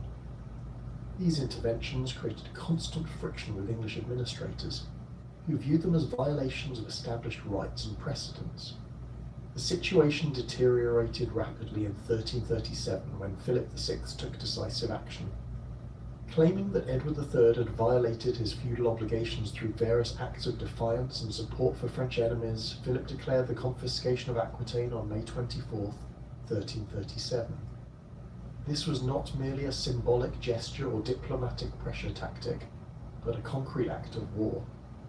French forces began occupying English-held territories, seizing castles, displacing English administrators, and asserting direct French control over lands that had been under English rule for nearly 2 centuries.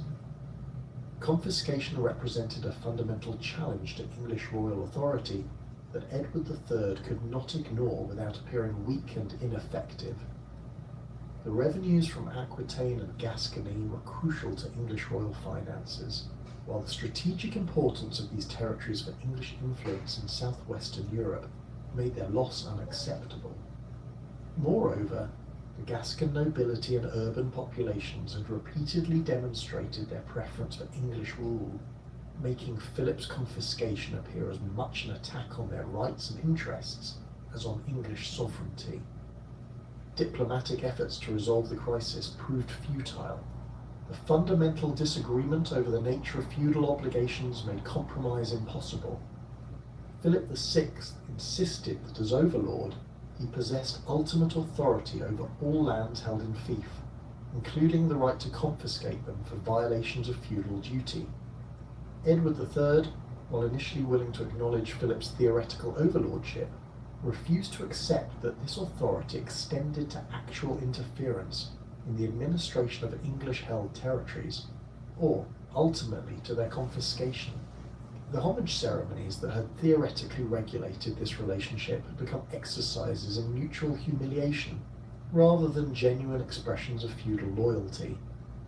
Edward's reluctant performance of homage in 1329 had satisfied neither king, while subsequent demands for renewed homage were met with increasing resistance.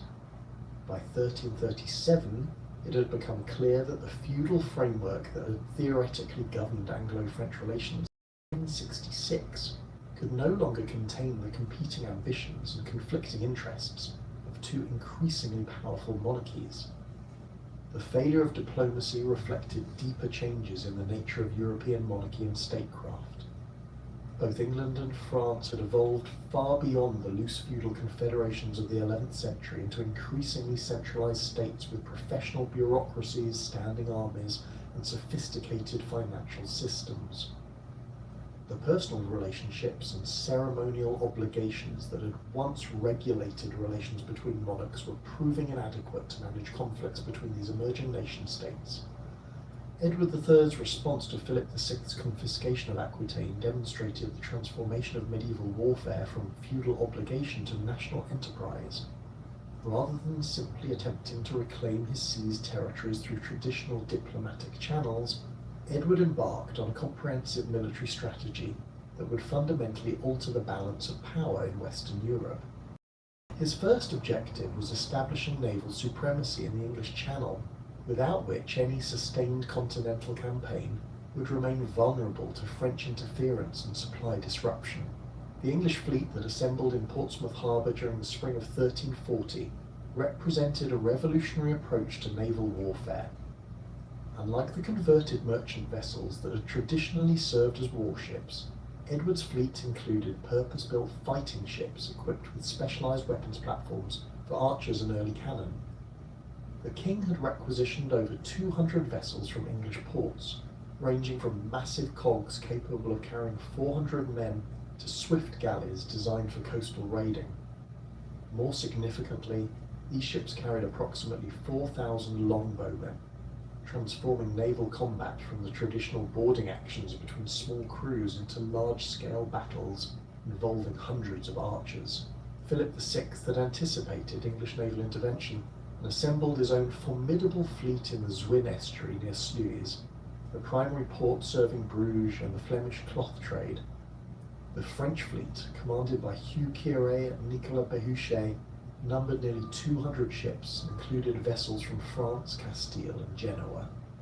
These ships were chained together in defensive lines across the harbour mouth, creating floating fortresses that could concentrate defensive fire against approaching enemies. The French commanders had positioned their largest vessels in the centre, with smaller, more manoeuvrable ships on the flanks to prevent English attempts at encirclement.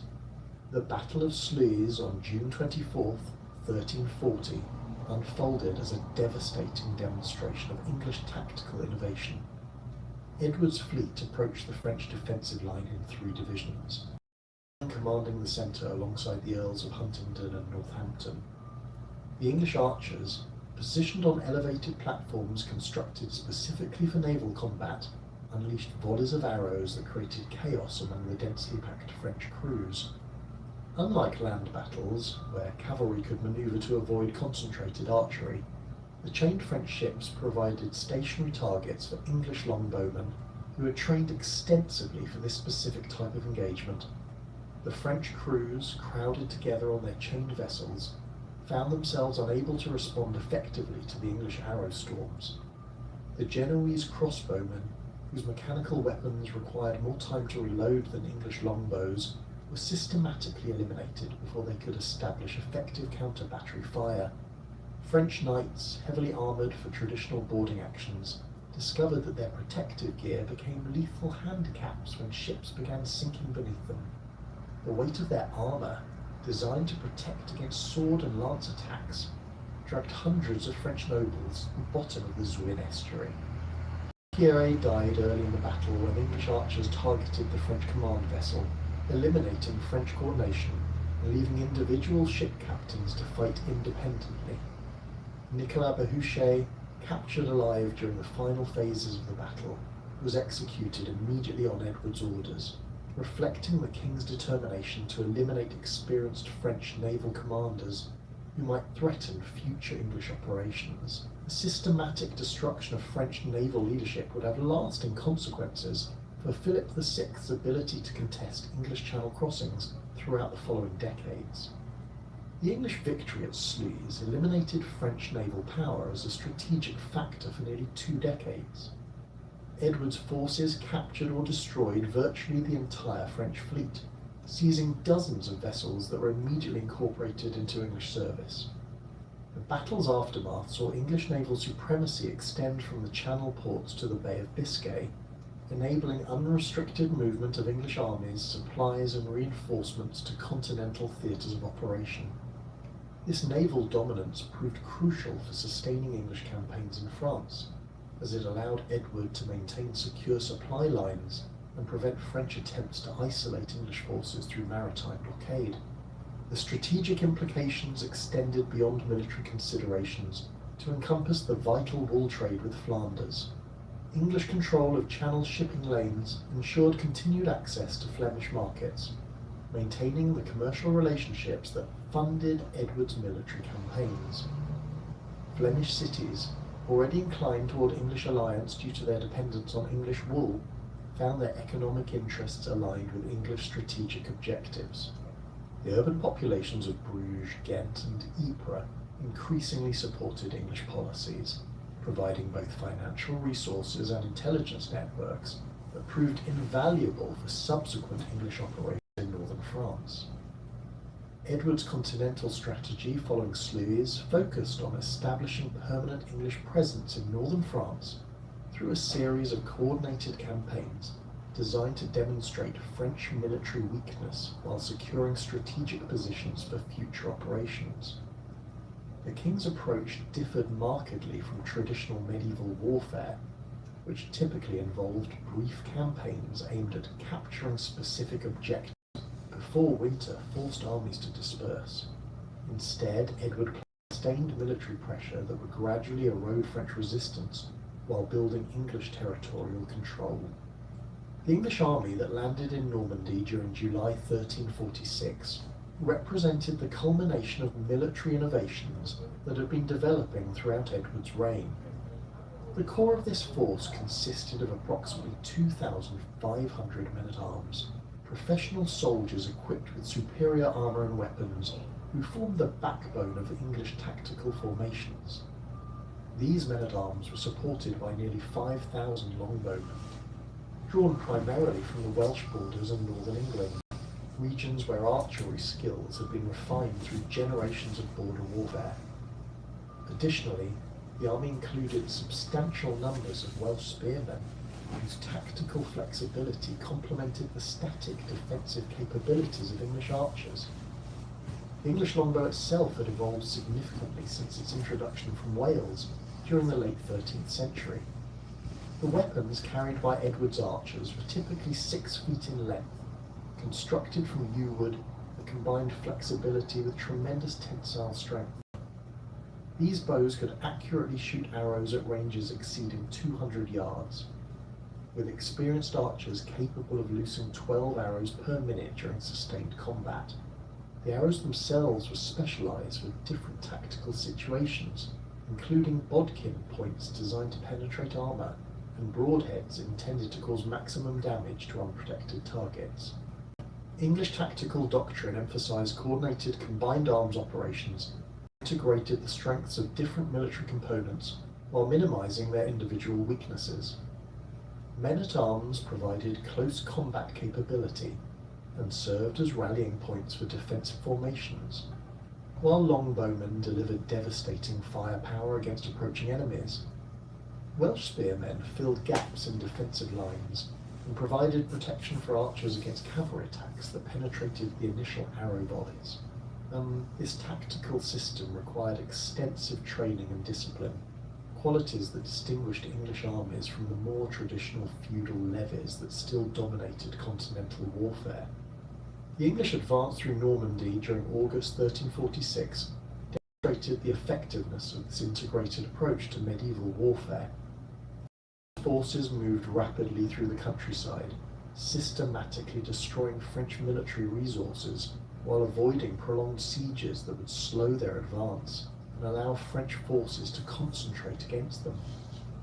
The English army burned crops, demolished fortifications, and eliminated local military capabilities, creating a corridor of destruction that served both strategic and psychological purposes. This campaign of devastation, known as a chevauchée, aimed to demonstrate French inability to protect their own territories while generating revenues through systematic plunder. French response to the English invasion revealed fundamental weaknesses in traditional feudal military organization. Philip VI's attempts to assemble a royal army were hampered by the slow mobilization of feudal levies, who required weeks to gather their retainers and march to designated assembly points. The French king's forces were further weakened by internal political division, as various noble factions pursued their own interests rather than coordinating effectively against the English threat. These organizational problems were compounded by French unfamiliarity with English tactical innovations, particularly the devastating effectiveness of massed longbow fire against traditional cavalry charges. The converging armies met near the village of Crécy-en-Ponthieu on August 26, 1346, in circumstances that favoured English defensive tactics. Edward had positioned his forces on a gentle slope that provided excellent fields of fire for his archers, while forcing attacking French forces to advance uphill against concentrated missile fire. The English formation consisted of 3 divisions arranged in a defensive line, with men-at-arms dismounted and positioned behind protective stakes, that prevented cavalry from reaching the English position. Longbowmen were deployed on the flanks of each division, creating overlapping fields of fire that could concentrate on any point along the French attack route. The French army that approached Crécy represented the flower of continental chivalry, including King Philip VI himself, his brother Charles of Alençon, King John of Bohemia, and dozens of other prominent nobles accompanied by their military retainers. The French force significantly outnumbered the English, with estimates suggesting Philip commanded between 25,000 and 30,000 men, compared to Edward's army of approximately 9,000. However, the French advantage in numbers was offset by tactical disadvantages that would prove decisive during the ensuing battle. The engagement began with an exchange between Genoese crossbowmen in French service and English longbowmen that immediately demonstrated the superiority of English archery. The Genoese, positioned in front of the French cavalry, found themselves outranged and overwhelmed by English arrow volleys that inflicted severe casualties while receiving minimal return fire. The mechanical nature of crossbow operation, requiring complex reloading procedures, proved fatally slow against English archers who could maintain sustained fire throughout the engagement. Within minutes, the Genoese formation had disintegrated under English archery, with surviving crossbowmen fleeing toward their own lines. The collapse of the Genoese screen created immediate tactical problems for French cavalry commanders, who found their planned attack routes blocked by retreating crossbowmen. Philip VI's brother, Charles of Alençon, ordered his knights to ride down the fleeing Genoese, viewing their retreat as cowardice that dishonoured French arms. This decision proved catastrophic, as it eliminated the remaining missile troops in French service, while creating confusion in French ranks just as English archers began targeting the approaching cavalry. The first French cavalry charge against the English position demonstrated the revolutionary impact of massed longbow fire on traditional medieval warfare. The knights who'd ridden down their own crossbowmen found themselves advancing uphill against concentrated archery from multiple directions, as English bowmen on both flanks could target the attacking cavalry. The arrows, fired at close range by experienced archers, penetrated even the finest armour worn by French nobles, while the horses, lacking adequate protection, were systematically eliminated by English fire. The combination of dead and wounded horses, fallen riders, and continuing arrow volleys created an impenetrable barrier of casualties that prevented subsequent attacks from reaching the English line. King John of Bohemia's death during the battle epitomized the tragic futility of traditional chivalric warfare against English tactical innovations. The blind king, led into battle by his retainers, charged directly into the English position despite his obvious inability to fight effectively. His death, along with those of Charles of Alençon and numerous other prominent nobles, demonstrated that individual courage and martial skill could not overcome the systematic advantages provided by English combined arms tactics. The flower of French chivalry perished not through cowardice or lack of determination, but through adherence to military traditions that had become obsolete in the face of English innovations. The battle continued throughout the afternoon and into the evening, with successive French cavalry charges meeting identical fates against the English defensive position. Each attack followed the same pattern. Knights would advance uphill against concentrated archery, lose their horses to English arrows, and either die in the resulting chaos or retreat in disorder. The English position remained virtually impregnable, protected by the barrier of French casualties that accumulated in front of their lines. By nightfall, French resistance had collapsed, with Philip VI himself wounded and forced to flee the battlefield. The aftermath of Crécy revealed the broader implications of English tactical superiority for the conduct of medieval warfare. French casualties numbered in the thousands, including dozens of prominent nobles whose deaths weakened French military leadership for years to come. English losses, by contrast, were minimal, with most casualties occurring among the men-at-arms who had engaged in close combat during the final phases of the battle. This disparity in losses demonstrated that, English tactical innovations had fundamentally altered the cost-benefit calculations of the medieval warfare, allowing smaller, well-organized armies to defeat much larger traditional forces.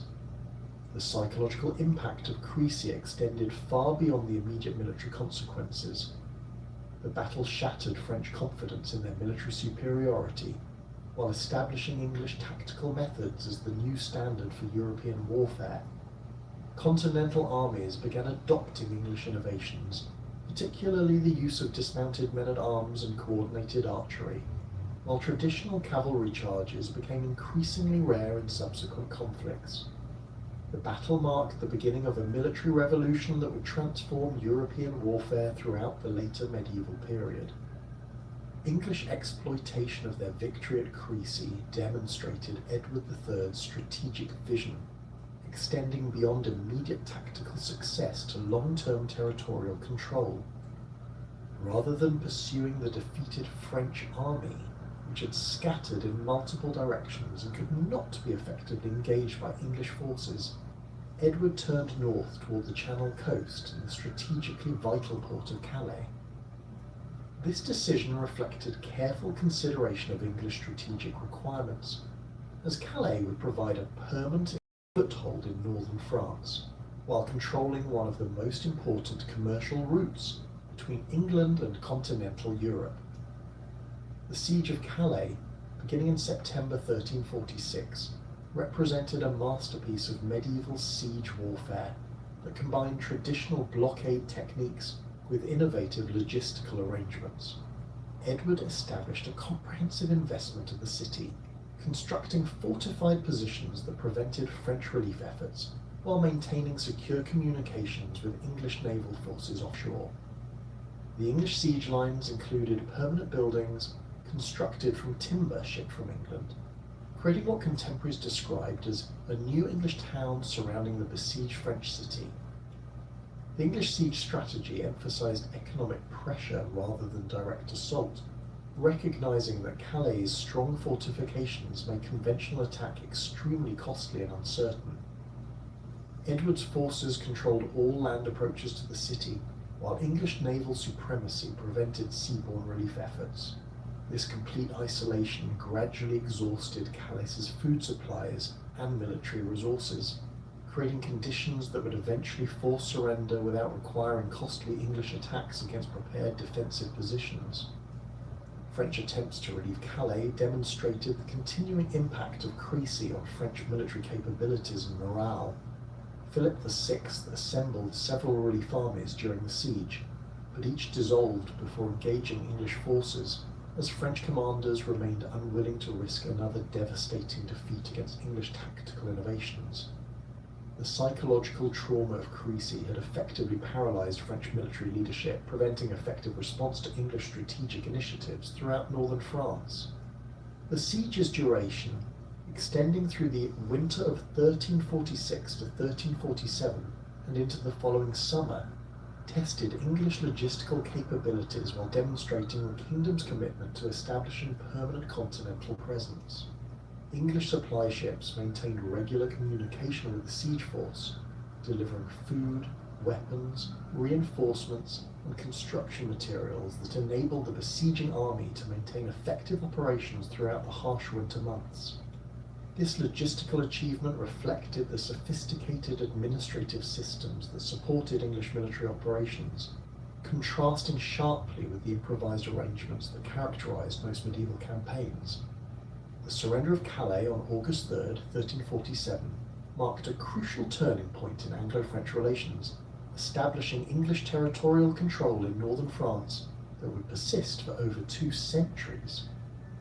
The terms of surrender reflected Edward's determination to create a secure English base, as the entire French population was expelled and replaced by English colonists who would ensure the city's loyalty to the English crown.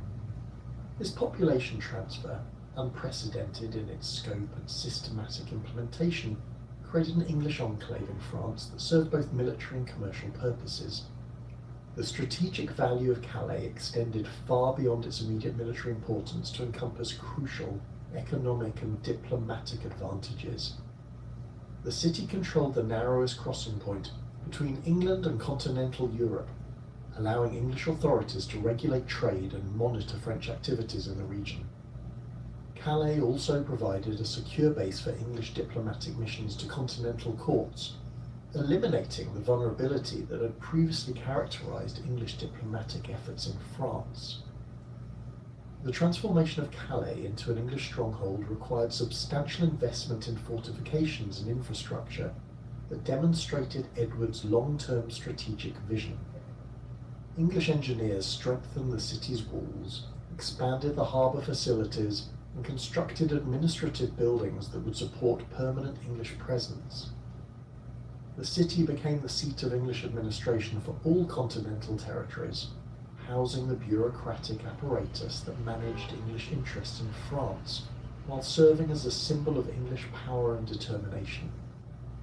The Black Death's arrival in Europe during 1347 fundamentally altered the strategic context within which Anglo-French conflict developed, creating demographic and economic disruptions that affected military capabilities on both sides.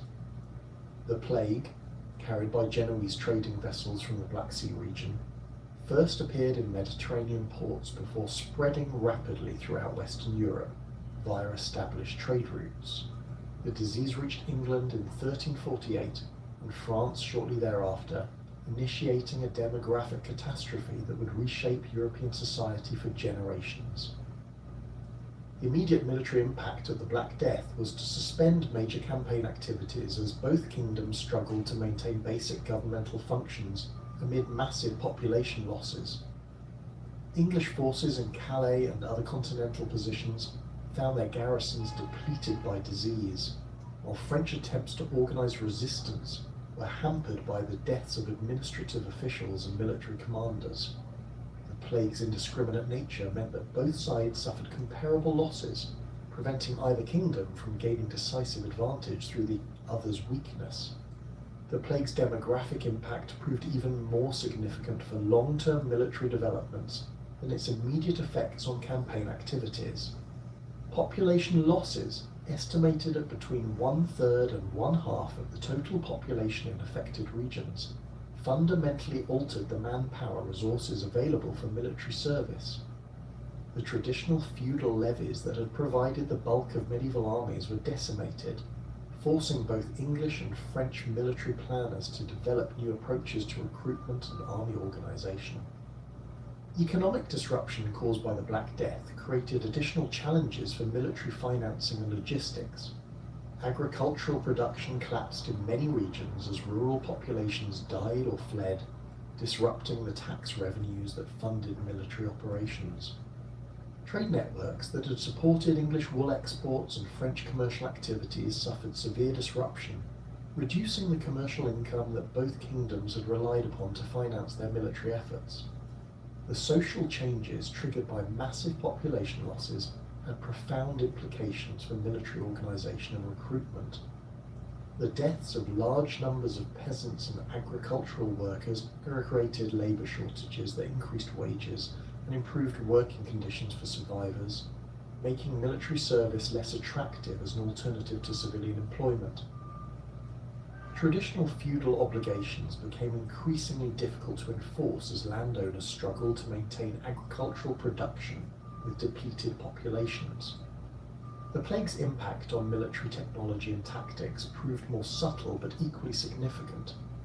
The reduced availability of traditional heavy cavalry, whose members had suffered disproportionate losses due to their urban connections and exposure to disease, accelerated the adoption of infantry-based tactical systems that had been demonstrated at Crécy.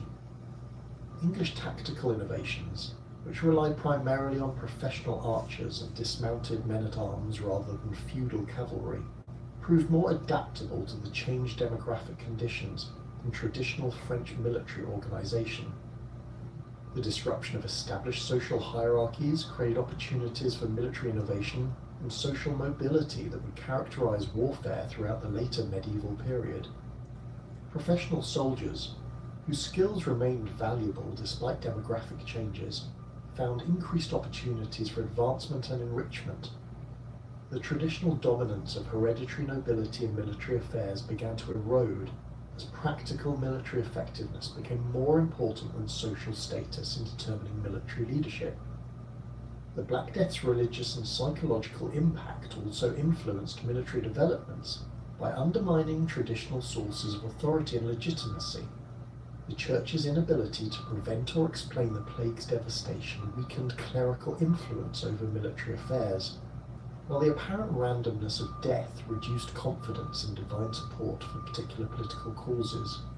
This psychological transformation contributed to the increasingly secular and pragmatic approach to warfare that characterized the later phases of Anglo-French conflict.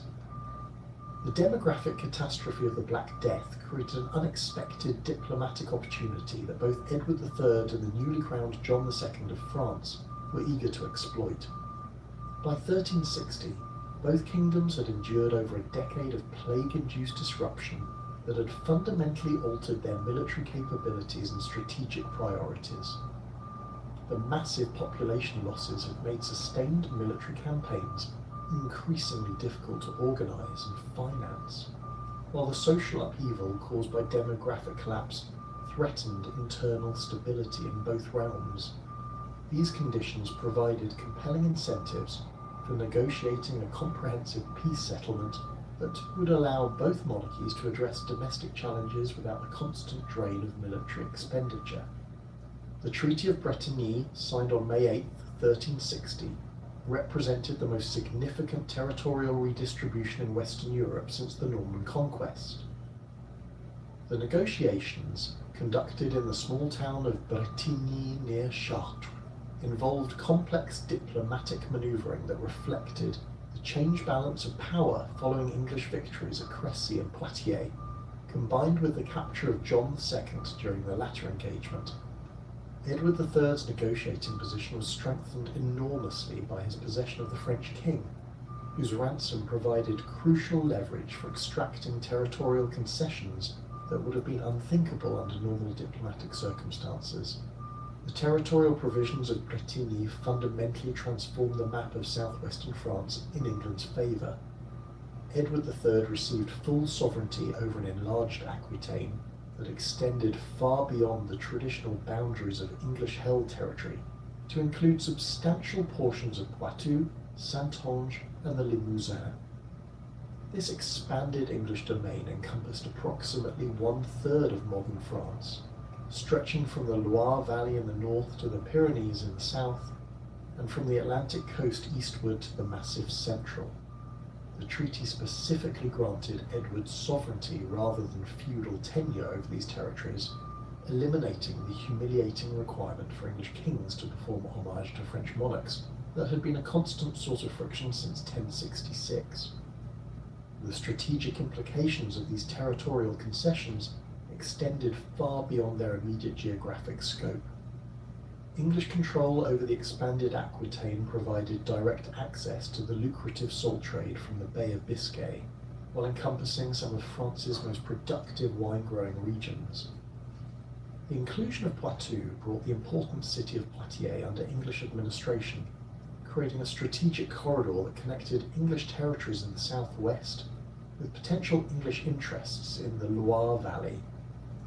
The eastern extensions into the Limousin provided control over crucial mountain passes and trade routes that connected southwestern France with the Mediterranean regions. The treaty's financial provisions reflected the enormous cost of John II's capture and the desperate French need to secure his release.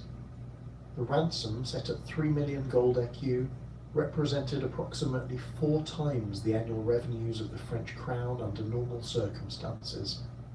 This staggering sum was to be paid in installments over 6 years, with the first payment of 600,000 écus due immediately upon John's release. The remaining payments would require systematic taxation throughout French territories, creating administrative and financial challenges that would dominate French governmental priorities for the remainder of the decade. The payment schedule established by Bretigny created a complex system of hostages and guarantees designed to ensure French compliance with the treaty's terms. Prominent French nobles, including 2 of John II's sons, were to remain in English custody until the ransom payments were completed. These hostages served both as security for French financial obligations and as symbols of English victory. Their continued captivity provided constant reminders of French military defeat and diplomatic humiliation. In exchange for these substantial territorial and financial concessions, Edward III agreed to renounce his claim to the French throne, the assertion that had provided the legal justification for English military campaigns since 1337. This renunciation represented a significant diplomatic concession, as it acknowledged the legitimacy of the Valois dynasty while abandoning the Plantagenet claim that had been based on Edward's descent from Philip IV through his mother Isabella. However, the renunciation was carefully structured to take effect only after all territorial transfers had been completed and verified, providing Edward with continued leverage over French compliance with the treaty's provisions. The implementation of Bretigny's territorial provisions proved far more complex than the treaty's negotiators had anticipated. The transfer of sovereignty over such extensive territories required detailed administrative arrangements that involved thousands of local officials, property holders, and commercial interests. English administrators had to establish governmental structures throughout the enlarged Aquitaine, while French officials were required to withdraw from territories they had administered for generations. The process of transferring records, collecting outstanding revenues, and resolving legal disputes created bureaucratic challenges that persisted for years after the treaty's ratification. Local populations throughout the transferred territories faced difficult choices regarding their allegiance and future prospects. Many Gascon nobles and urban merchants had maintained strong ties to English rule throughout the preceding decades of conflict, viewing English administration as more favourable to their commercial interests than direct French control would be. However, populations in newly transferred regions like Poitou and the Limousin had no comparable experience with English rule and often viewed the territorial transfers with suspicion and resentment. The period of nominal peace following Bretigny's ratification was marked by the emergence of free companies, mercenary bands that had originally been employed by both English and French forces during the active phases of the conflict. These companies, known in French sources as routiers, consisted primarily of professional soldiers who had been displaced by the temporary cessation of major military campaigns. The companies included English archers and men-at-arms who'd served in Edward III's armies, French soldiers who'd been disbanded following military defeats, and international mercenaries from Germany, Italy, and Iberia who had been attracted to French service by the prospect of plunder and advancement. The free companies represented a fundamental transformation in the nature of medieval warfare, as they operated independently of traditional feudal obligations and royal authority.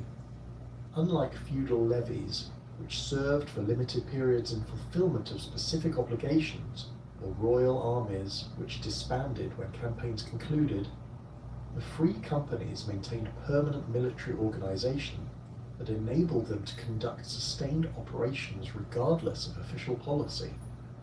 Their members were professional soldiers whose livelihood depended entirely on military activity, making them unwilling to return to civilian occupations even during periods of official peace.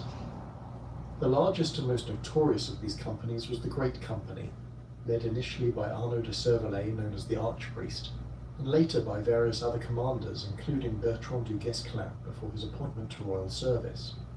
The Great Company numbered several thousand men organized into disciplined military units that could conduct complex operations against fortified positions. The company possessed its own administrative structure, including clerks who maintained financial records, chaplains who provided religious services, and specialists who managed the technical aspects of siege warfare. These mercenary bands operated throughout central and southern France, systematically plundering regions that lacked adequate defences while avoiding confrontation with major royal armies. Their tactical approach emphasised mobility and surprise, allowing them to strike vulnerable targets before local authorities could organize effective resistance. The companies typically targeted wealthy monasteries, prosperous merchanters' towns, and isolated noble residences that contained valuable goods but lacked strong fortifications or large garrisons. The economic impact of free company activities proved devastating for regions throughout France that were attempting to recover from the demographic and financial disruptions caused by the Black Death. Agricultural production, already reduced by population losses, suffered further disruption as rural communities abandoned their fields to seek protection in fortified towns. Commercial activities were severely hampered by the constant threat of robbery and extortion, while the company's systematic extraction of tribute from vulnerable communities drained resources that were desperately needed for economic recovery. French royal authorities found themselves largely powerless to suppress free company activities due to the kingdom's depleted military resources and financial constraints. The ransom payments required by the Treaty of Bretigny absorbed most available royal revenues, leaving insufficient funds for maintaining large military forces capable of confronting the well-organized mercenary bands. Local nobles, whose own military resources had been reduced by plague losses and economic disruption, were generally unable to provide effective resistance against companies that often outnumbered and outclassed their hastily assembled forces. The French response to this crisis evolved gradually under the leadership of Charles V, who became king following his father John II's death in 1364. Charles, known as Charles the Wise, had observed the failures of traditional French military approaches during the disasters at Crécy and Poitiers, and he was determined to implement comprehensive reforms that would address both immediate security challenges and long-term strategic requirements. His approach emphasized administrative efficiency, financial reform, and innovative military tactics that departed significantly from the chivalric traditions that had dominated French warfare. Charles V's most significant military innovation was his appointment of Bertrand du Guesclin as Constable of France in 1370. Du Guesclin, a minor Breton noble who had risen through the ranks based on military competence rather than social status, represented a new type of military leader whose authority derived from proven effectiveness rather than hereditary privilege.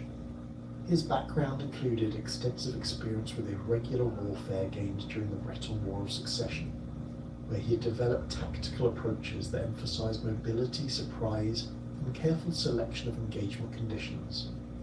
Du Guesclin's military philosophy rejected the traditional French emphasis on decisive battle in favor of systematic attrition that would gradually erode English territorial control without risking catastrophic defeats.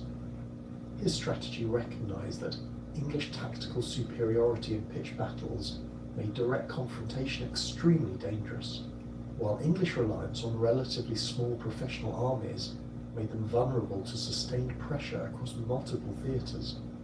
This approach required patience and discipline that contrasted sharply with the chivalric traditions that emphasized individual valor and glorious combat. The implementation of Du Guesclin's strategy began with systematic efforts to eliminate free company activities that were destabilizing French territories and preventing effective resistance to English occupation. Rather than attempting to destroy these companies through direct military action, Du Guesclin negotiated agreements that redirected their activities toward targets that served French strategic interests. The most notable example was his arrangement with the Great Company to participate in campaigns in Spain, where their military skills could be employed against French enemies while removing their disruptive presence from French territories. The Spanish campaigns of the late 1360s provided crucial training and experience for French forces while generating revenues that helped finance subsequent operations against English positions in France. Du Guesclin's intervention in the Castilian Civil War, supporting Henry of Trastamara against Pedro the Cruel, demonstrated the effectiveness of French irregular tactics while establishing valuable diplomatic relationships with Spanish kingdoms. The campaigns also provided opportunities for French military commanders to gain experience with the tactical innovations that would prove essential for subsequent operations against English forces, du Guesclin's approach to reconquering English-held territories emphasized systematic reduction of isolated strongpoints, rather than attempts to capture major fortified cities through prolonged sieges. His forces concentrated on eliminating English garrisons from smaller towns and castles that lacked adequate defences or sufficient provisions to withstand extended blockades.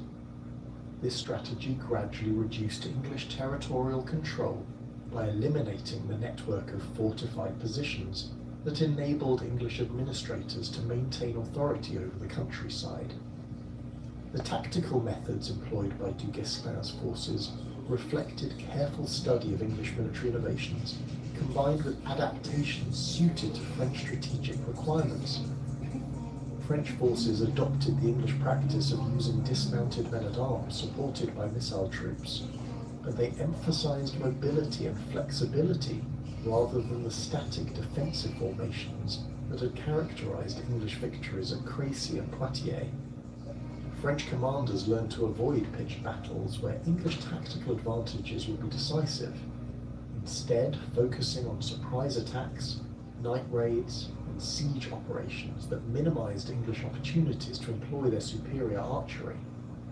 The systematic French reconquest accelerated dramatically during the 1370s, as du Guesclin's methods proved increasingly effective against English defensive strategies that had been designed primarily for confronting traditional French cavalry attacks. English garrisons, typically numbering only a few dozen men, found themselves unable to maintain control over hostile populations while facing constant pressure from French irregular forces. The gradual erosion of English territorial control created a cascade effect, as the loss of individual strongpoints made adjacent positions increasingly difficult to defend and supply. Charles V's administrative reforms provided crucial support for du Guesclin's military campaigns by establishing more efficient systems for collecting revenues and organising military resources. The king's financial innovations included new taxation methods that generated substantially increased royal income, despite the economic disruptions caused by ongoing warfare. These revenues enabled the maintenance of larger professional military forces that could conduct sustained operations without relying on feudal levies, whose service obligations were limited in duration and scope. The modernisation of French fortifications represented another crucial element of Charles V's comprehensive military reforms. The king invested heavily in strengthening defensive positions throughout French territories, incorporating lessons learned from English siege techniques, while adapting fortification designs to the specific requirements of French defensive strategy. These improved fortifications provided secure bases for French irregular operations, while denying English forces the fortified positions they required to maintain territorial control. The systematic French reconquest under Charles V and Bertrand du Guesclin had restored French control over most territories lost at Bretigny, but the military innovations and administrative reforms that enabled this recovery could not address the fundamental political instability that would soon engulf both kingdoms. The death of Charles V in 1380 brought his 12-year-old son Charles VI to the throne under a regency that immediately faced challenges from competing noble factions seeking to control royal policy.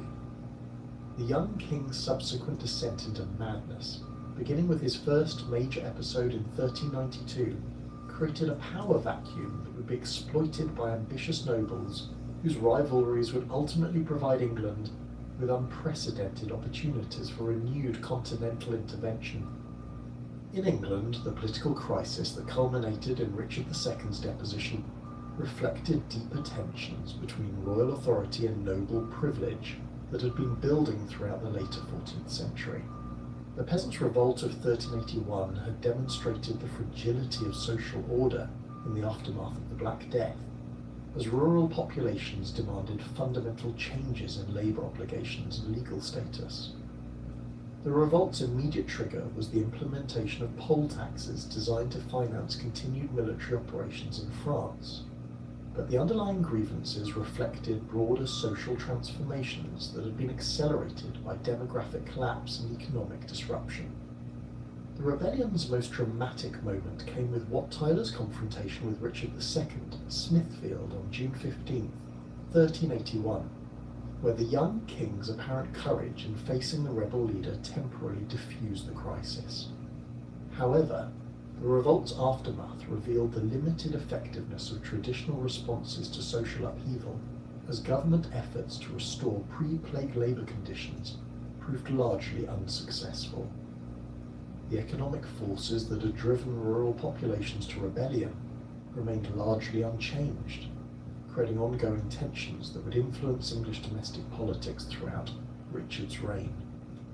Richard II's increasingly autocratic behaviour during the 1390s reflected his determination to establish royal authority that could not be challenged by noble opposition or popular uprising.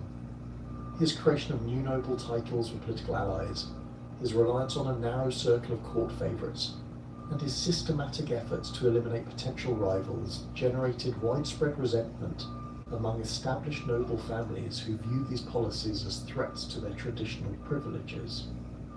The king's quarrel with Henry Bolingbroke, Duke of Lancaster, over the inheritance of John of Gaunt's estates provided the immediate cause for the political crisis of 1399.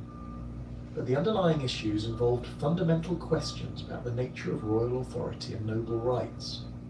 Henry Bolingbroke's invasion of England in July 1399 succeeded with remarkable speed due to the widespread opposition to Richard II's policies among both nobles and common people. Richard's absence in Ireland, attempting to suppress rebellion there, left England largely undefended against Bolingbroke's small invasion force.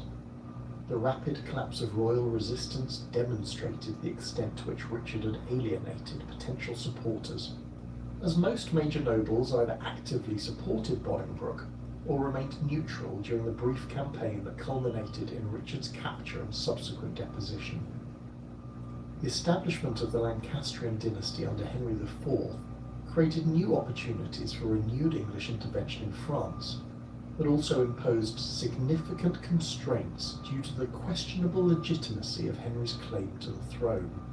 Henry's usurpation had been justified primarily through parliamentary approval and popular support rather than clear hereditary right, making his position vulnerable to challenges from both domestic rivals and foreign enemies. The persistence of Richard II's supporters, combined with periodic rebellions by Welsh and Scottish forces, forced Henry to focus primarily on domestic security rather than continental adventures during the early years of his reign. The outbreak of civil war in France between the Armagnac and Burgundian factions provided the strategic opportunity that would enable Henry V to achieve unprecedented English success in continental warfare. The conflict originated in the rivalry between Louis of Orleans, brother of the mad King Charles VI, and John the Fearless, Duke of Burgundy, whose competing claims for control over royal policy reflected deeper divisions within French noble society. Louis's assassination in 1407, ordered by John the Fearless, transformed political rivalry into blood feud that would dominate French politics for the following 3 decades. The Armagnac faction, led by Bernard VII, Count of Armagnac, and later by Charles of Orleans, represented the traditional French nobility's resistance to Burgundian attempts to control royal policy through manipulation of the Mad King. The Armagnacs controlled much of southern and central France, including the crucial territories around Paris, and maintained the loyalty of most royal administrative officials who viewed Burgundian policies as threats to royal authority. Their military strength was concentrated in professional forces that had been developed during successful campaigns against English territorial control during the 1370s and 1380s. The Burgundian faction, centred on John the Fearless's extensive territories in eastern France and the Low Countries, possessed significant advantages in terms of financial resources and international connections. Burgundian control over Flemish commercial centres provided access to substantial revenues from the cloth trade, while their territory's strategic location enabled them to forge alliances with English forces and German princes who opposed French influence in the Rhine Valley. The Burgundians also benefited from popular support in Paris, where urban populations viewed them as protectors against Armagnac taxation and military requisitions. The intensity of French factional conflict created conditions that were ideally suited to English intervention, as both sides proved willing to negotiate alliances with England in order to gain decisive advantages over their domestic rivals. Henry V's diplomatic initiatives during the early years of his reign exploited these divisions by maintaining simultaneous negotiations with both factions, extracting concessions from each while avoiding firm commitments that would limit English strategic flexibility. This approach enabled Henry to assess French military capabilities while preparing for the comprehensive invasion that would restore English territorial control in France. Henry V's character and military experience made him uniquely qualified to exploit the opportunities created by French civil war. Unlike his father, whose reign had been dominated by efforts to establish domestic legitimacy, Henry possessed unquestioned hereditary authority that enabled him to pursue aggressive foreign policies without facing significant domestic opposition. His participation in campaigns against Welsh rebels during his youth had provided crucial experience with irregular warfare, while his involvement in English domestic politics had demonstrated his ability to manage complex diplomatic relationships and competing political interests. The English army that assembled for Henry's 1415 invasion represented the culmination of military innovations that had been developing since Edward III's victories in the 14th century. The core of Henry's force consisted of approximately 2,000 men-at-arms, professional soldiers whose equipment and training reflected decades of tactical refinement since Crécy and Poitiers. These men-at-arms were supported by roughly 6,000 longbowmen, drawn primarily from regions where archery skills remained highly developed despite the social changes that had followed the Black Death. The composition of Henry's army reflected significant changes in English military organisation that had occurred during the intervening decades.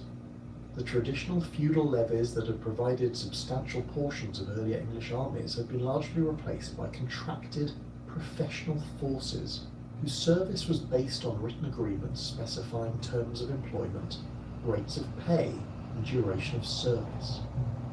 This contractual system, known as bastard feudalism, enabled English commanders to maintain more reliable military forces while providing individual soldiers with clearer legal protections and more predictable compensation. English tactical doctrine had evolved considerably since the 14th century victories, incorporating lessons learned from French military innovations while adapting to changed strategic circumstances.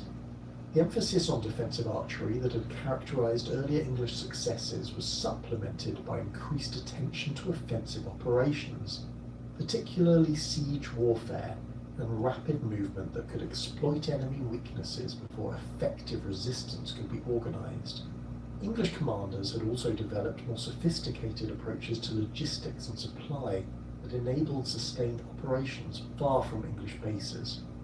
The English landing at Harfleur on August 13, 1415, marked the beginning of a campaign that would fundamentally transform the balance of power in Western Europe. Harfleur's strategic importance derived from its position controlling the mouth of the Seine River, which provided the primary water route to Paris and the heart of French royal territory.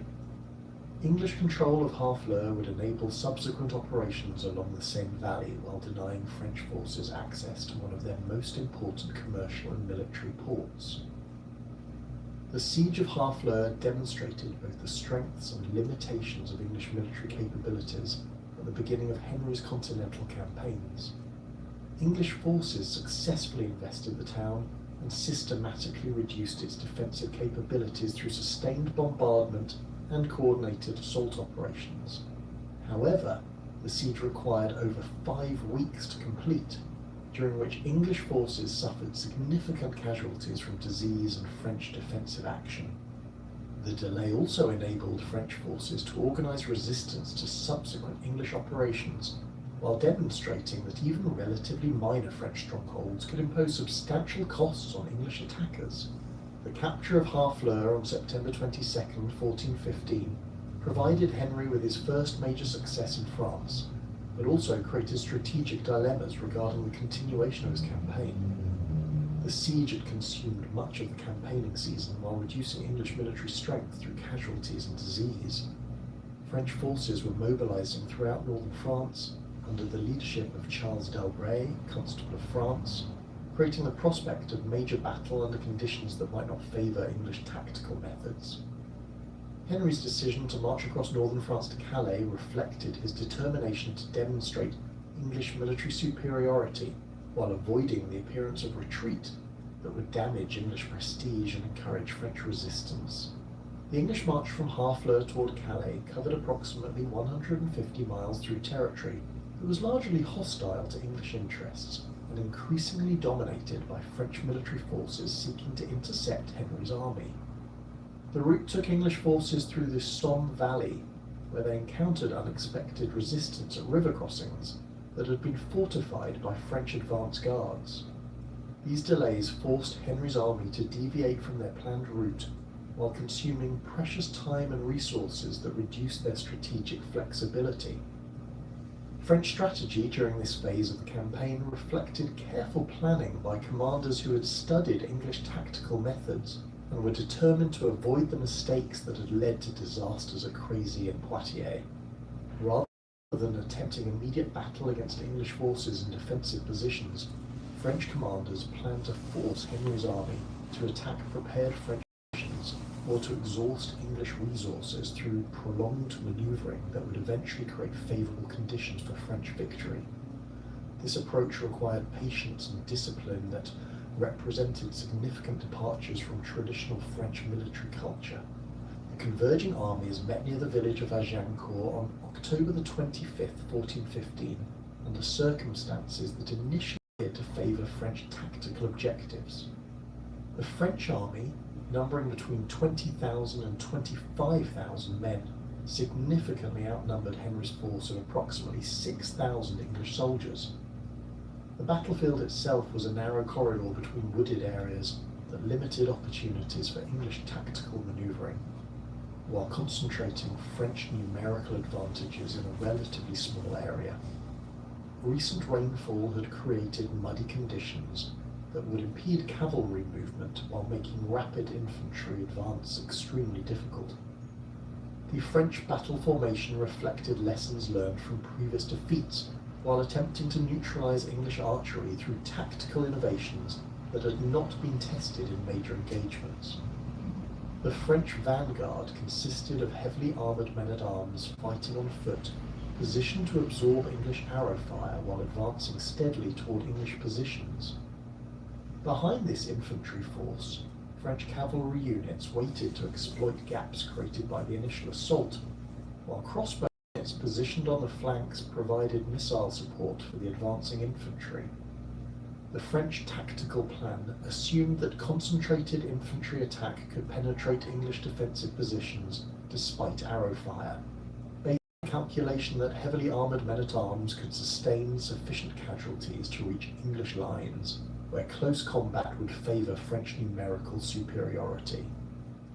This approach represented a sophisticated response to English tactical innovations, but it underestimated the cumulative effect of English archery on heavily armoured infantry advancing across difficult terrain.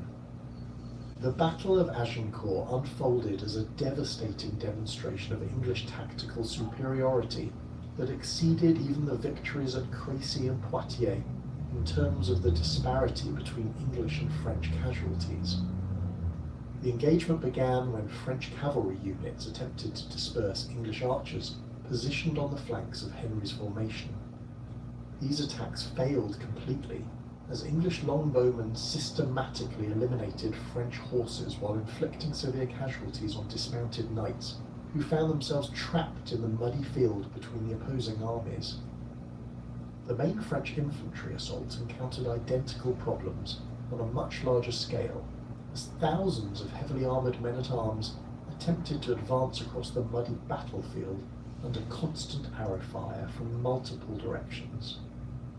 The weight of French armour, designed to provide protection against conventional weapons, became a fatal liability in the muddy conditions, as fallen soldiers were unable to rise, and continuing French advance created increasingly dense concentrations of troops that provided ideal targets for English archers. The systematic destruction of French military leadership during the battle had consequences that extended far beyond the immediate tactical situation. Charles d'Albret died early in the engagement, eliminating French command coordination and leaving individual units to fight without effective central direction. The deaths of numerous dukes, counts, and other prominent nobles eliminated much of the experienced military leadership that would be required for subsequent French resistance to English occupation. Among the notable casualties were Charles d'Albret himself, Duke Antoine of Brabant, Duke Edward of Bar, and Count Frederick of Vaudemont, representing a catastrophic loss of military expertise and political authority. The capture of prominent French nobles during the battle's aftermath created additional advantages for English strategic planning, as these prisoners could be used for diplomatic leverage, while their ransoms provided substantial revenues for subsequent English operations. The most significant captives included Charles of Orléans, Duke of Bourbon, and Marshal Boucicault, whose imprisonment removed key leaders from French resistance efforts while demonstrating English military dominance to potential allies and enemies throughout Europe. Henry's controversial order to execute French prisoners during the battle reflected his concern about the security of his position rather than deliberate cruelty, as reports of renewed French attacks threatened to overwhelm English forces who were already engaged in guarding substantial numbers of captives. The execution order was rescinded once the tactical situation stabilized, but the incident demonstrated the extreme pressures that characterized medieval battlefield conditions and the difficult decisions that commanders faced during fluid combat situations. The aftermath of Agincourt revealed the broader strategic implications of English tactical superiority for the continuation of Anglo-French conflict. French military capabilities had been devastated not only through immediate casualties, but also through the elimination of experienced commanders and the psychological trauma inflicted on surviving French forces. The battle's outcome encouraged English allies throughout Europe while discouraging potential French supporters who questioned the ability of French forces to resist English military pressure effectively. Henry's systematic conquest of Normandy between 1417 and 1419 demonstrated the strategic vision that distinguished his approach from earlier English continental campaigns.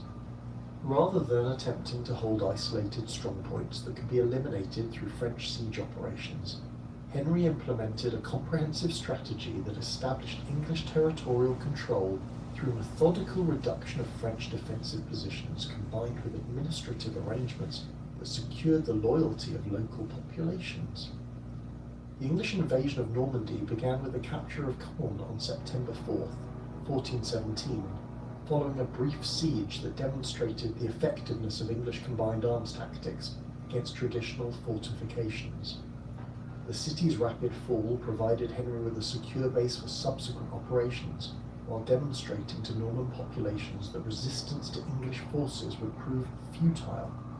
Henry's treatment of Caen's inhabitants, which balanced firm control with protection of civilian lives and property, established patterns of English administration that would characterize the occupation of Normandy throughout the following years.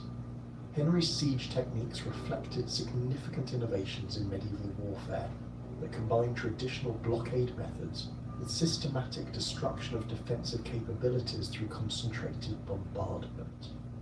English forces employed early cannon alongside traditional siege engines, creating unprecedented levels of destructive capability that could breach even the strongest fortifications within relatively short periods. The psychological impact of these weapons proved as significant as their physical effects, as defending garrisons often surrendered rather than enduring prolonged bombardment that would inevitably result in their positions becoming untenable. The systematic nature of Henry's Norman conquest involved careful attention to administrative arrangements that would ensure long-term English control over conquered territories. English officials replaced French administrators throughout the region, while English colonists were encouraged to settle in Norman towns and countryside. These population transfers, combined with the establishment of English legal and commercial systems, created conditions that would enable sustained English presence even in the face of potential French attempts at reconquest. The Siege of Rouen, beginning in July 1418, represented the culmination of Henry's Norman campaign and demonstrated the sophisticated siege warfare techniques that had been developed through years of continental operations. Rouen's strategic importance as the capital of Normandy and its position controlling the lower Seine Valley made its capture essential for consolidating English territorial control. The city's strong fortifications and large garrison required English forces to implement a comprehensive blockade that prevented all supplies from reaching the defenders while systematically reducing their defensive capabilities. The duration of Rouen's siege, extending through the harsh winter of 1418 to 1419, tested both English logistical capabilities and French determination to resist English occupation. English supply networks maintained effective support for the besieging army despite the challenges of winter weather and French attempts to disrupt English communications. The gradual exhaustion of Rouen's food supplies created increasingly desperate conditions within the city, ultimately forcing the garrison to surrender on January 19, 1419, after nearly 6 months of resistance. The fall of Rouen completed English conquest of Normandy while providing Henry with the territorial base necessary for advancing toward Paris and the heart of French royal power. English control over the Seine Valley enabled direct communication between Norman territories and English positions around Calais, creating a continuous zone of English influence across northern France. This territorial consolidation represented the most substantial English continental presence since the height of Plantagenet power during the 12th century. The Treaty of Troyes, signed on May 21, 1420, represented the pinnacle of English success in the Hundred Years' War and established the legal framework for a dual monarchy that would unite the crowns of England and France under Lancastrian rule. The negotiations leading to this extraordinary agreement reflected the desperate situation of the Armagnac faction following their military defeats and the calculation by John the Fearless that alliance with England offered the best prospect for achieving his political objectives in France. The treaty's provisions fundamentally altered the succession to the French throne by recognizing Henry V as heir to Charles VI, while disinheriting the Dauphin Charles, who was declared illegitimate and excluded from royal succession. Henry's marriage to Catherine of Valois, Charles VI's daughter, provided additional legitimacy for English claims while creating the prospect that future English kings would possess unquestioned hereditary rights to both crowns. The agreement specified that Henry would serve as regent of France during Charles VI's lifetime, exercising royal authority while respecting the theoretical continued reign of the Mad King. The territorial arrangements established by Troyes confirmed English sovereignty over all conquered territories while providing legal justification for continued English expansion into regions that remained under Armagnac control. The treaty recognized English authority over Normandy, Aquitaine, and other territories that had been conquered through military action, while establishing the legal framework for incorporating additional French territories as English forces advanced toward complete control over the kingdom. The administrative implications of the dual monarchy created unprecedented challenges for English governmental systems that had been designed to manage a single kingdom rather than coordinate rule over multiple realms.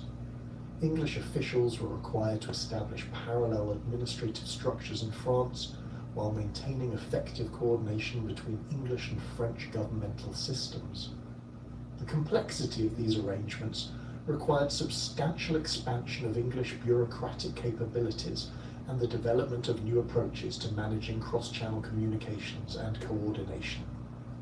The death of Henry V at Vincennes on August 31st, 1422, at the age of 35, created an immediate succession crisis that would fundamentally undermine the dual monarchy established by the Treaty of Troyes. The king's sudden demise from dysentery, contracted during the Siege of Meaux, left the English crown to his 9-month-old son Henry VI, whose minority would require a regency lasting well over a decade. This unprecedented situation placed enormous strain on English administrative systems that had been designed around the personal authority of an adult monarch, while simultaneously providing French resistance movements with opportunities to challenge English territorial control throughout occupied France. The regency arrangements established following Henry V's death reflected the complex political realities of governing two kingdoms through a council system rather than direct royal authority. John, Duke of Bedford, Henry V's younger brother, assumed responsibility for governing English territories in France as Regent of France, while Humphrey, Duke of Gloucester, served as protector of England during the young king's minority. This division of authority created potential conflicts between English domestic interests and continental strategic requirements, as the two regents possessed different priorities and often disagreed about resource allocation and military strategy.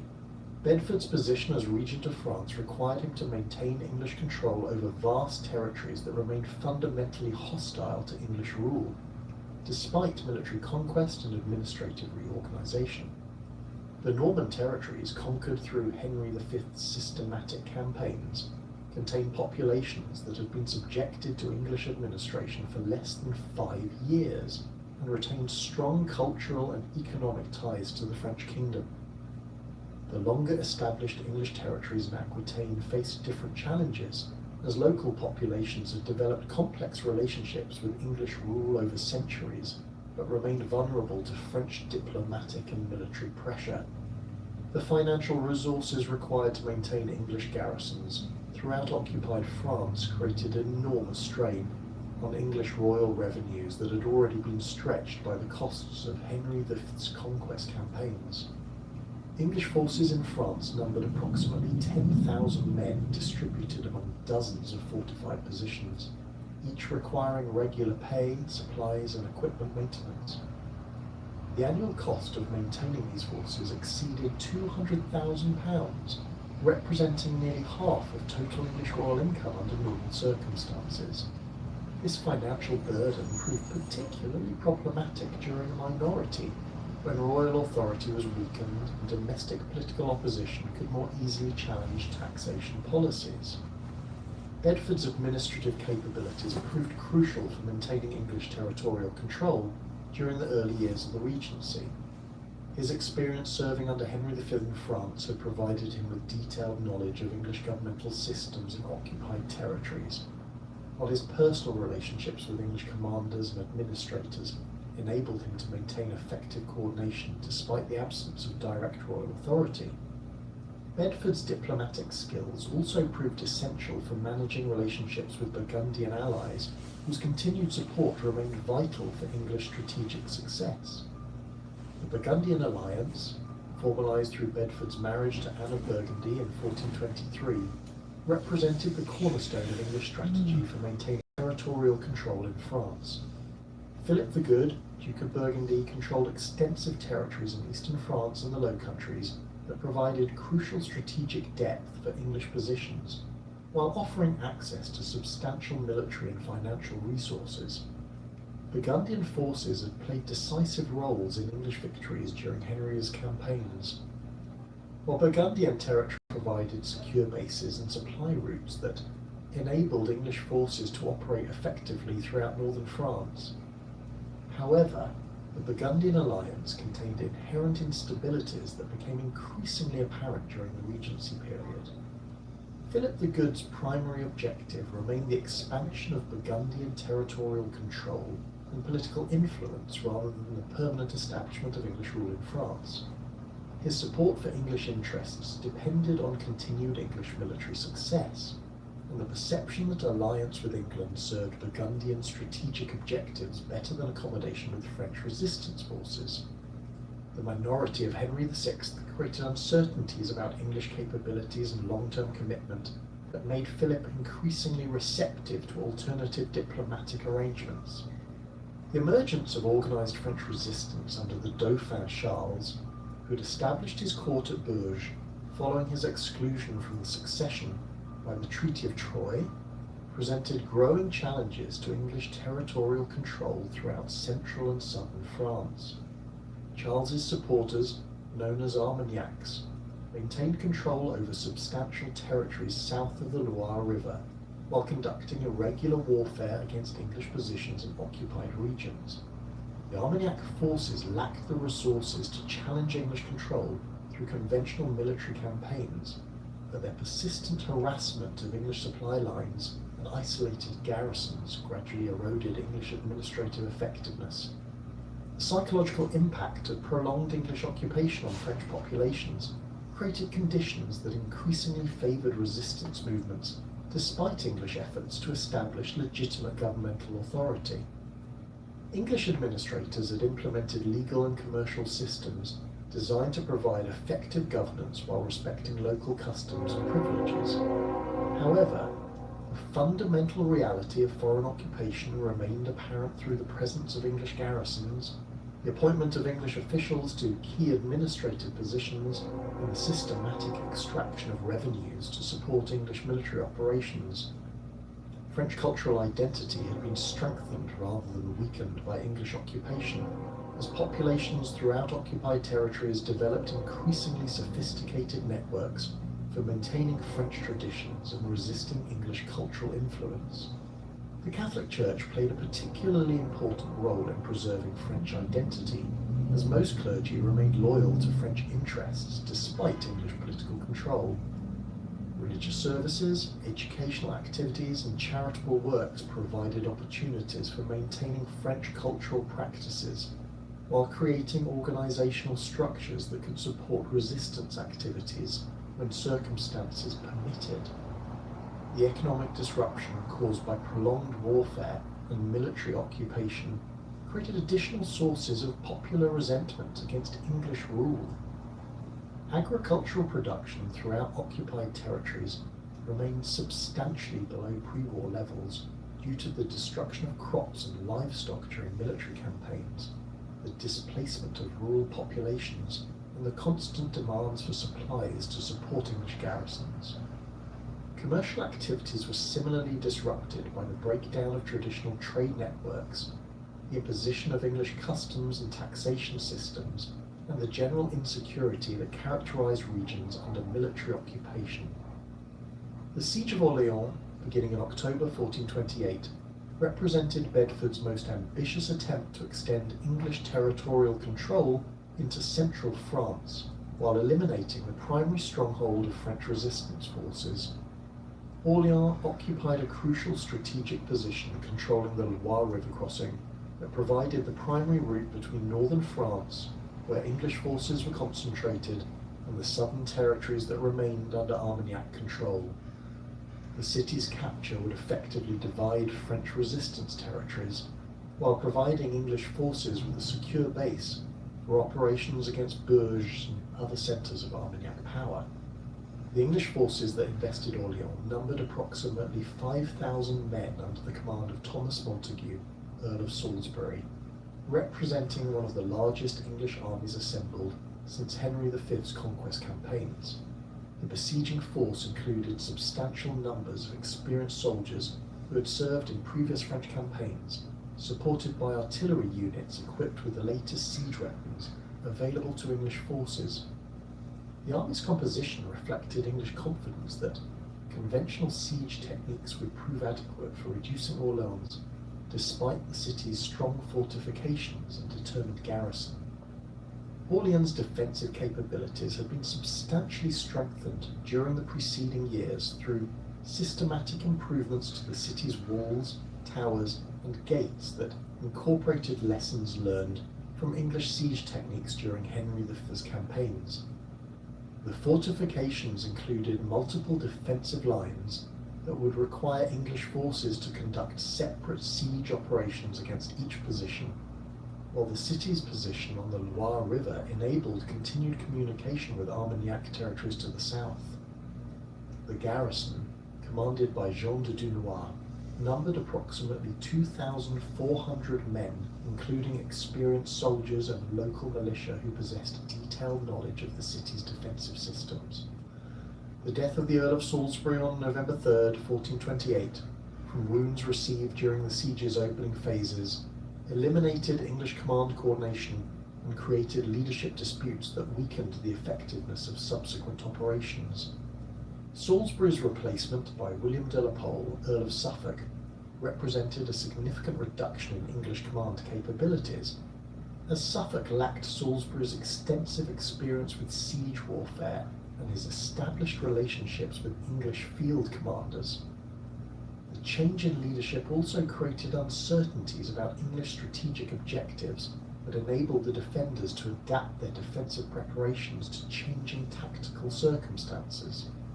The English siege strategy emphasized systematic reduction of Orleans' defensive capabilities through coordinated bombardment and assault operations that had proved successful during previous campaigns.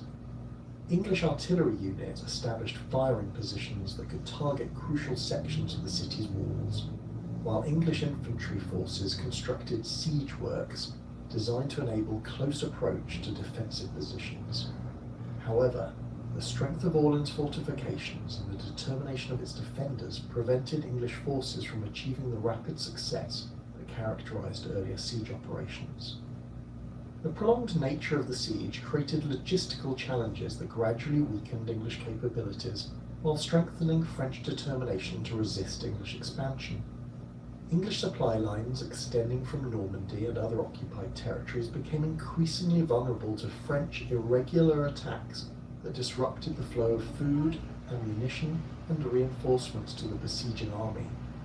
The winter of 1428 to 1429 proved particularly difficult for English forces, as harsh weather conditions combined with supply shortages to reduce military effectiveness, while disease outbreaks depleted English manpower.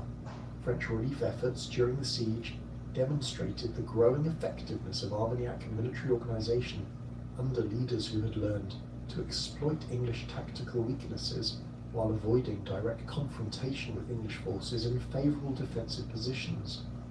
French commanders employed mobile tactics that emphasised surprise attacks against English supply convoys and isolated detachments, gradually reducing English capabilities without risking major battles that might result in catastrophic defeats.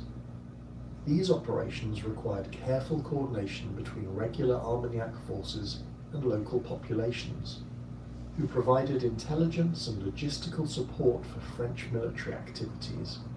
The appearance of Joan of Arc at the court of Charles VII in February 1429 represented a psychological turning point in French resistance efforts that would have consequences extending far beyond immediate military considerations. The young peasant woman's claims of divine visions directing her to drive English forces from France and secure Charles's coronation at Reims provided French resistance movements with a powerful symbolic focus that transcended traditional political and military leadership.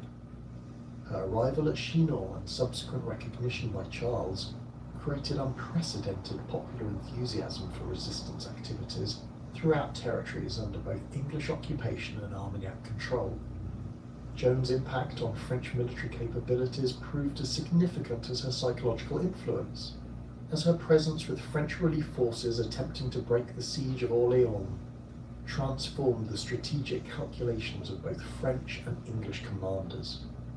French forces that had previously avoided direct confrontation with English armies became willing to risk major engagements, while English commanders found themselves facing unprecedented challenges from French forces whose morale and determination had been dramatically enhanced by Joan's participation in their operations.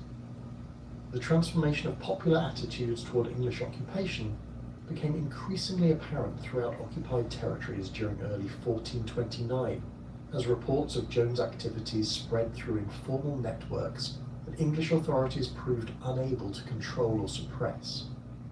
Rural populations that had previously accepted English administration with resigned compliance began demonstrating active resistance through various forms of non-cooperation, intelligence gathering for French forces, and direct support for Armagnac military operations.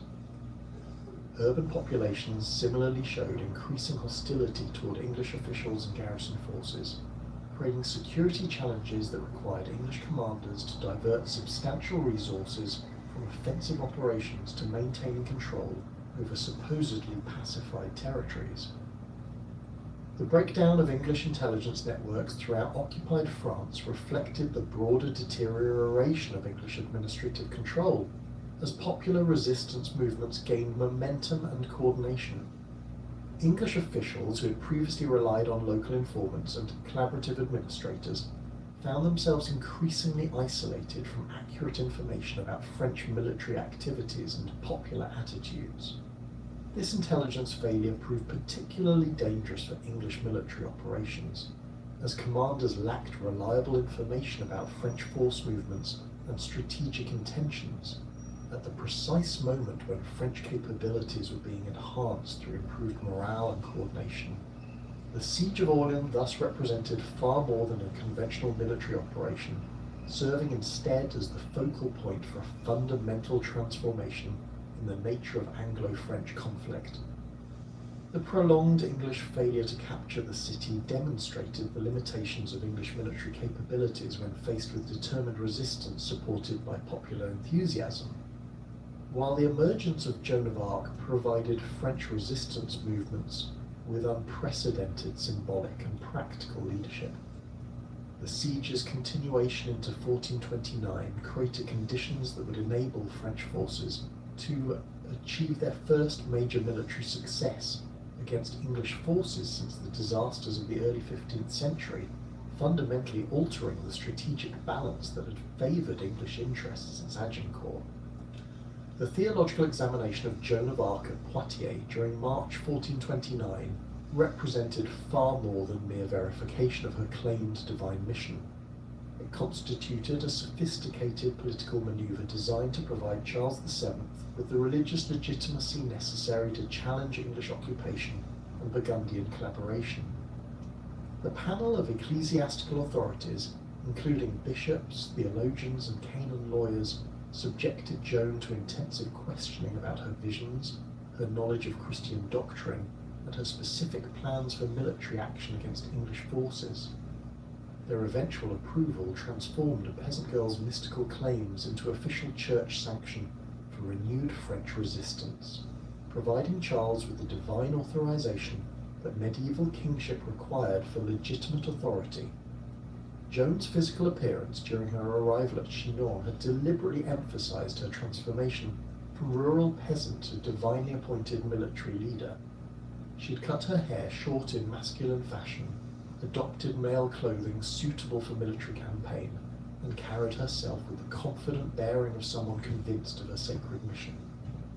Contemporary accounts describe her as approximately 17 years old, of medium height with a strong, compact build that suggested the physical labor of her rural background.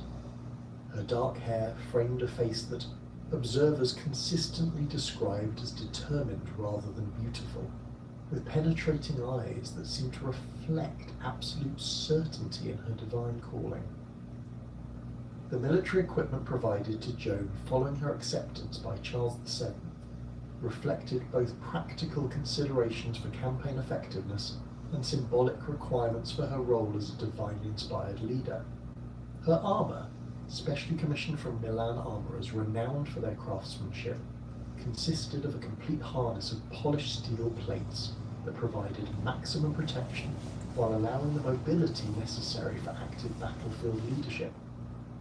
The armour's bright finish created a striking visual impression that enhanced Joan's symbolic impact on both French and English forces, while its superior construction offered genuine protection against the weapons she would face during siege and battle operations. Joan's standard, created according to her specific instructions based on her claimed visions, bore the image of Christ in majesty flanked by the archangels Michael and Gabriel, with the inscription Jesus Maria prominently displayed.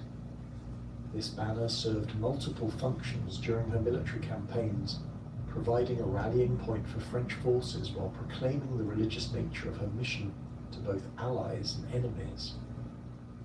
The Standard's presence on battlefields transformed military engagements into religious crusades, fundamentally altering the psychological dynamics of combat between French and English forces.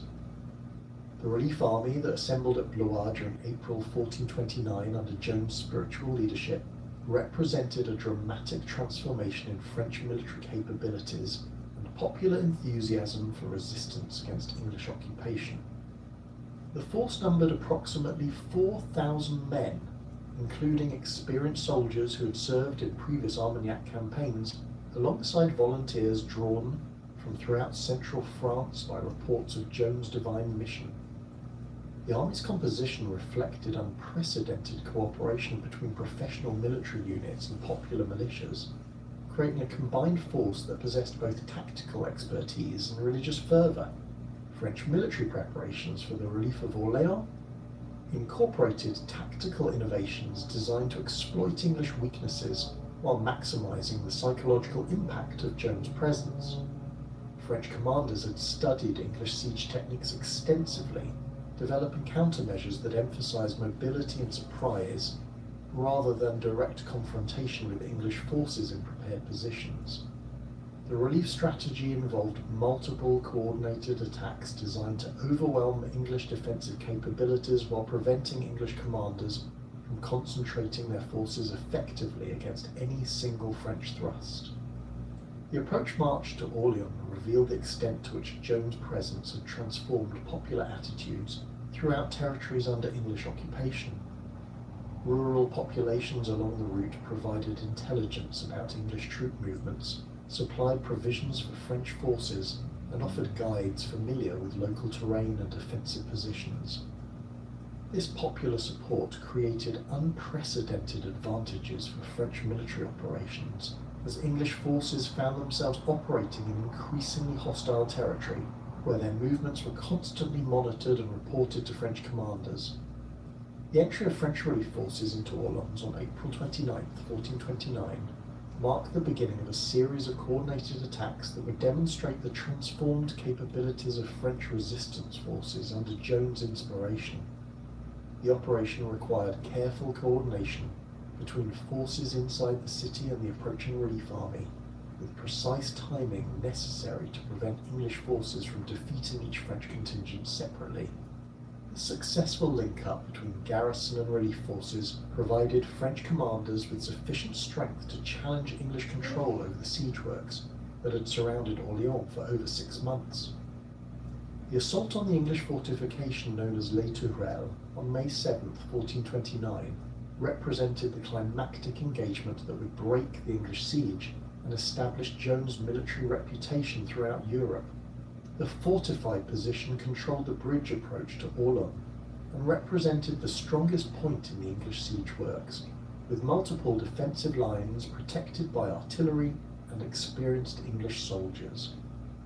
French forces attacking this position faced the prospect of advancing across open ground under concentrated English fire, followed by close combat against defenders protected by strong fortifications. Joan's role during the assault combined practical military leadership with powerful symbolic presence that inspired French forces to unprecedented levels of determination and courage. She positioned herself prominently during the attack, carrying her standard and exhorting French soldiers to maintain their advance despite English resistance. When an English arrow struck her shoulder during the assault, she briefly withdrew to have the wound treated before returning to lead the final phases of the attack, demonstrating the physical courage that enhanced her credibility as a divinely appointed leader. The capture of Les Tourelles, after hours of intense fighting, eliminated the key position in English siege works, while inflicting severe casualties on English forces that had been considered among the most experienced and reliable in English service. The English commander, William Glasdale, died during the fighting along with numerous other experienced soldiers whose loss significantly weakened English military capabilities in the Loire Valley. The psychological impact of this defeat on English forces proved even more significant than the immediate tactical consequences, as it demonstrated that English defensive positions could be overcome by determined French attacks. The English withdrawal from Orleans on May 8, 1429, marked the first major English retreat since the beginning of Henry V's conquest campaigns and signalled a fundamental shift in the strategic balance between English and French forces. The abandonment of the siege represented not merely a tactical setback, but a strategic disaster that exposed the limitations of English military capabilities when faced with determined resistance supported by popular enthusiasm.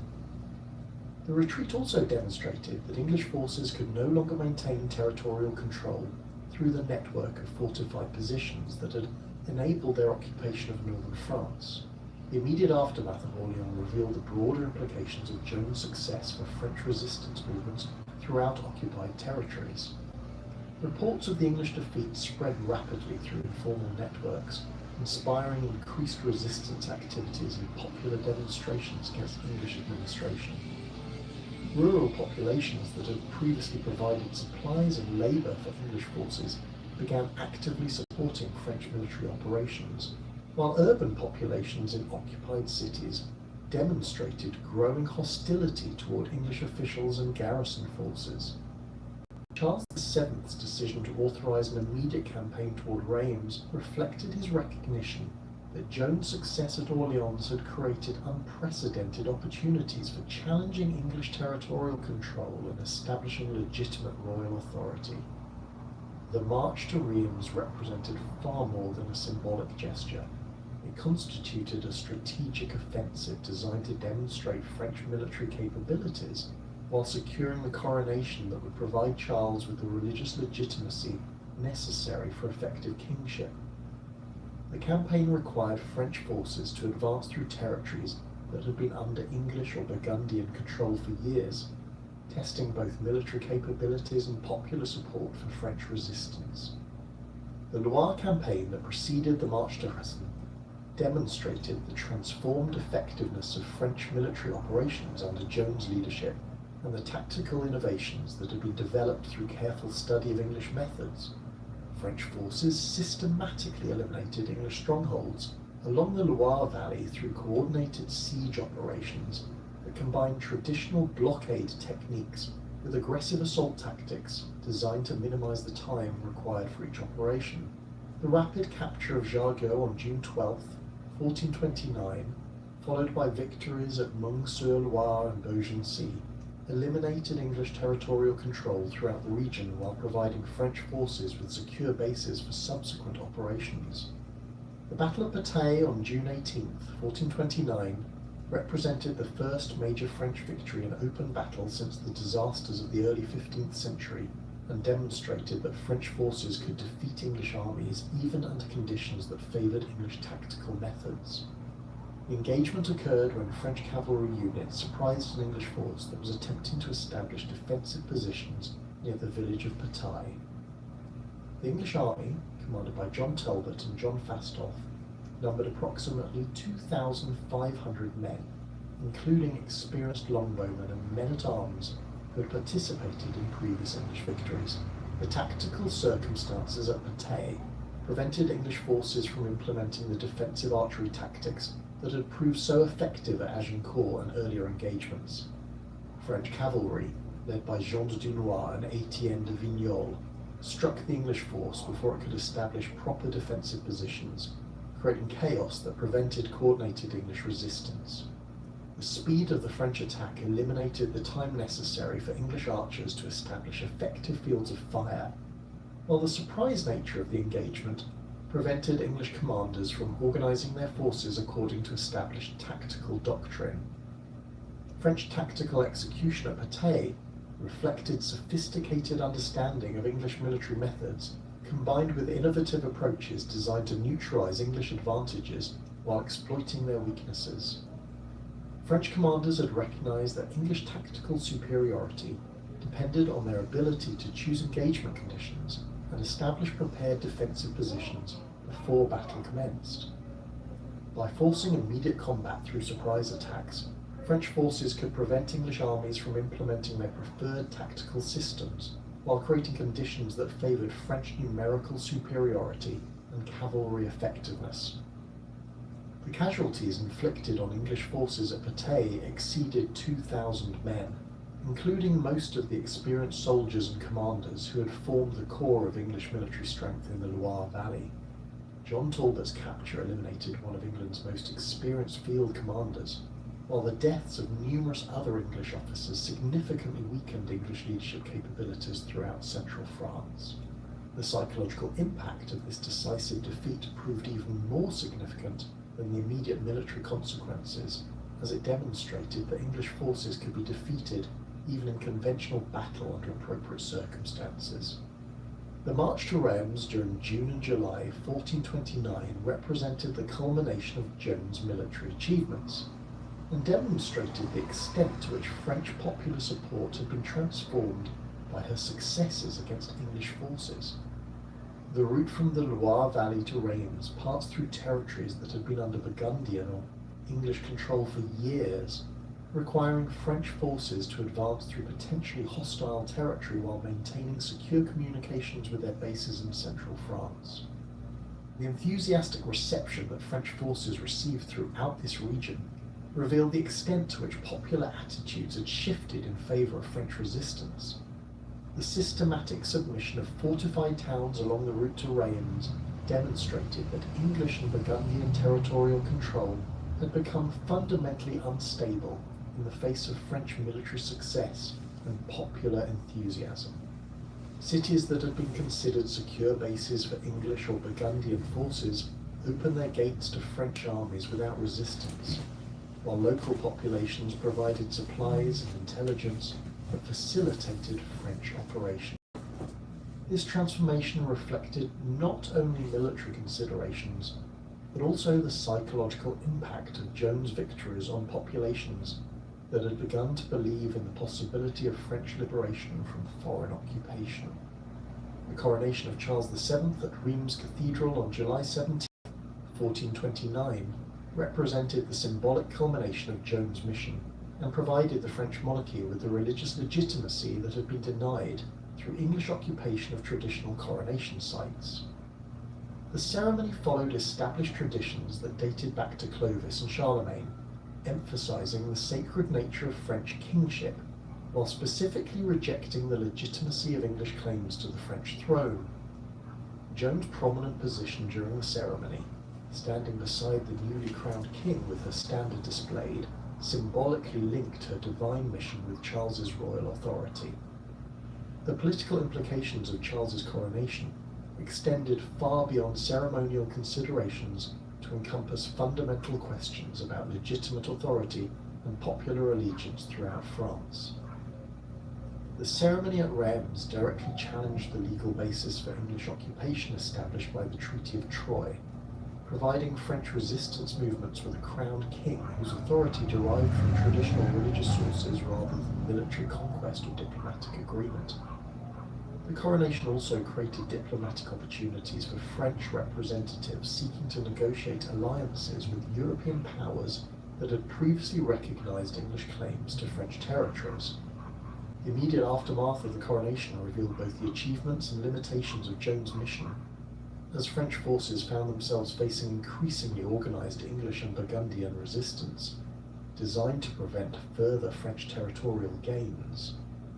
Bedford's response to French successes included comprehensive efforts to strengthen English defensive positions, while organizing counter-offensives designed to recapture territories lost during the Loire campaign and the March to Reims. These English preparations demonstrated that while Joan's successes had fundamentally altered the strategic balance, they had not eliminated English military capabilities or territorial control in northern France. Joan's capture at Compiègne on May 23, 1430, during a sortie against Burgundian forces besieging the town, eliminated the symbolic and practical leadership that had enabled French military successes during the previous year. The circumstances of her capture reflected the tactical risks inherent in her aggressive leadership style, as she had positioned herself at the forefront of French forces during a complex operation that required careful coordination between garrison troops and external relief forces. Her fall from her horse during the retreat from an unsuccessful attack left her isolated among enemy forces, who immediately recognized the enormous value of their prisoner. The Burgundian decision to sell Joan to English authorities reflected both financial considerations and strategic calculations about the propaganda value of eliminating the symbolic leader of French resistance. The price negotiated for Joan's transfer, 10,000 gold crowns, represented an enormous sum that demonstrated English recognition of her importance to French morale and military effectiveness. The transaction also reflected Burgundian priorities that emphasized immediate financial gain over potential long-term advantages that might result from Joan's continued imprisonment under Burgundian control. The English decision to prosecute Joan for heresy, rather than treating her as a prisoner of war, reflected sophisticated understanding of the religious and political dimensions of her impact on French resistance. English authorities recognized that Joan's influence derived primarily from popular belief in her divine mission rather than conventional military leadership, making it essential to discredit her religious claims in order to undermine French morale and popular support for resistance activities.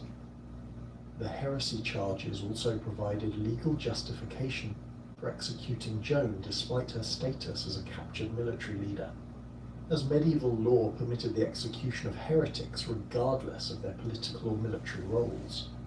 The trial proceedings at Rouen during 1431 represented a carefully orchestrated judicial process designed to achieve predetermined political objectives while maintaining the appearance of legitimate ecclesiastical procedure.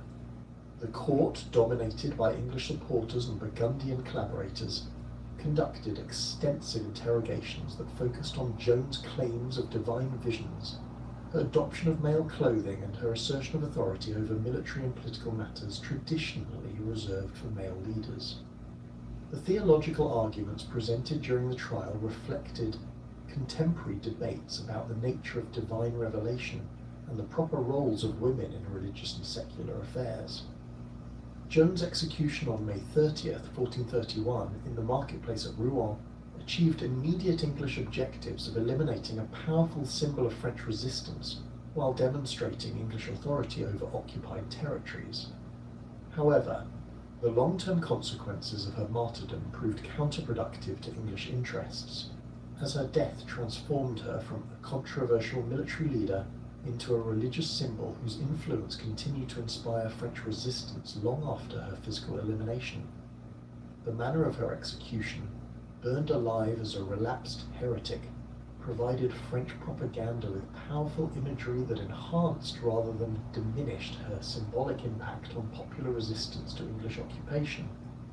The Congress of Arras in 1435 represented the most significant diplomatic development since the Treaty of Troyes, as it provided opportunities for fundamental realignment of the alliances that had determined the course of Anglo-French conflict for the previous 15 years.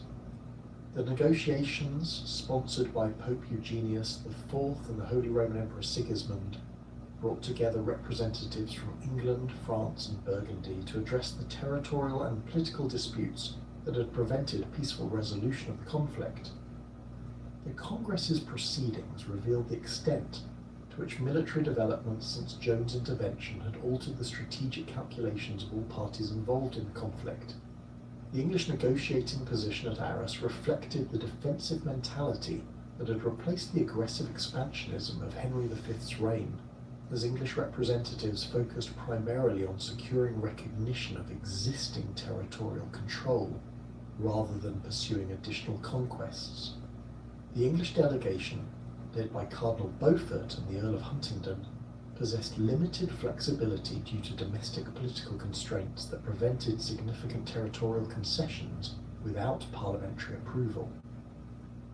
The English proposals emphasised maintaining control over Normandy and Calais, while offering to renounce claims to the French throne in exchange for secure recognition of English sovereignty over these territories.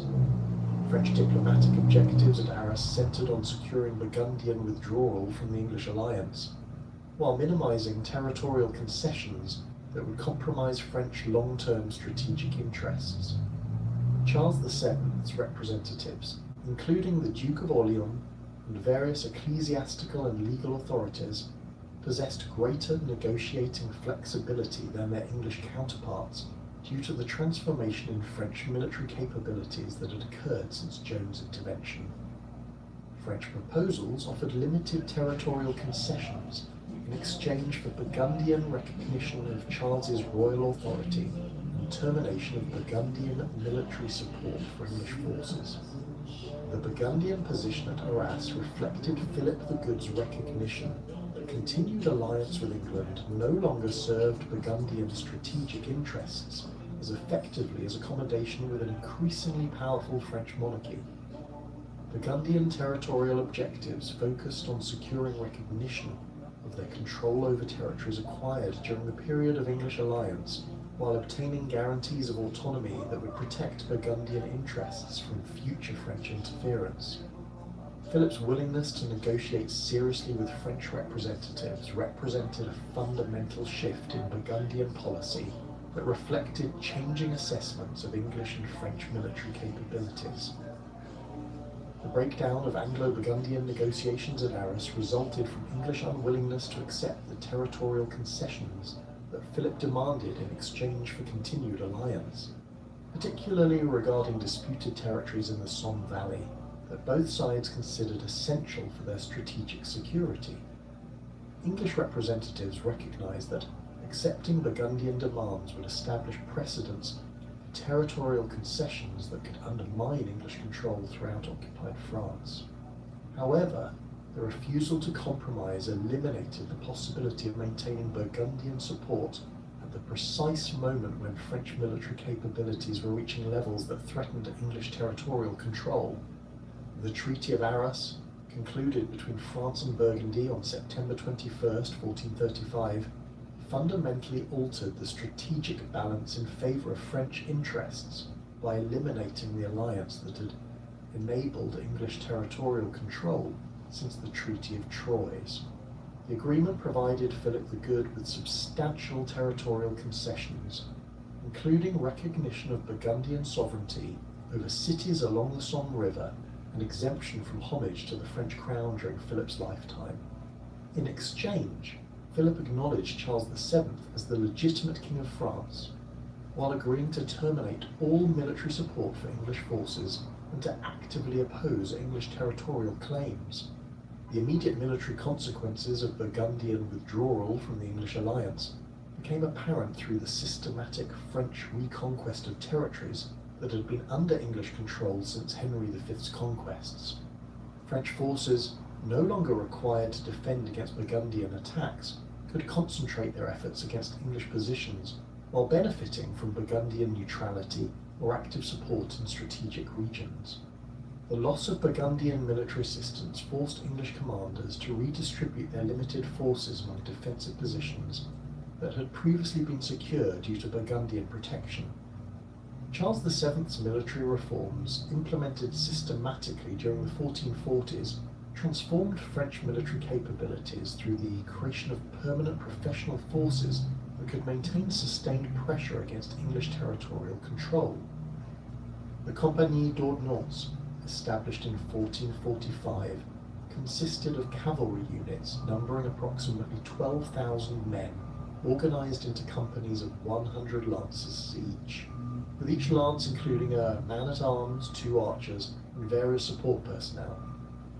These units received regular pay from royal revenues, enabling them to maintain constant readiness for military operations without the delays associated with feudal mobilization procedures. The professionalization of French military forces extended beyond cavalry to encompass artillery units equipped with the most advanced siege weapons available in 15th century Europe. French cannon, manufactured in royal foundries established specifically for military production, possessed superior range and destructive capability compared to the older weapons that equipped English fortifications. The systematic deployment of these artillery units enabled French forces to reduce English strongholds through sustained bombardment rather than prolonged blockade, significantly reducing the time required for siege operations while minimizing French casualties. French tactical innovations incorporated lessons learned from English military methods while adapting them to French strategic requirements and capabilities. French commanders adopted English practices of using dismounted men-at-arms supported by missile troops, but they emphasized offensive operations rather than the defensive tactics that had characterized English successes. The combination of professional cavalry, improved artillery, and tactical flexibility enabled French forces to conduct complex operations that systematically eliminated English territorial control throughout northern France during the final phase of the conflict. The systematic erosion of English territorial control following the Treaty of Arras accelerated dramatically as French forces exploited the strategic advantages gained through Burgundian neutrality and their own military modernization. The loss of Paris on April 13, 1436, represented far more than the capture of a single city. It constituted the collapse of English administrative authority over the heartland of northern France and demonstrated the fundamental weakness of English defensive strategies when confronted by coordinated French pressure. The English garrison under Lord Willoughby had numbered fewer than 800 men attempting to control a hostile urban population of approximately 100,000 inhabitants, creating an impossible security situation that French agents had systematically exploited through months of careful preparation. The French recapture of Paris revealed sophisticated intelligence networks that had operated throughout the period of English occupation, providing detailed information about English defensive preparations, garrison strength, and supply arrangements. French forces under Arthur de Richemont coordinated their assault with simultaneous uprisings by Parisian citizens who had maintained clandestine communication with Charles VII's supporters despite years of English surveillance efforts. The coordinated nature of these operations demonstrated the extent to which English administrative control had been undermined by popular resistance that English authorities had consistently underestimated. English defensive positions throughout the Ile-de-France collapsed with remarkable speed once Paris fell, as isolated garrisons found themselves surrounded by hostile populations while facing systematic attacks by French regular forces. The fortress of Vincennes, considered one of the strongest English positions in the region, surrendered after a brief siege when its garrison recognized the futility of prolonged resistance without prospects for relief. Similar capitulations occurred throughout the region as English commanders calculated that honorable surrender offered better prospects for personal survival than doomed defensive efforts that would merely postpone inevitable defeat. The psychological impact of losing Paris extended throughout English-controlled territories, creating a cascade effect that undermined English morale while encouraging French resistance activities in regions that had previously remained quiescent under English administration. English soldiers who had served in France for years began questioning the sustainability of their positions, while French populations that had accommodated English rule out of necessity rather than preference increasingly demonstrated active hostility toward English officials and garrison forces. The transformation in popular attitudes created security challenges that forced English commanders to concentrate their limited forces in major strongholds rather than maintaining the distributed defensive networks that had previously enabled territorial control. Bedford's death on September 14, 1435, eliminated the most capable English military leader in France at the precise moment when English strategic position was deteriorating most rapidly. His replacement by Richard, Duke of York, represented a significant reduction in English command capabilities, as York lacked Bedford's extensive experience with French conditions and his established relationships with English commanders throughout occupied territories. The change in leadership also reflected English domestic political considerations that prioritized aristocratic privilege over military competence, demonstrating the extent to which English strategic decision-making had become compromised by factional interests that placed personal advancement above effective prosecution of French campaigns. The financial crisis that accompanied English military reversals created additional constraints on English defensive capabilities as royal revenues proved inadequate to maintain the garrison forces necessary for holding extensive territories against determined French pressure. The annual cost of English forces in France had increased substantially as military requirements shifted from offensive operations supported by plunder and ransom to defensive efforts that generated no offsetting revenues while requiring constant expenditure for fortification maintenance, supply procurement, and soldier compensation. Parliamentary reluctance to approve additional taxation for French operations reflected growing English recognition that continued continental involvement represented an increasingly poor investment of national resources. The systematic French reconquest of Normandy between 1449 and 1450 demonstrated the effectiveness of Charles VII's military reforms, while revealing the fundamental weaknesses of English defensive strategies that had been designed for different strategic circumstances. French forces under Jean de Dunois implemented coordinated campaigns that combined siege operations against major English strongholds with cavalry raids that disrupted English supply lines and prevented effective coordination between isolated garrisons. The speed of French operations prevented English commanders from implementing mutual support arrangements that might have enabled prolonged resistance despite French numerical superiority. The capture of Rouen on October 29, 1449, marked a particularly significant moment in the French reconquest, as the city had served as the administrative centre for English rule in Normandy since Henry V's conquest 30 years earlier. The English garrison under Edmund Beaufort, Duke of Somerset, had attempted to organise comprehensive defensive preparations that would enable prolonged resistance against French siege operations. However, the city's population actively supported French forces through intelligence gathering, sabotage of English defensive works, and direct assistance during the final assault phases that overwhelmed English resistance.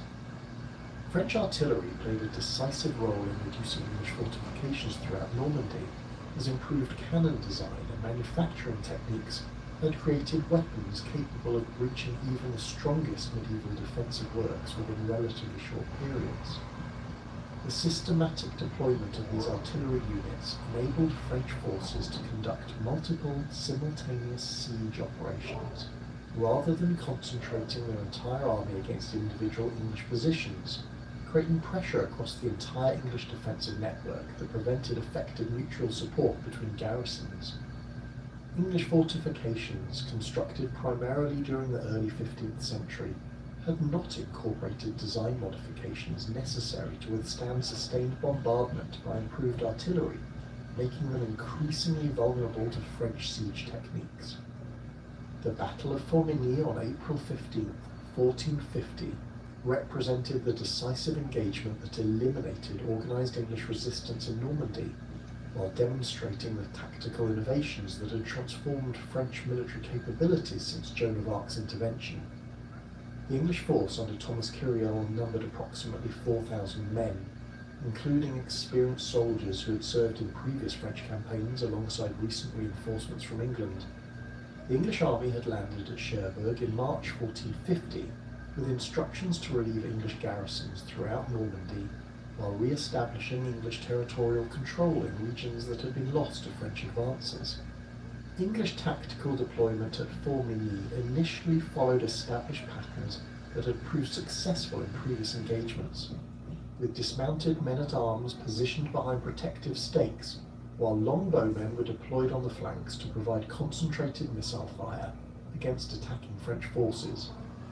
The English position occupied elevated ground that provided excellent fields of fire, while forcing French forces to advance uphill against concentrated archery, creating conditions that theoretically favoured English defensive capabilities.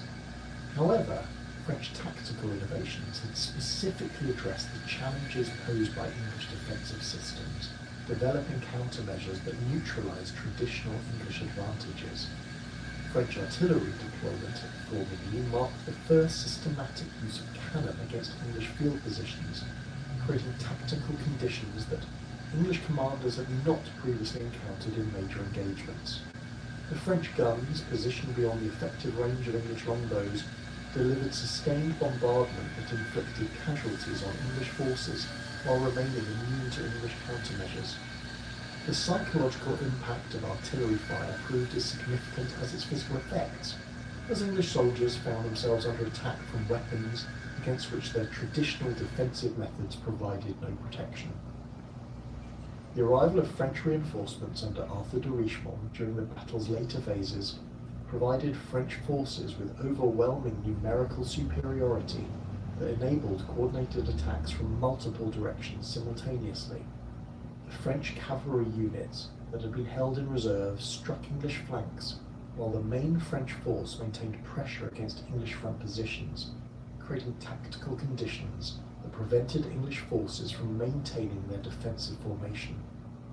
The systematic nature of French tactical coordination demonstrated the professional military capabilities that had been developed through Charles VII's military reforms.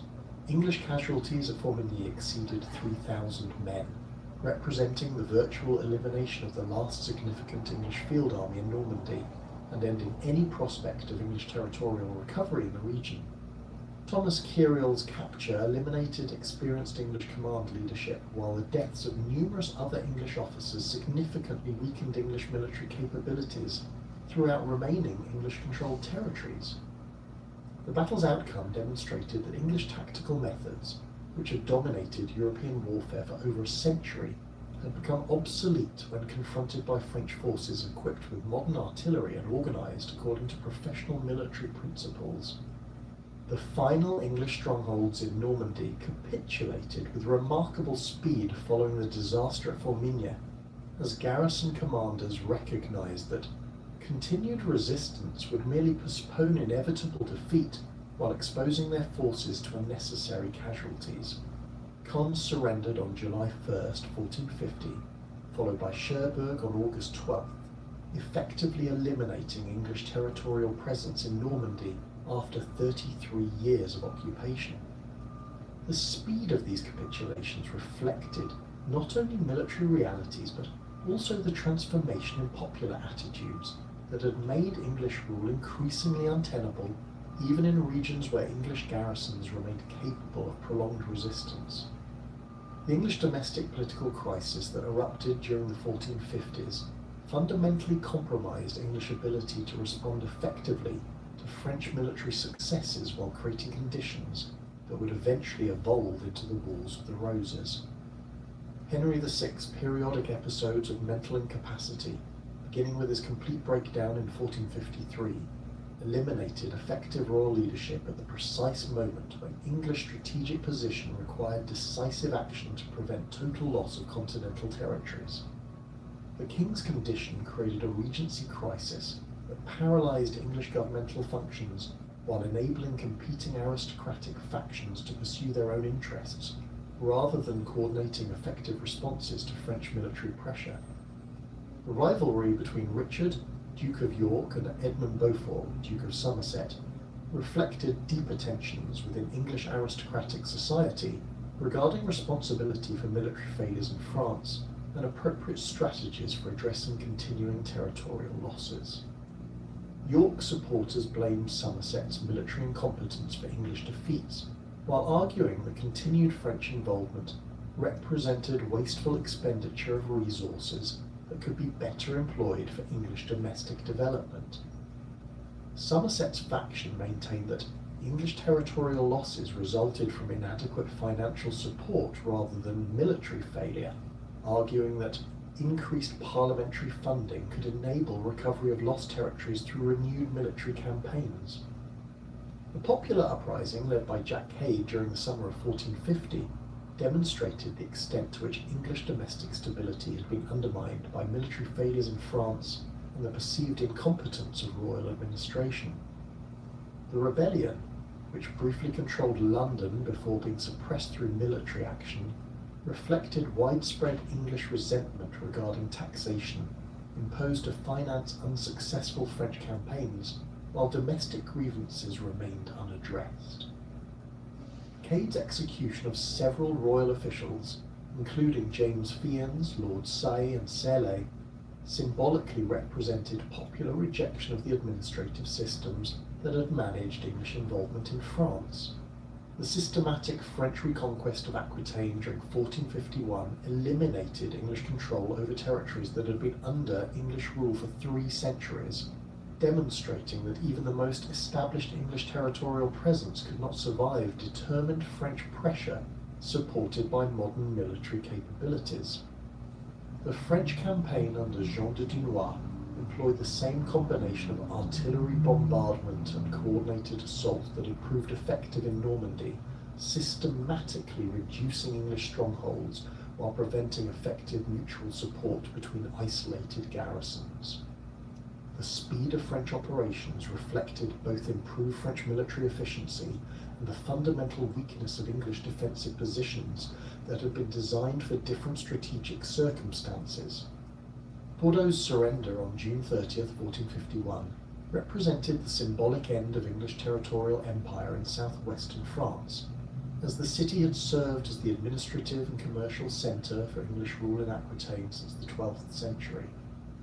The English garrison under John Talbot had attempted to organise comprehensive defensive preparations that would enable prolonged resistance against French siege operations. The city's population increasingly supported French forces through intelligence gathering and direct assistance that undermined English defensive efforts.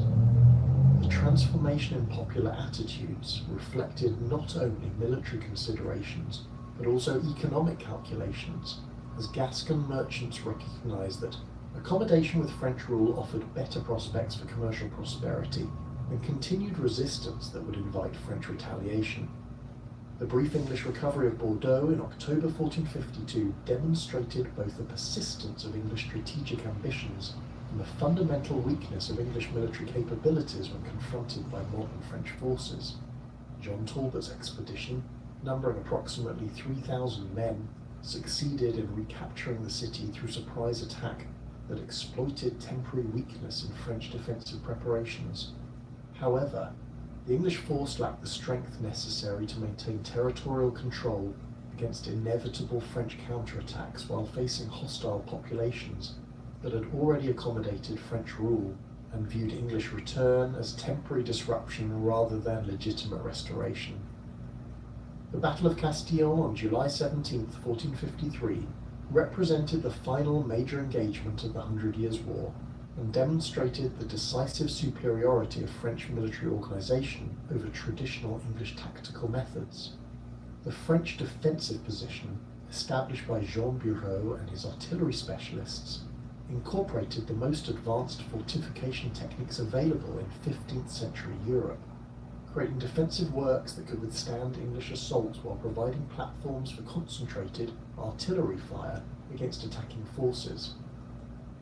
The French army numbered approximately 7,000 men organised into professional units that possessed superior equipment and training compared to English forces that relied increasingly on hastily recruited reinforcements.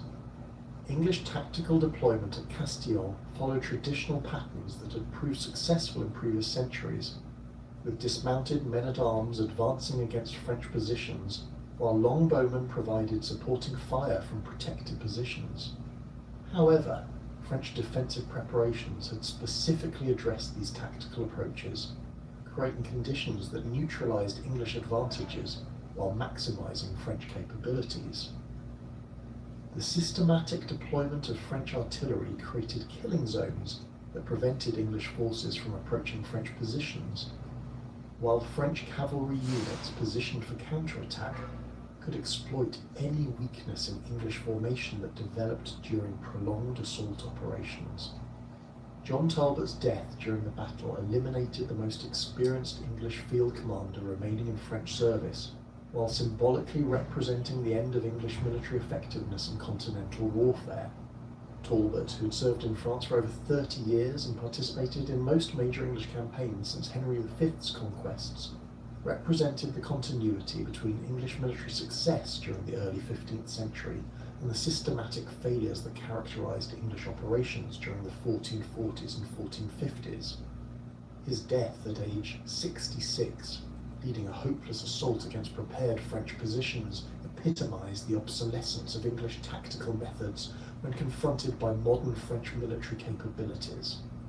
The systematic elimination of English territorial control in France during the 1450s coincided with a fundamental transformation in military technology and organisation that would reshape European warfare for centuries to come. The crude bombards that had appeared sporadically during the 14th century evolved into sophisticated artillery systems capable of reducing the strongest medieval fortifications within days rather than months. French foundries established under Charles VII's comprehensive military reforms produced bronze cannon with standardized calibers and improved metallurgy that delivered unprecedented destructive power. These weapons, ranging from massive siege guns weighing several tons to lighter field pieces that could accompany advancing armies, required entirely new approaches to both offensive and defensive warfare. The technical specifications of these early cannon reveal the rapid pace of military innovation during the mid-15th century. The largest French siege guns, such as those employed at the reduction of English strongholds in Normandy, possessed bore diameters exceeding 12 inches and could fire stone projectiles weighing over 400 pounds at ranges approaching 1,500 yards. The manufacturing process required specialized knowledge of bronze casting techniques, gunpowder chemistry, and ballistic calculations that represented significant advances over traditional medieval craftsmanship. French artillery units included not only the gunners who operated these weapons, but also teams of specialists responsible for powder preparation, projectile manufacture, and the complex logistics required to transport and position such massive equipment. The impact of improved artillery on siege warfare extended far beyond mere destructive capability to encompass fundamental changes in the relationship between offensive and defensive military operations. Medieval fortifications, designed to withstand attacks by traditional siege engines, proved catastrophically vulnerable to sustained cannon bombardment that could breach walls within hours of concentrated fire. The psychological effect on defending garrisons often proved as decisive as the physical damage. As soldiers accustomed to the gradual attrition of traditional siege warfare found themselves facing immediate destruction from weapons against which their defensive preparations provided no protection. English commanders, whose experience derived primarily from earlier conflicts where artillery played minimal roles, proved particularly unprepared for the systematic application of concentrated firepower that characterized French siege operations during the 1440s and 1450s. The transformation of battlefield tactics reflected equally significant changes in military organization and professional training that distinguished 15th century armies from their medieval predecessors. The French Compagnies d'Ordonnance represented a revolutionary departure from traditional feudal military service, creating permanent professional units that maintained constant readiness for military operations while developing specialized skills through continuous training and campaign experience. Each company consisted of 100 lancers, with individual lancers comprising a man-at-arms equipped with complete plate armor and multiple weapons, 2 mounted archers carrying both longbows and crossbows, and several support personnel including pages, grooms, and specialists responsible for equipment maintenance. The standardization of equipment within these professional units enabled tactical coordination that had been impossible with traditional feudal levies, whose members possessed widely varying levels of training, equipment quality, and military experience.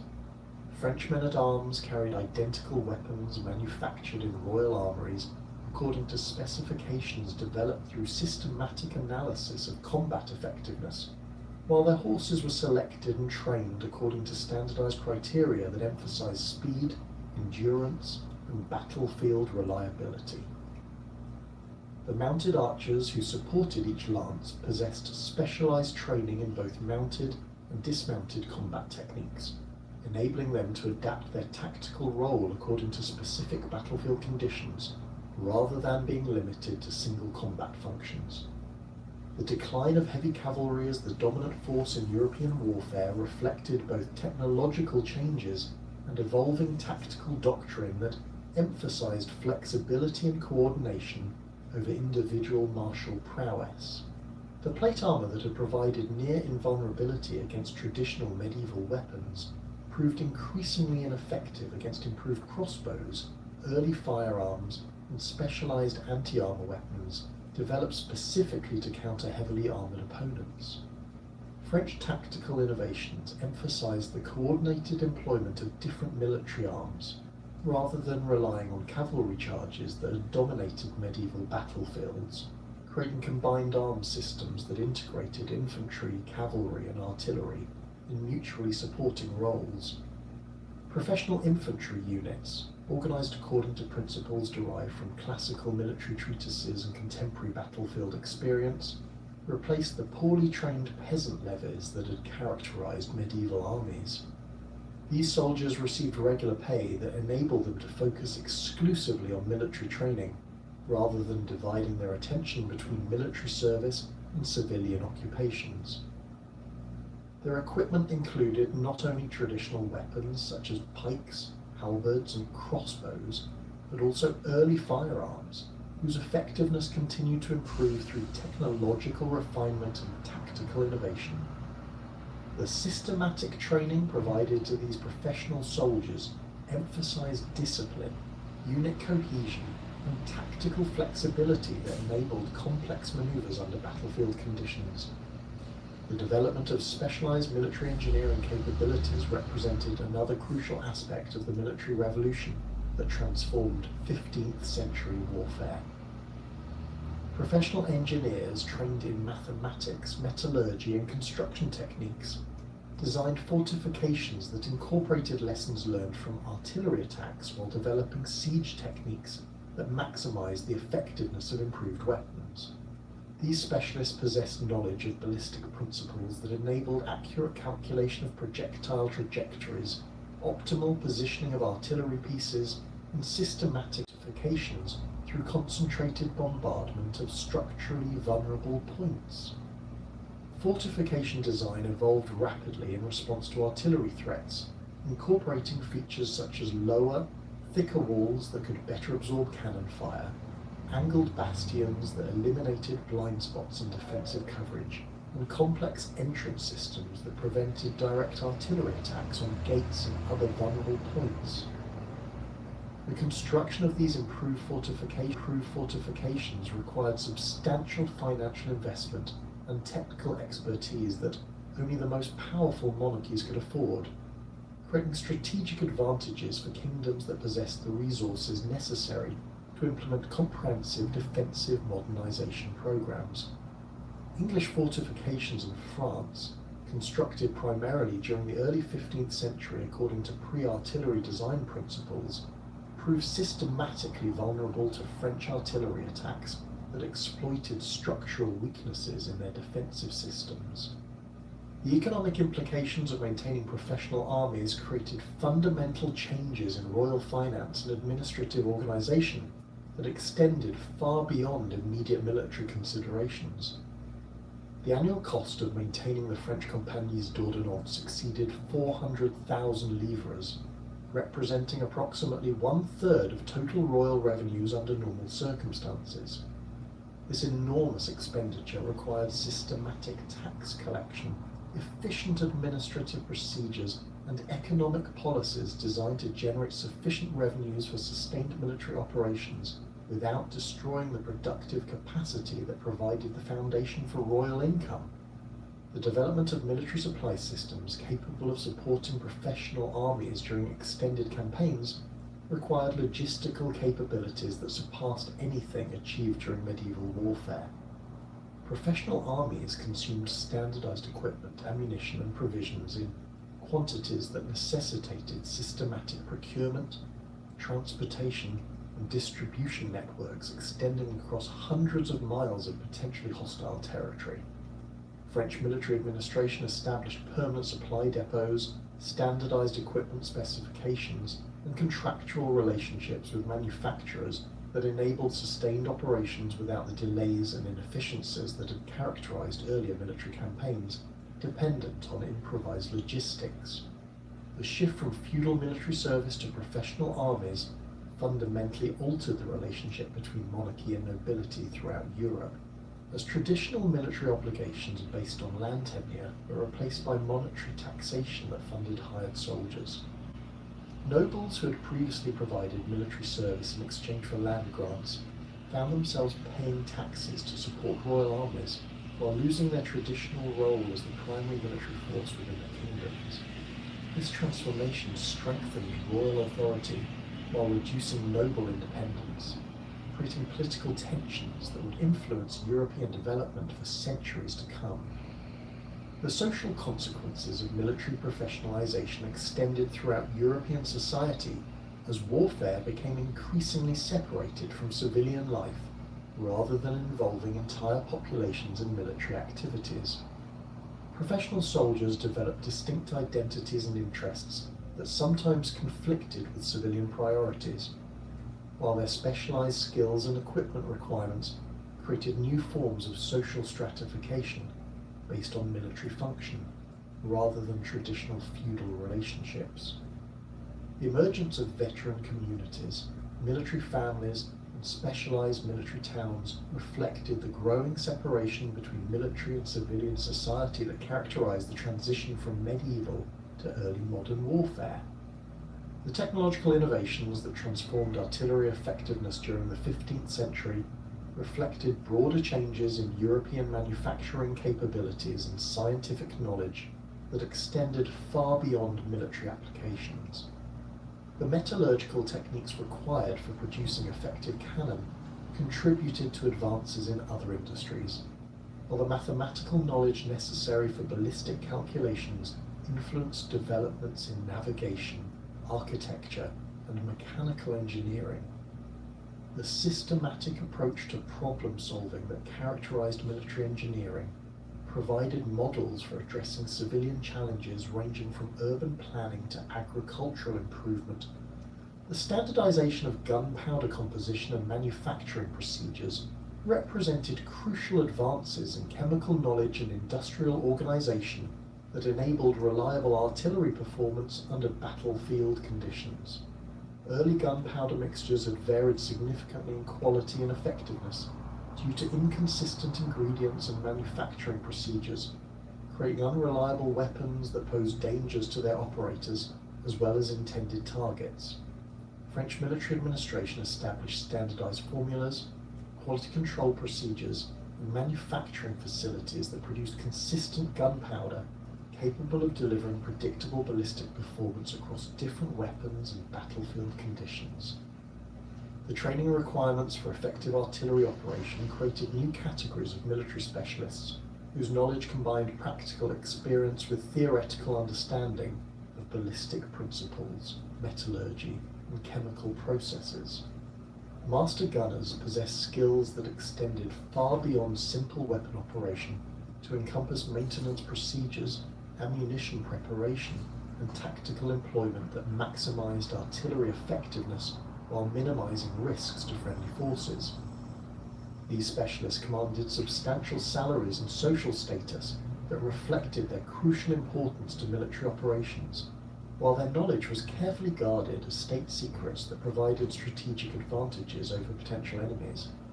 The impact of military innovation on English strategic capabilities proved particularly devastating because English military organization had remained largely unchanged since the early 15th century victories that had established English territorial control in France.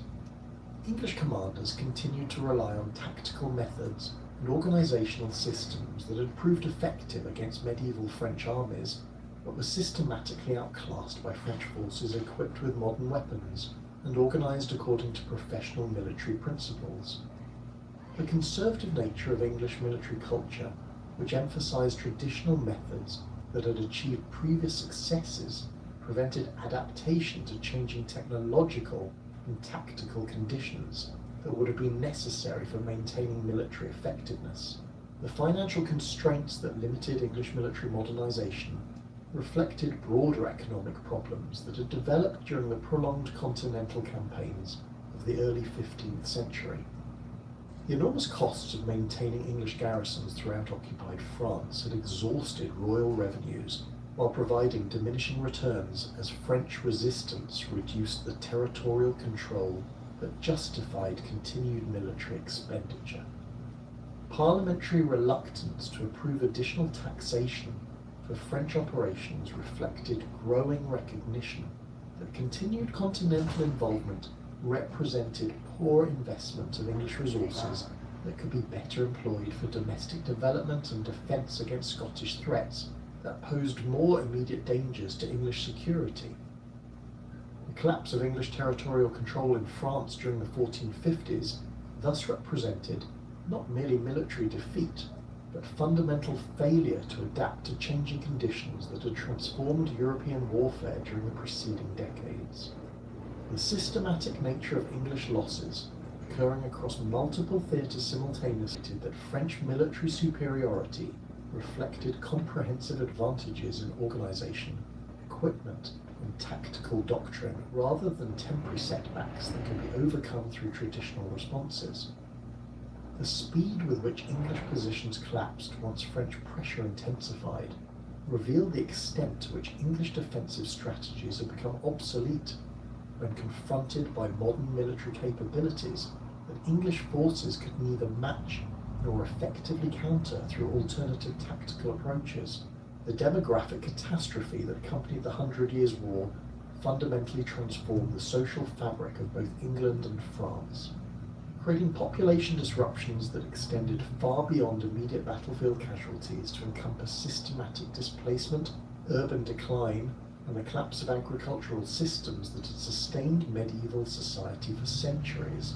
The scale of population movement during the conflict dwarfed anything previously experienced in European history, as entire communities abandoned their ancestral lands to escape advancing armies, while others found themselves forcibly relocated by military commanders seeking to deny resources to enemy forces or establish loyal populations in conquered territories.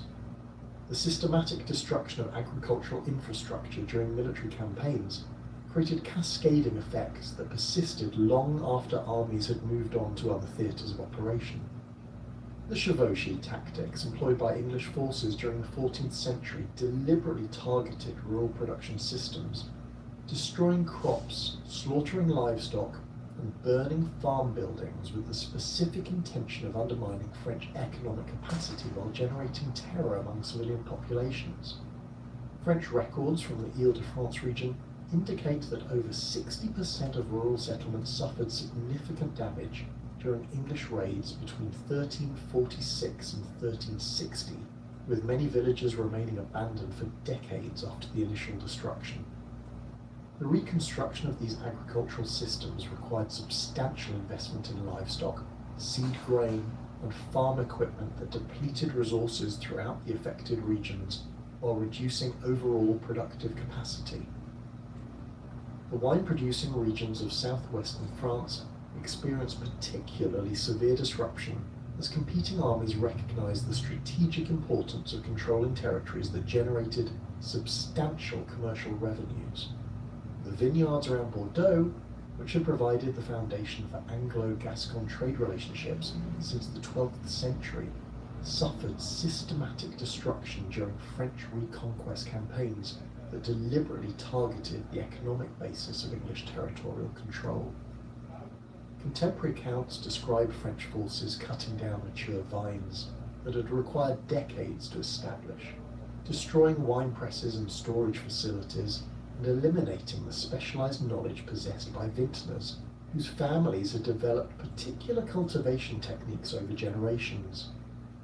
The recovery of wine production in these regions required not only physical reconstruction, but also the painstaking process of replanting vineyards and re-establishing the commercial networks that connected producers with distant markets. Urban centres throughout both kingdoms experienced demographic collapse that reflected both direct military action and the broader economic disruption caused by prolonged warfare. Cities that served as administrative centres for English occupation forces such as Rouen and Caen in Normandy, underwent systematic population replacement as French inhabitants fled or were expelled to make room for English colonists whose loyalty could be trusted by occupation authorities. The demographic data available from tax records indicates that Rouen population declined by approximately 40% between 1417 and 1435, while many smaller Norman towns lost even higher proportions of their inhabitants through death, flight, or forced relocation.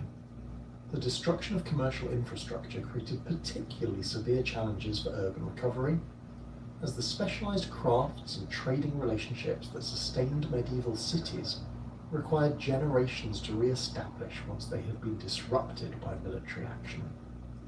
The cloth-producing centres of Flanders experienced repeated disruption as English and French forces competed for control over the wool trade that connected English producers with Flemish manufacturers. The siege operations that characterized urban warfare during the conflict systematically destroyed the workshops, warehouses, and transportation facilities that enabled commercial production, while the departure of skilled craftsmen eliminated the technical knowledge necessary for maintaining specialized manufacturing processes. The financial costs of sustaining military operations over more than a century created unprecedented demands on royal revenues that necessitated fundamental innovations in taxation systems and governmental administration.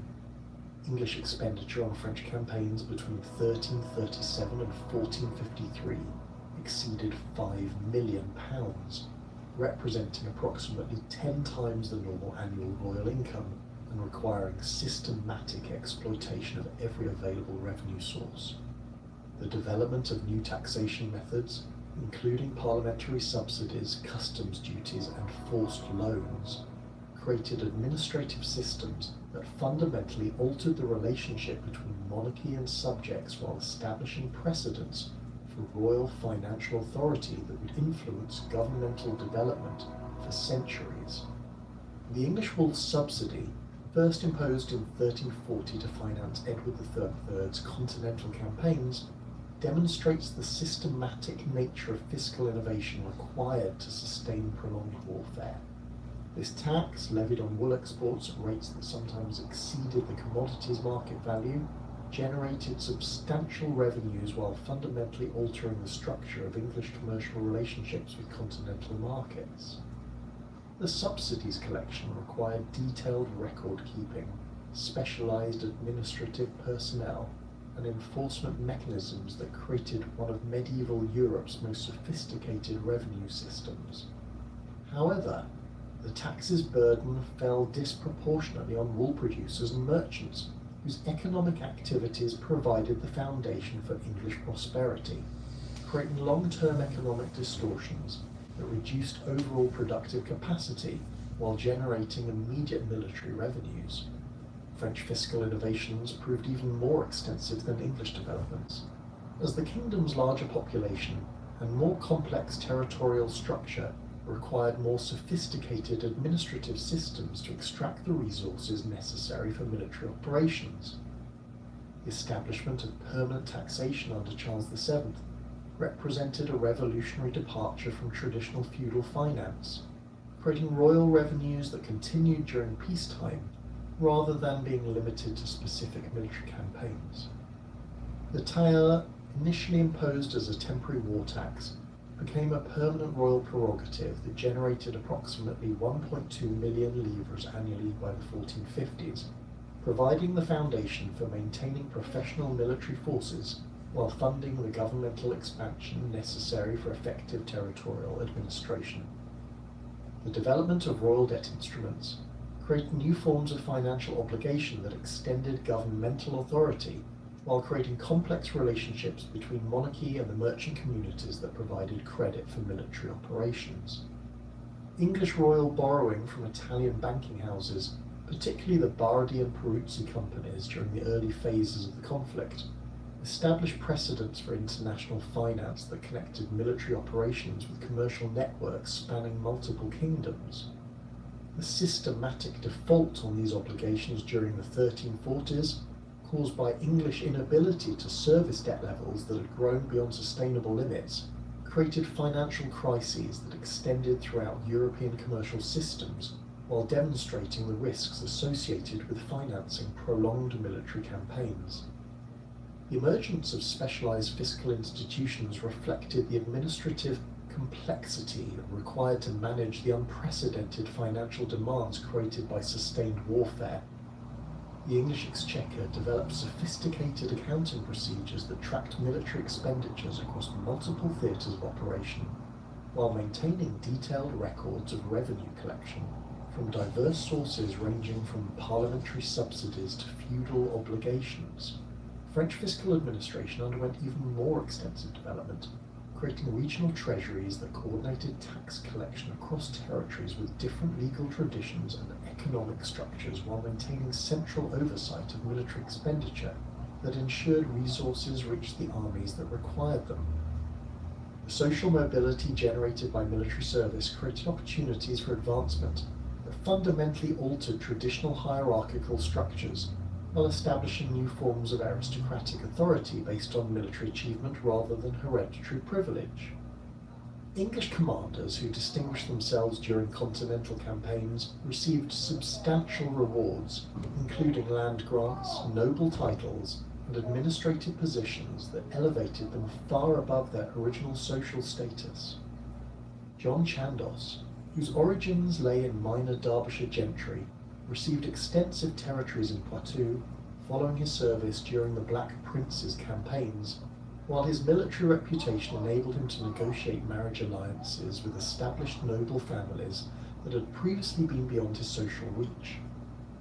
The systematic creation of new noble families through military service reflected both the practical requirements of administering conquered territories and the ideological changes that accompanied the transformation of warfare from feudal obligation to professional service. English administration in occupied France required reliable officials who possessed both military competence and administrative skills, creating opportunities for advancement that attracted ambitious individuals from throughout English society. The careers of commanders such as Robert Knowles, who rose from obscure origins to command major military operations and accumulate substantial wealth through successful campaigns, demonstrated the extent to which military service could provide pathways to social advancement that had been virtually impossible under traditional feudal systems. The decline of traditional feudal structures accelerated as monarchies developed alternative sources of military service that reduced their dependence on noble levies while providing more reliable and effective armed forces. The French Compagnies d'Ordnance represented a systematic replacement of feudal military obligations with professional service that fundamentally altered the relationship between monarchy and nobility. Nobles who had previously provided military service in exchange for land tenure found themselves paying taxes to support royal armies while losing their traditional role as the kingdom's primary military force. This transformation strengthened royal authority while reducing noble independence, creating political tensions that contributed to aristocratic resistance movements throughout both kingdoms.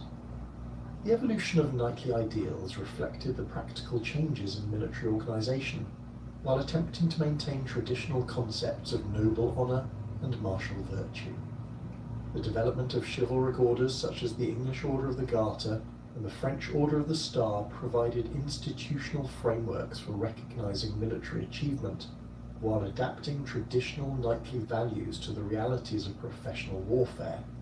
These orders emphasised loyalty to royal authority, coordination with fellow knights, and adherence to codes of conduct that balanced individual honour with collective military effectiveness. The elaborate ceremonies and symbolic practices associated with these institutions served to maintain noble identity and cohesion, despite the fundamental changes in military organisation that had reduced the practical importance of individual knightly prowess. The transformation of military technology and tactics created new categories of military specialists whose skills and social status challenged traditional hierarchies based on noble birth and feudal obligation. Master gunners, Military engineers and professional soldiers possessed technical knowledge and practical capabilities that proved essential for military success while commanding substantial salaries and social recognition. These specialists often achieved higher incomes and greater social mobility than traditional knights, whose martial skills had become less relevant to contemporary warfare, creating tensions within military hierarchies that reflected broader social changes accompanying the transition from feudal to professional military organisation. The cultural and linguistic consequences of prolonged Anglo-French conflict fundamentally altered the development of national identities in both kingdoms, while reducing the cosmopolitan character that had previously characterized European aristocratic culture.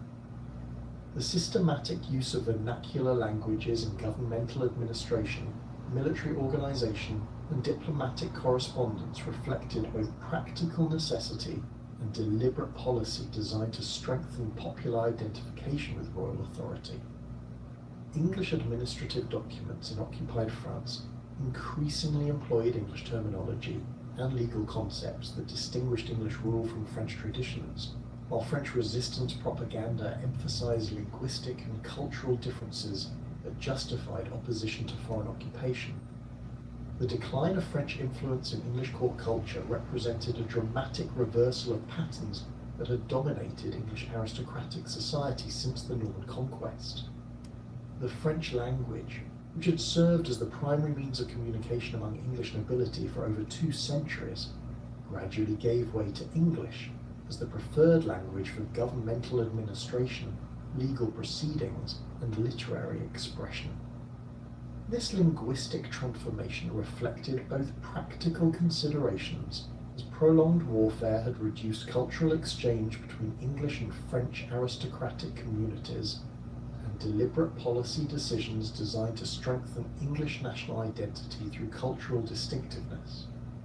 English literary development during the 14th and 15th centuries demonstrated the systematic replacement of French cultural models with indigenous traditions that emphasized English historical experience and linguistic heritage.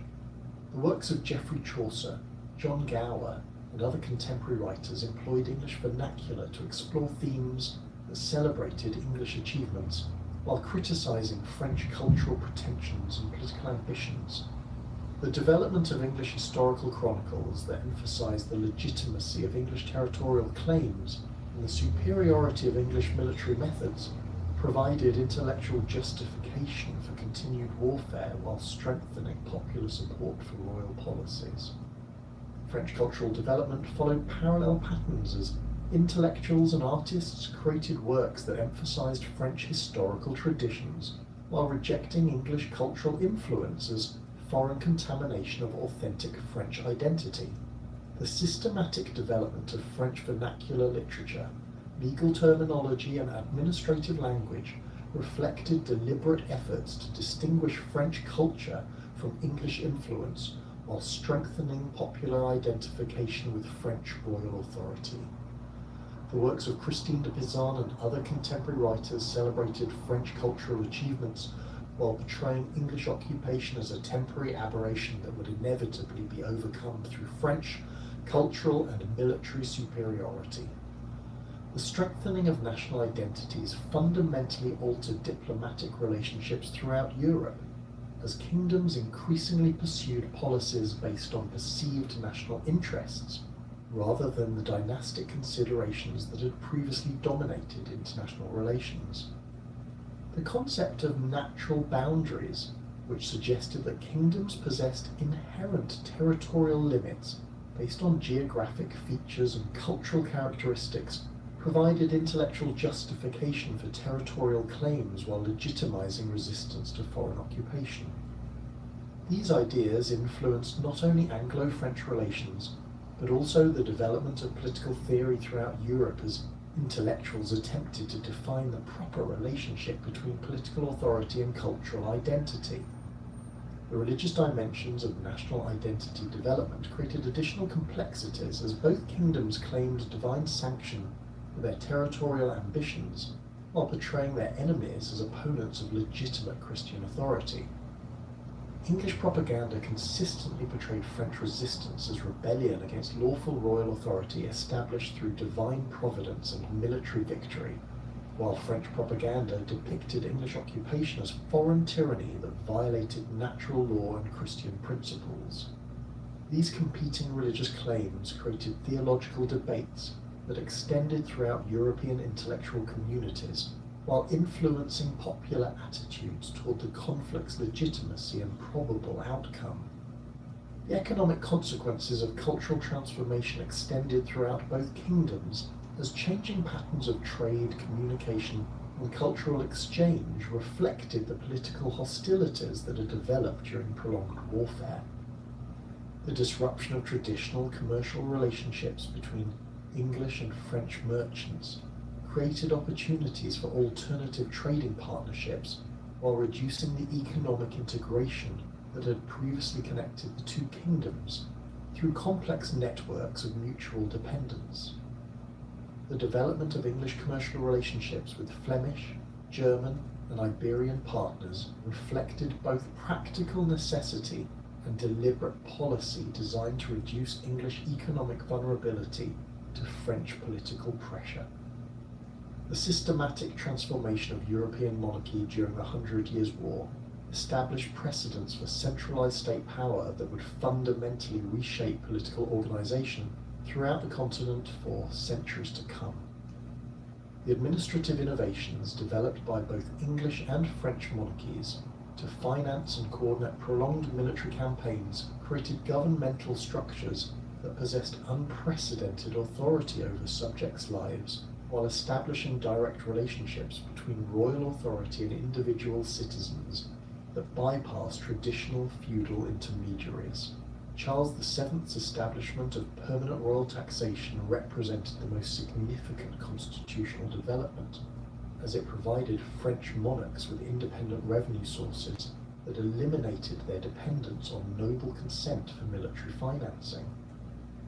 This fiscal independence enabled systematic expansion of royal administrative apparatus, creating bureaucratic systems staffed by educated professionals whose loyalty derived from royal appointment rather than hereditary obligation or feudal ties. The French Compagnie d'Ordonnance similarly established the principle of royal monopoly over legitimate military force, fundamentally altering the balance of power between monarchy and nobility throughout the kingdom. The systematic replacement of feudal military service with professional armies directly controlled by royal authority eliminated the traditional military independence that had enabled noble resistance to royal policies while providing monarchs with reliable military instruments for enforcing governmental decisions.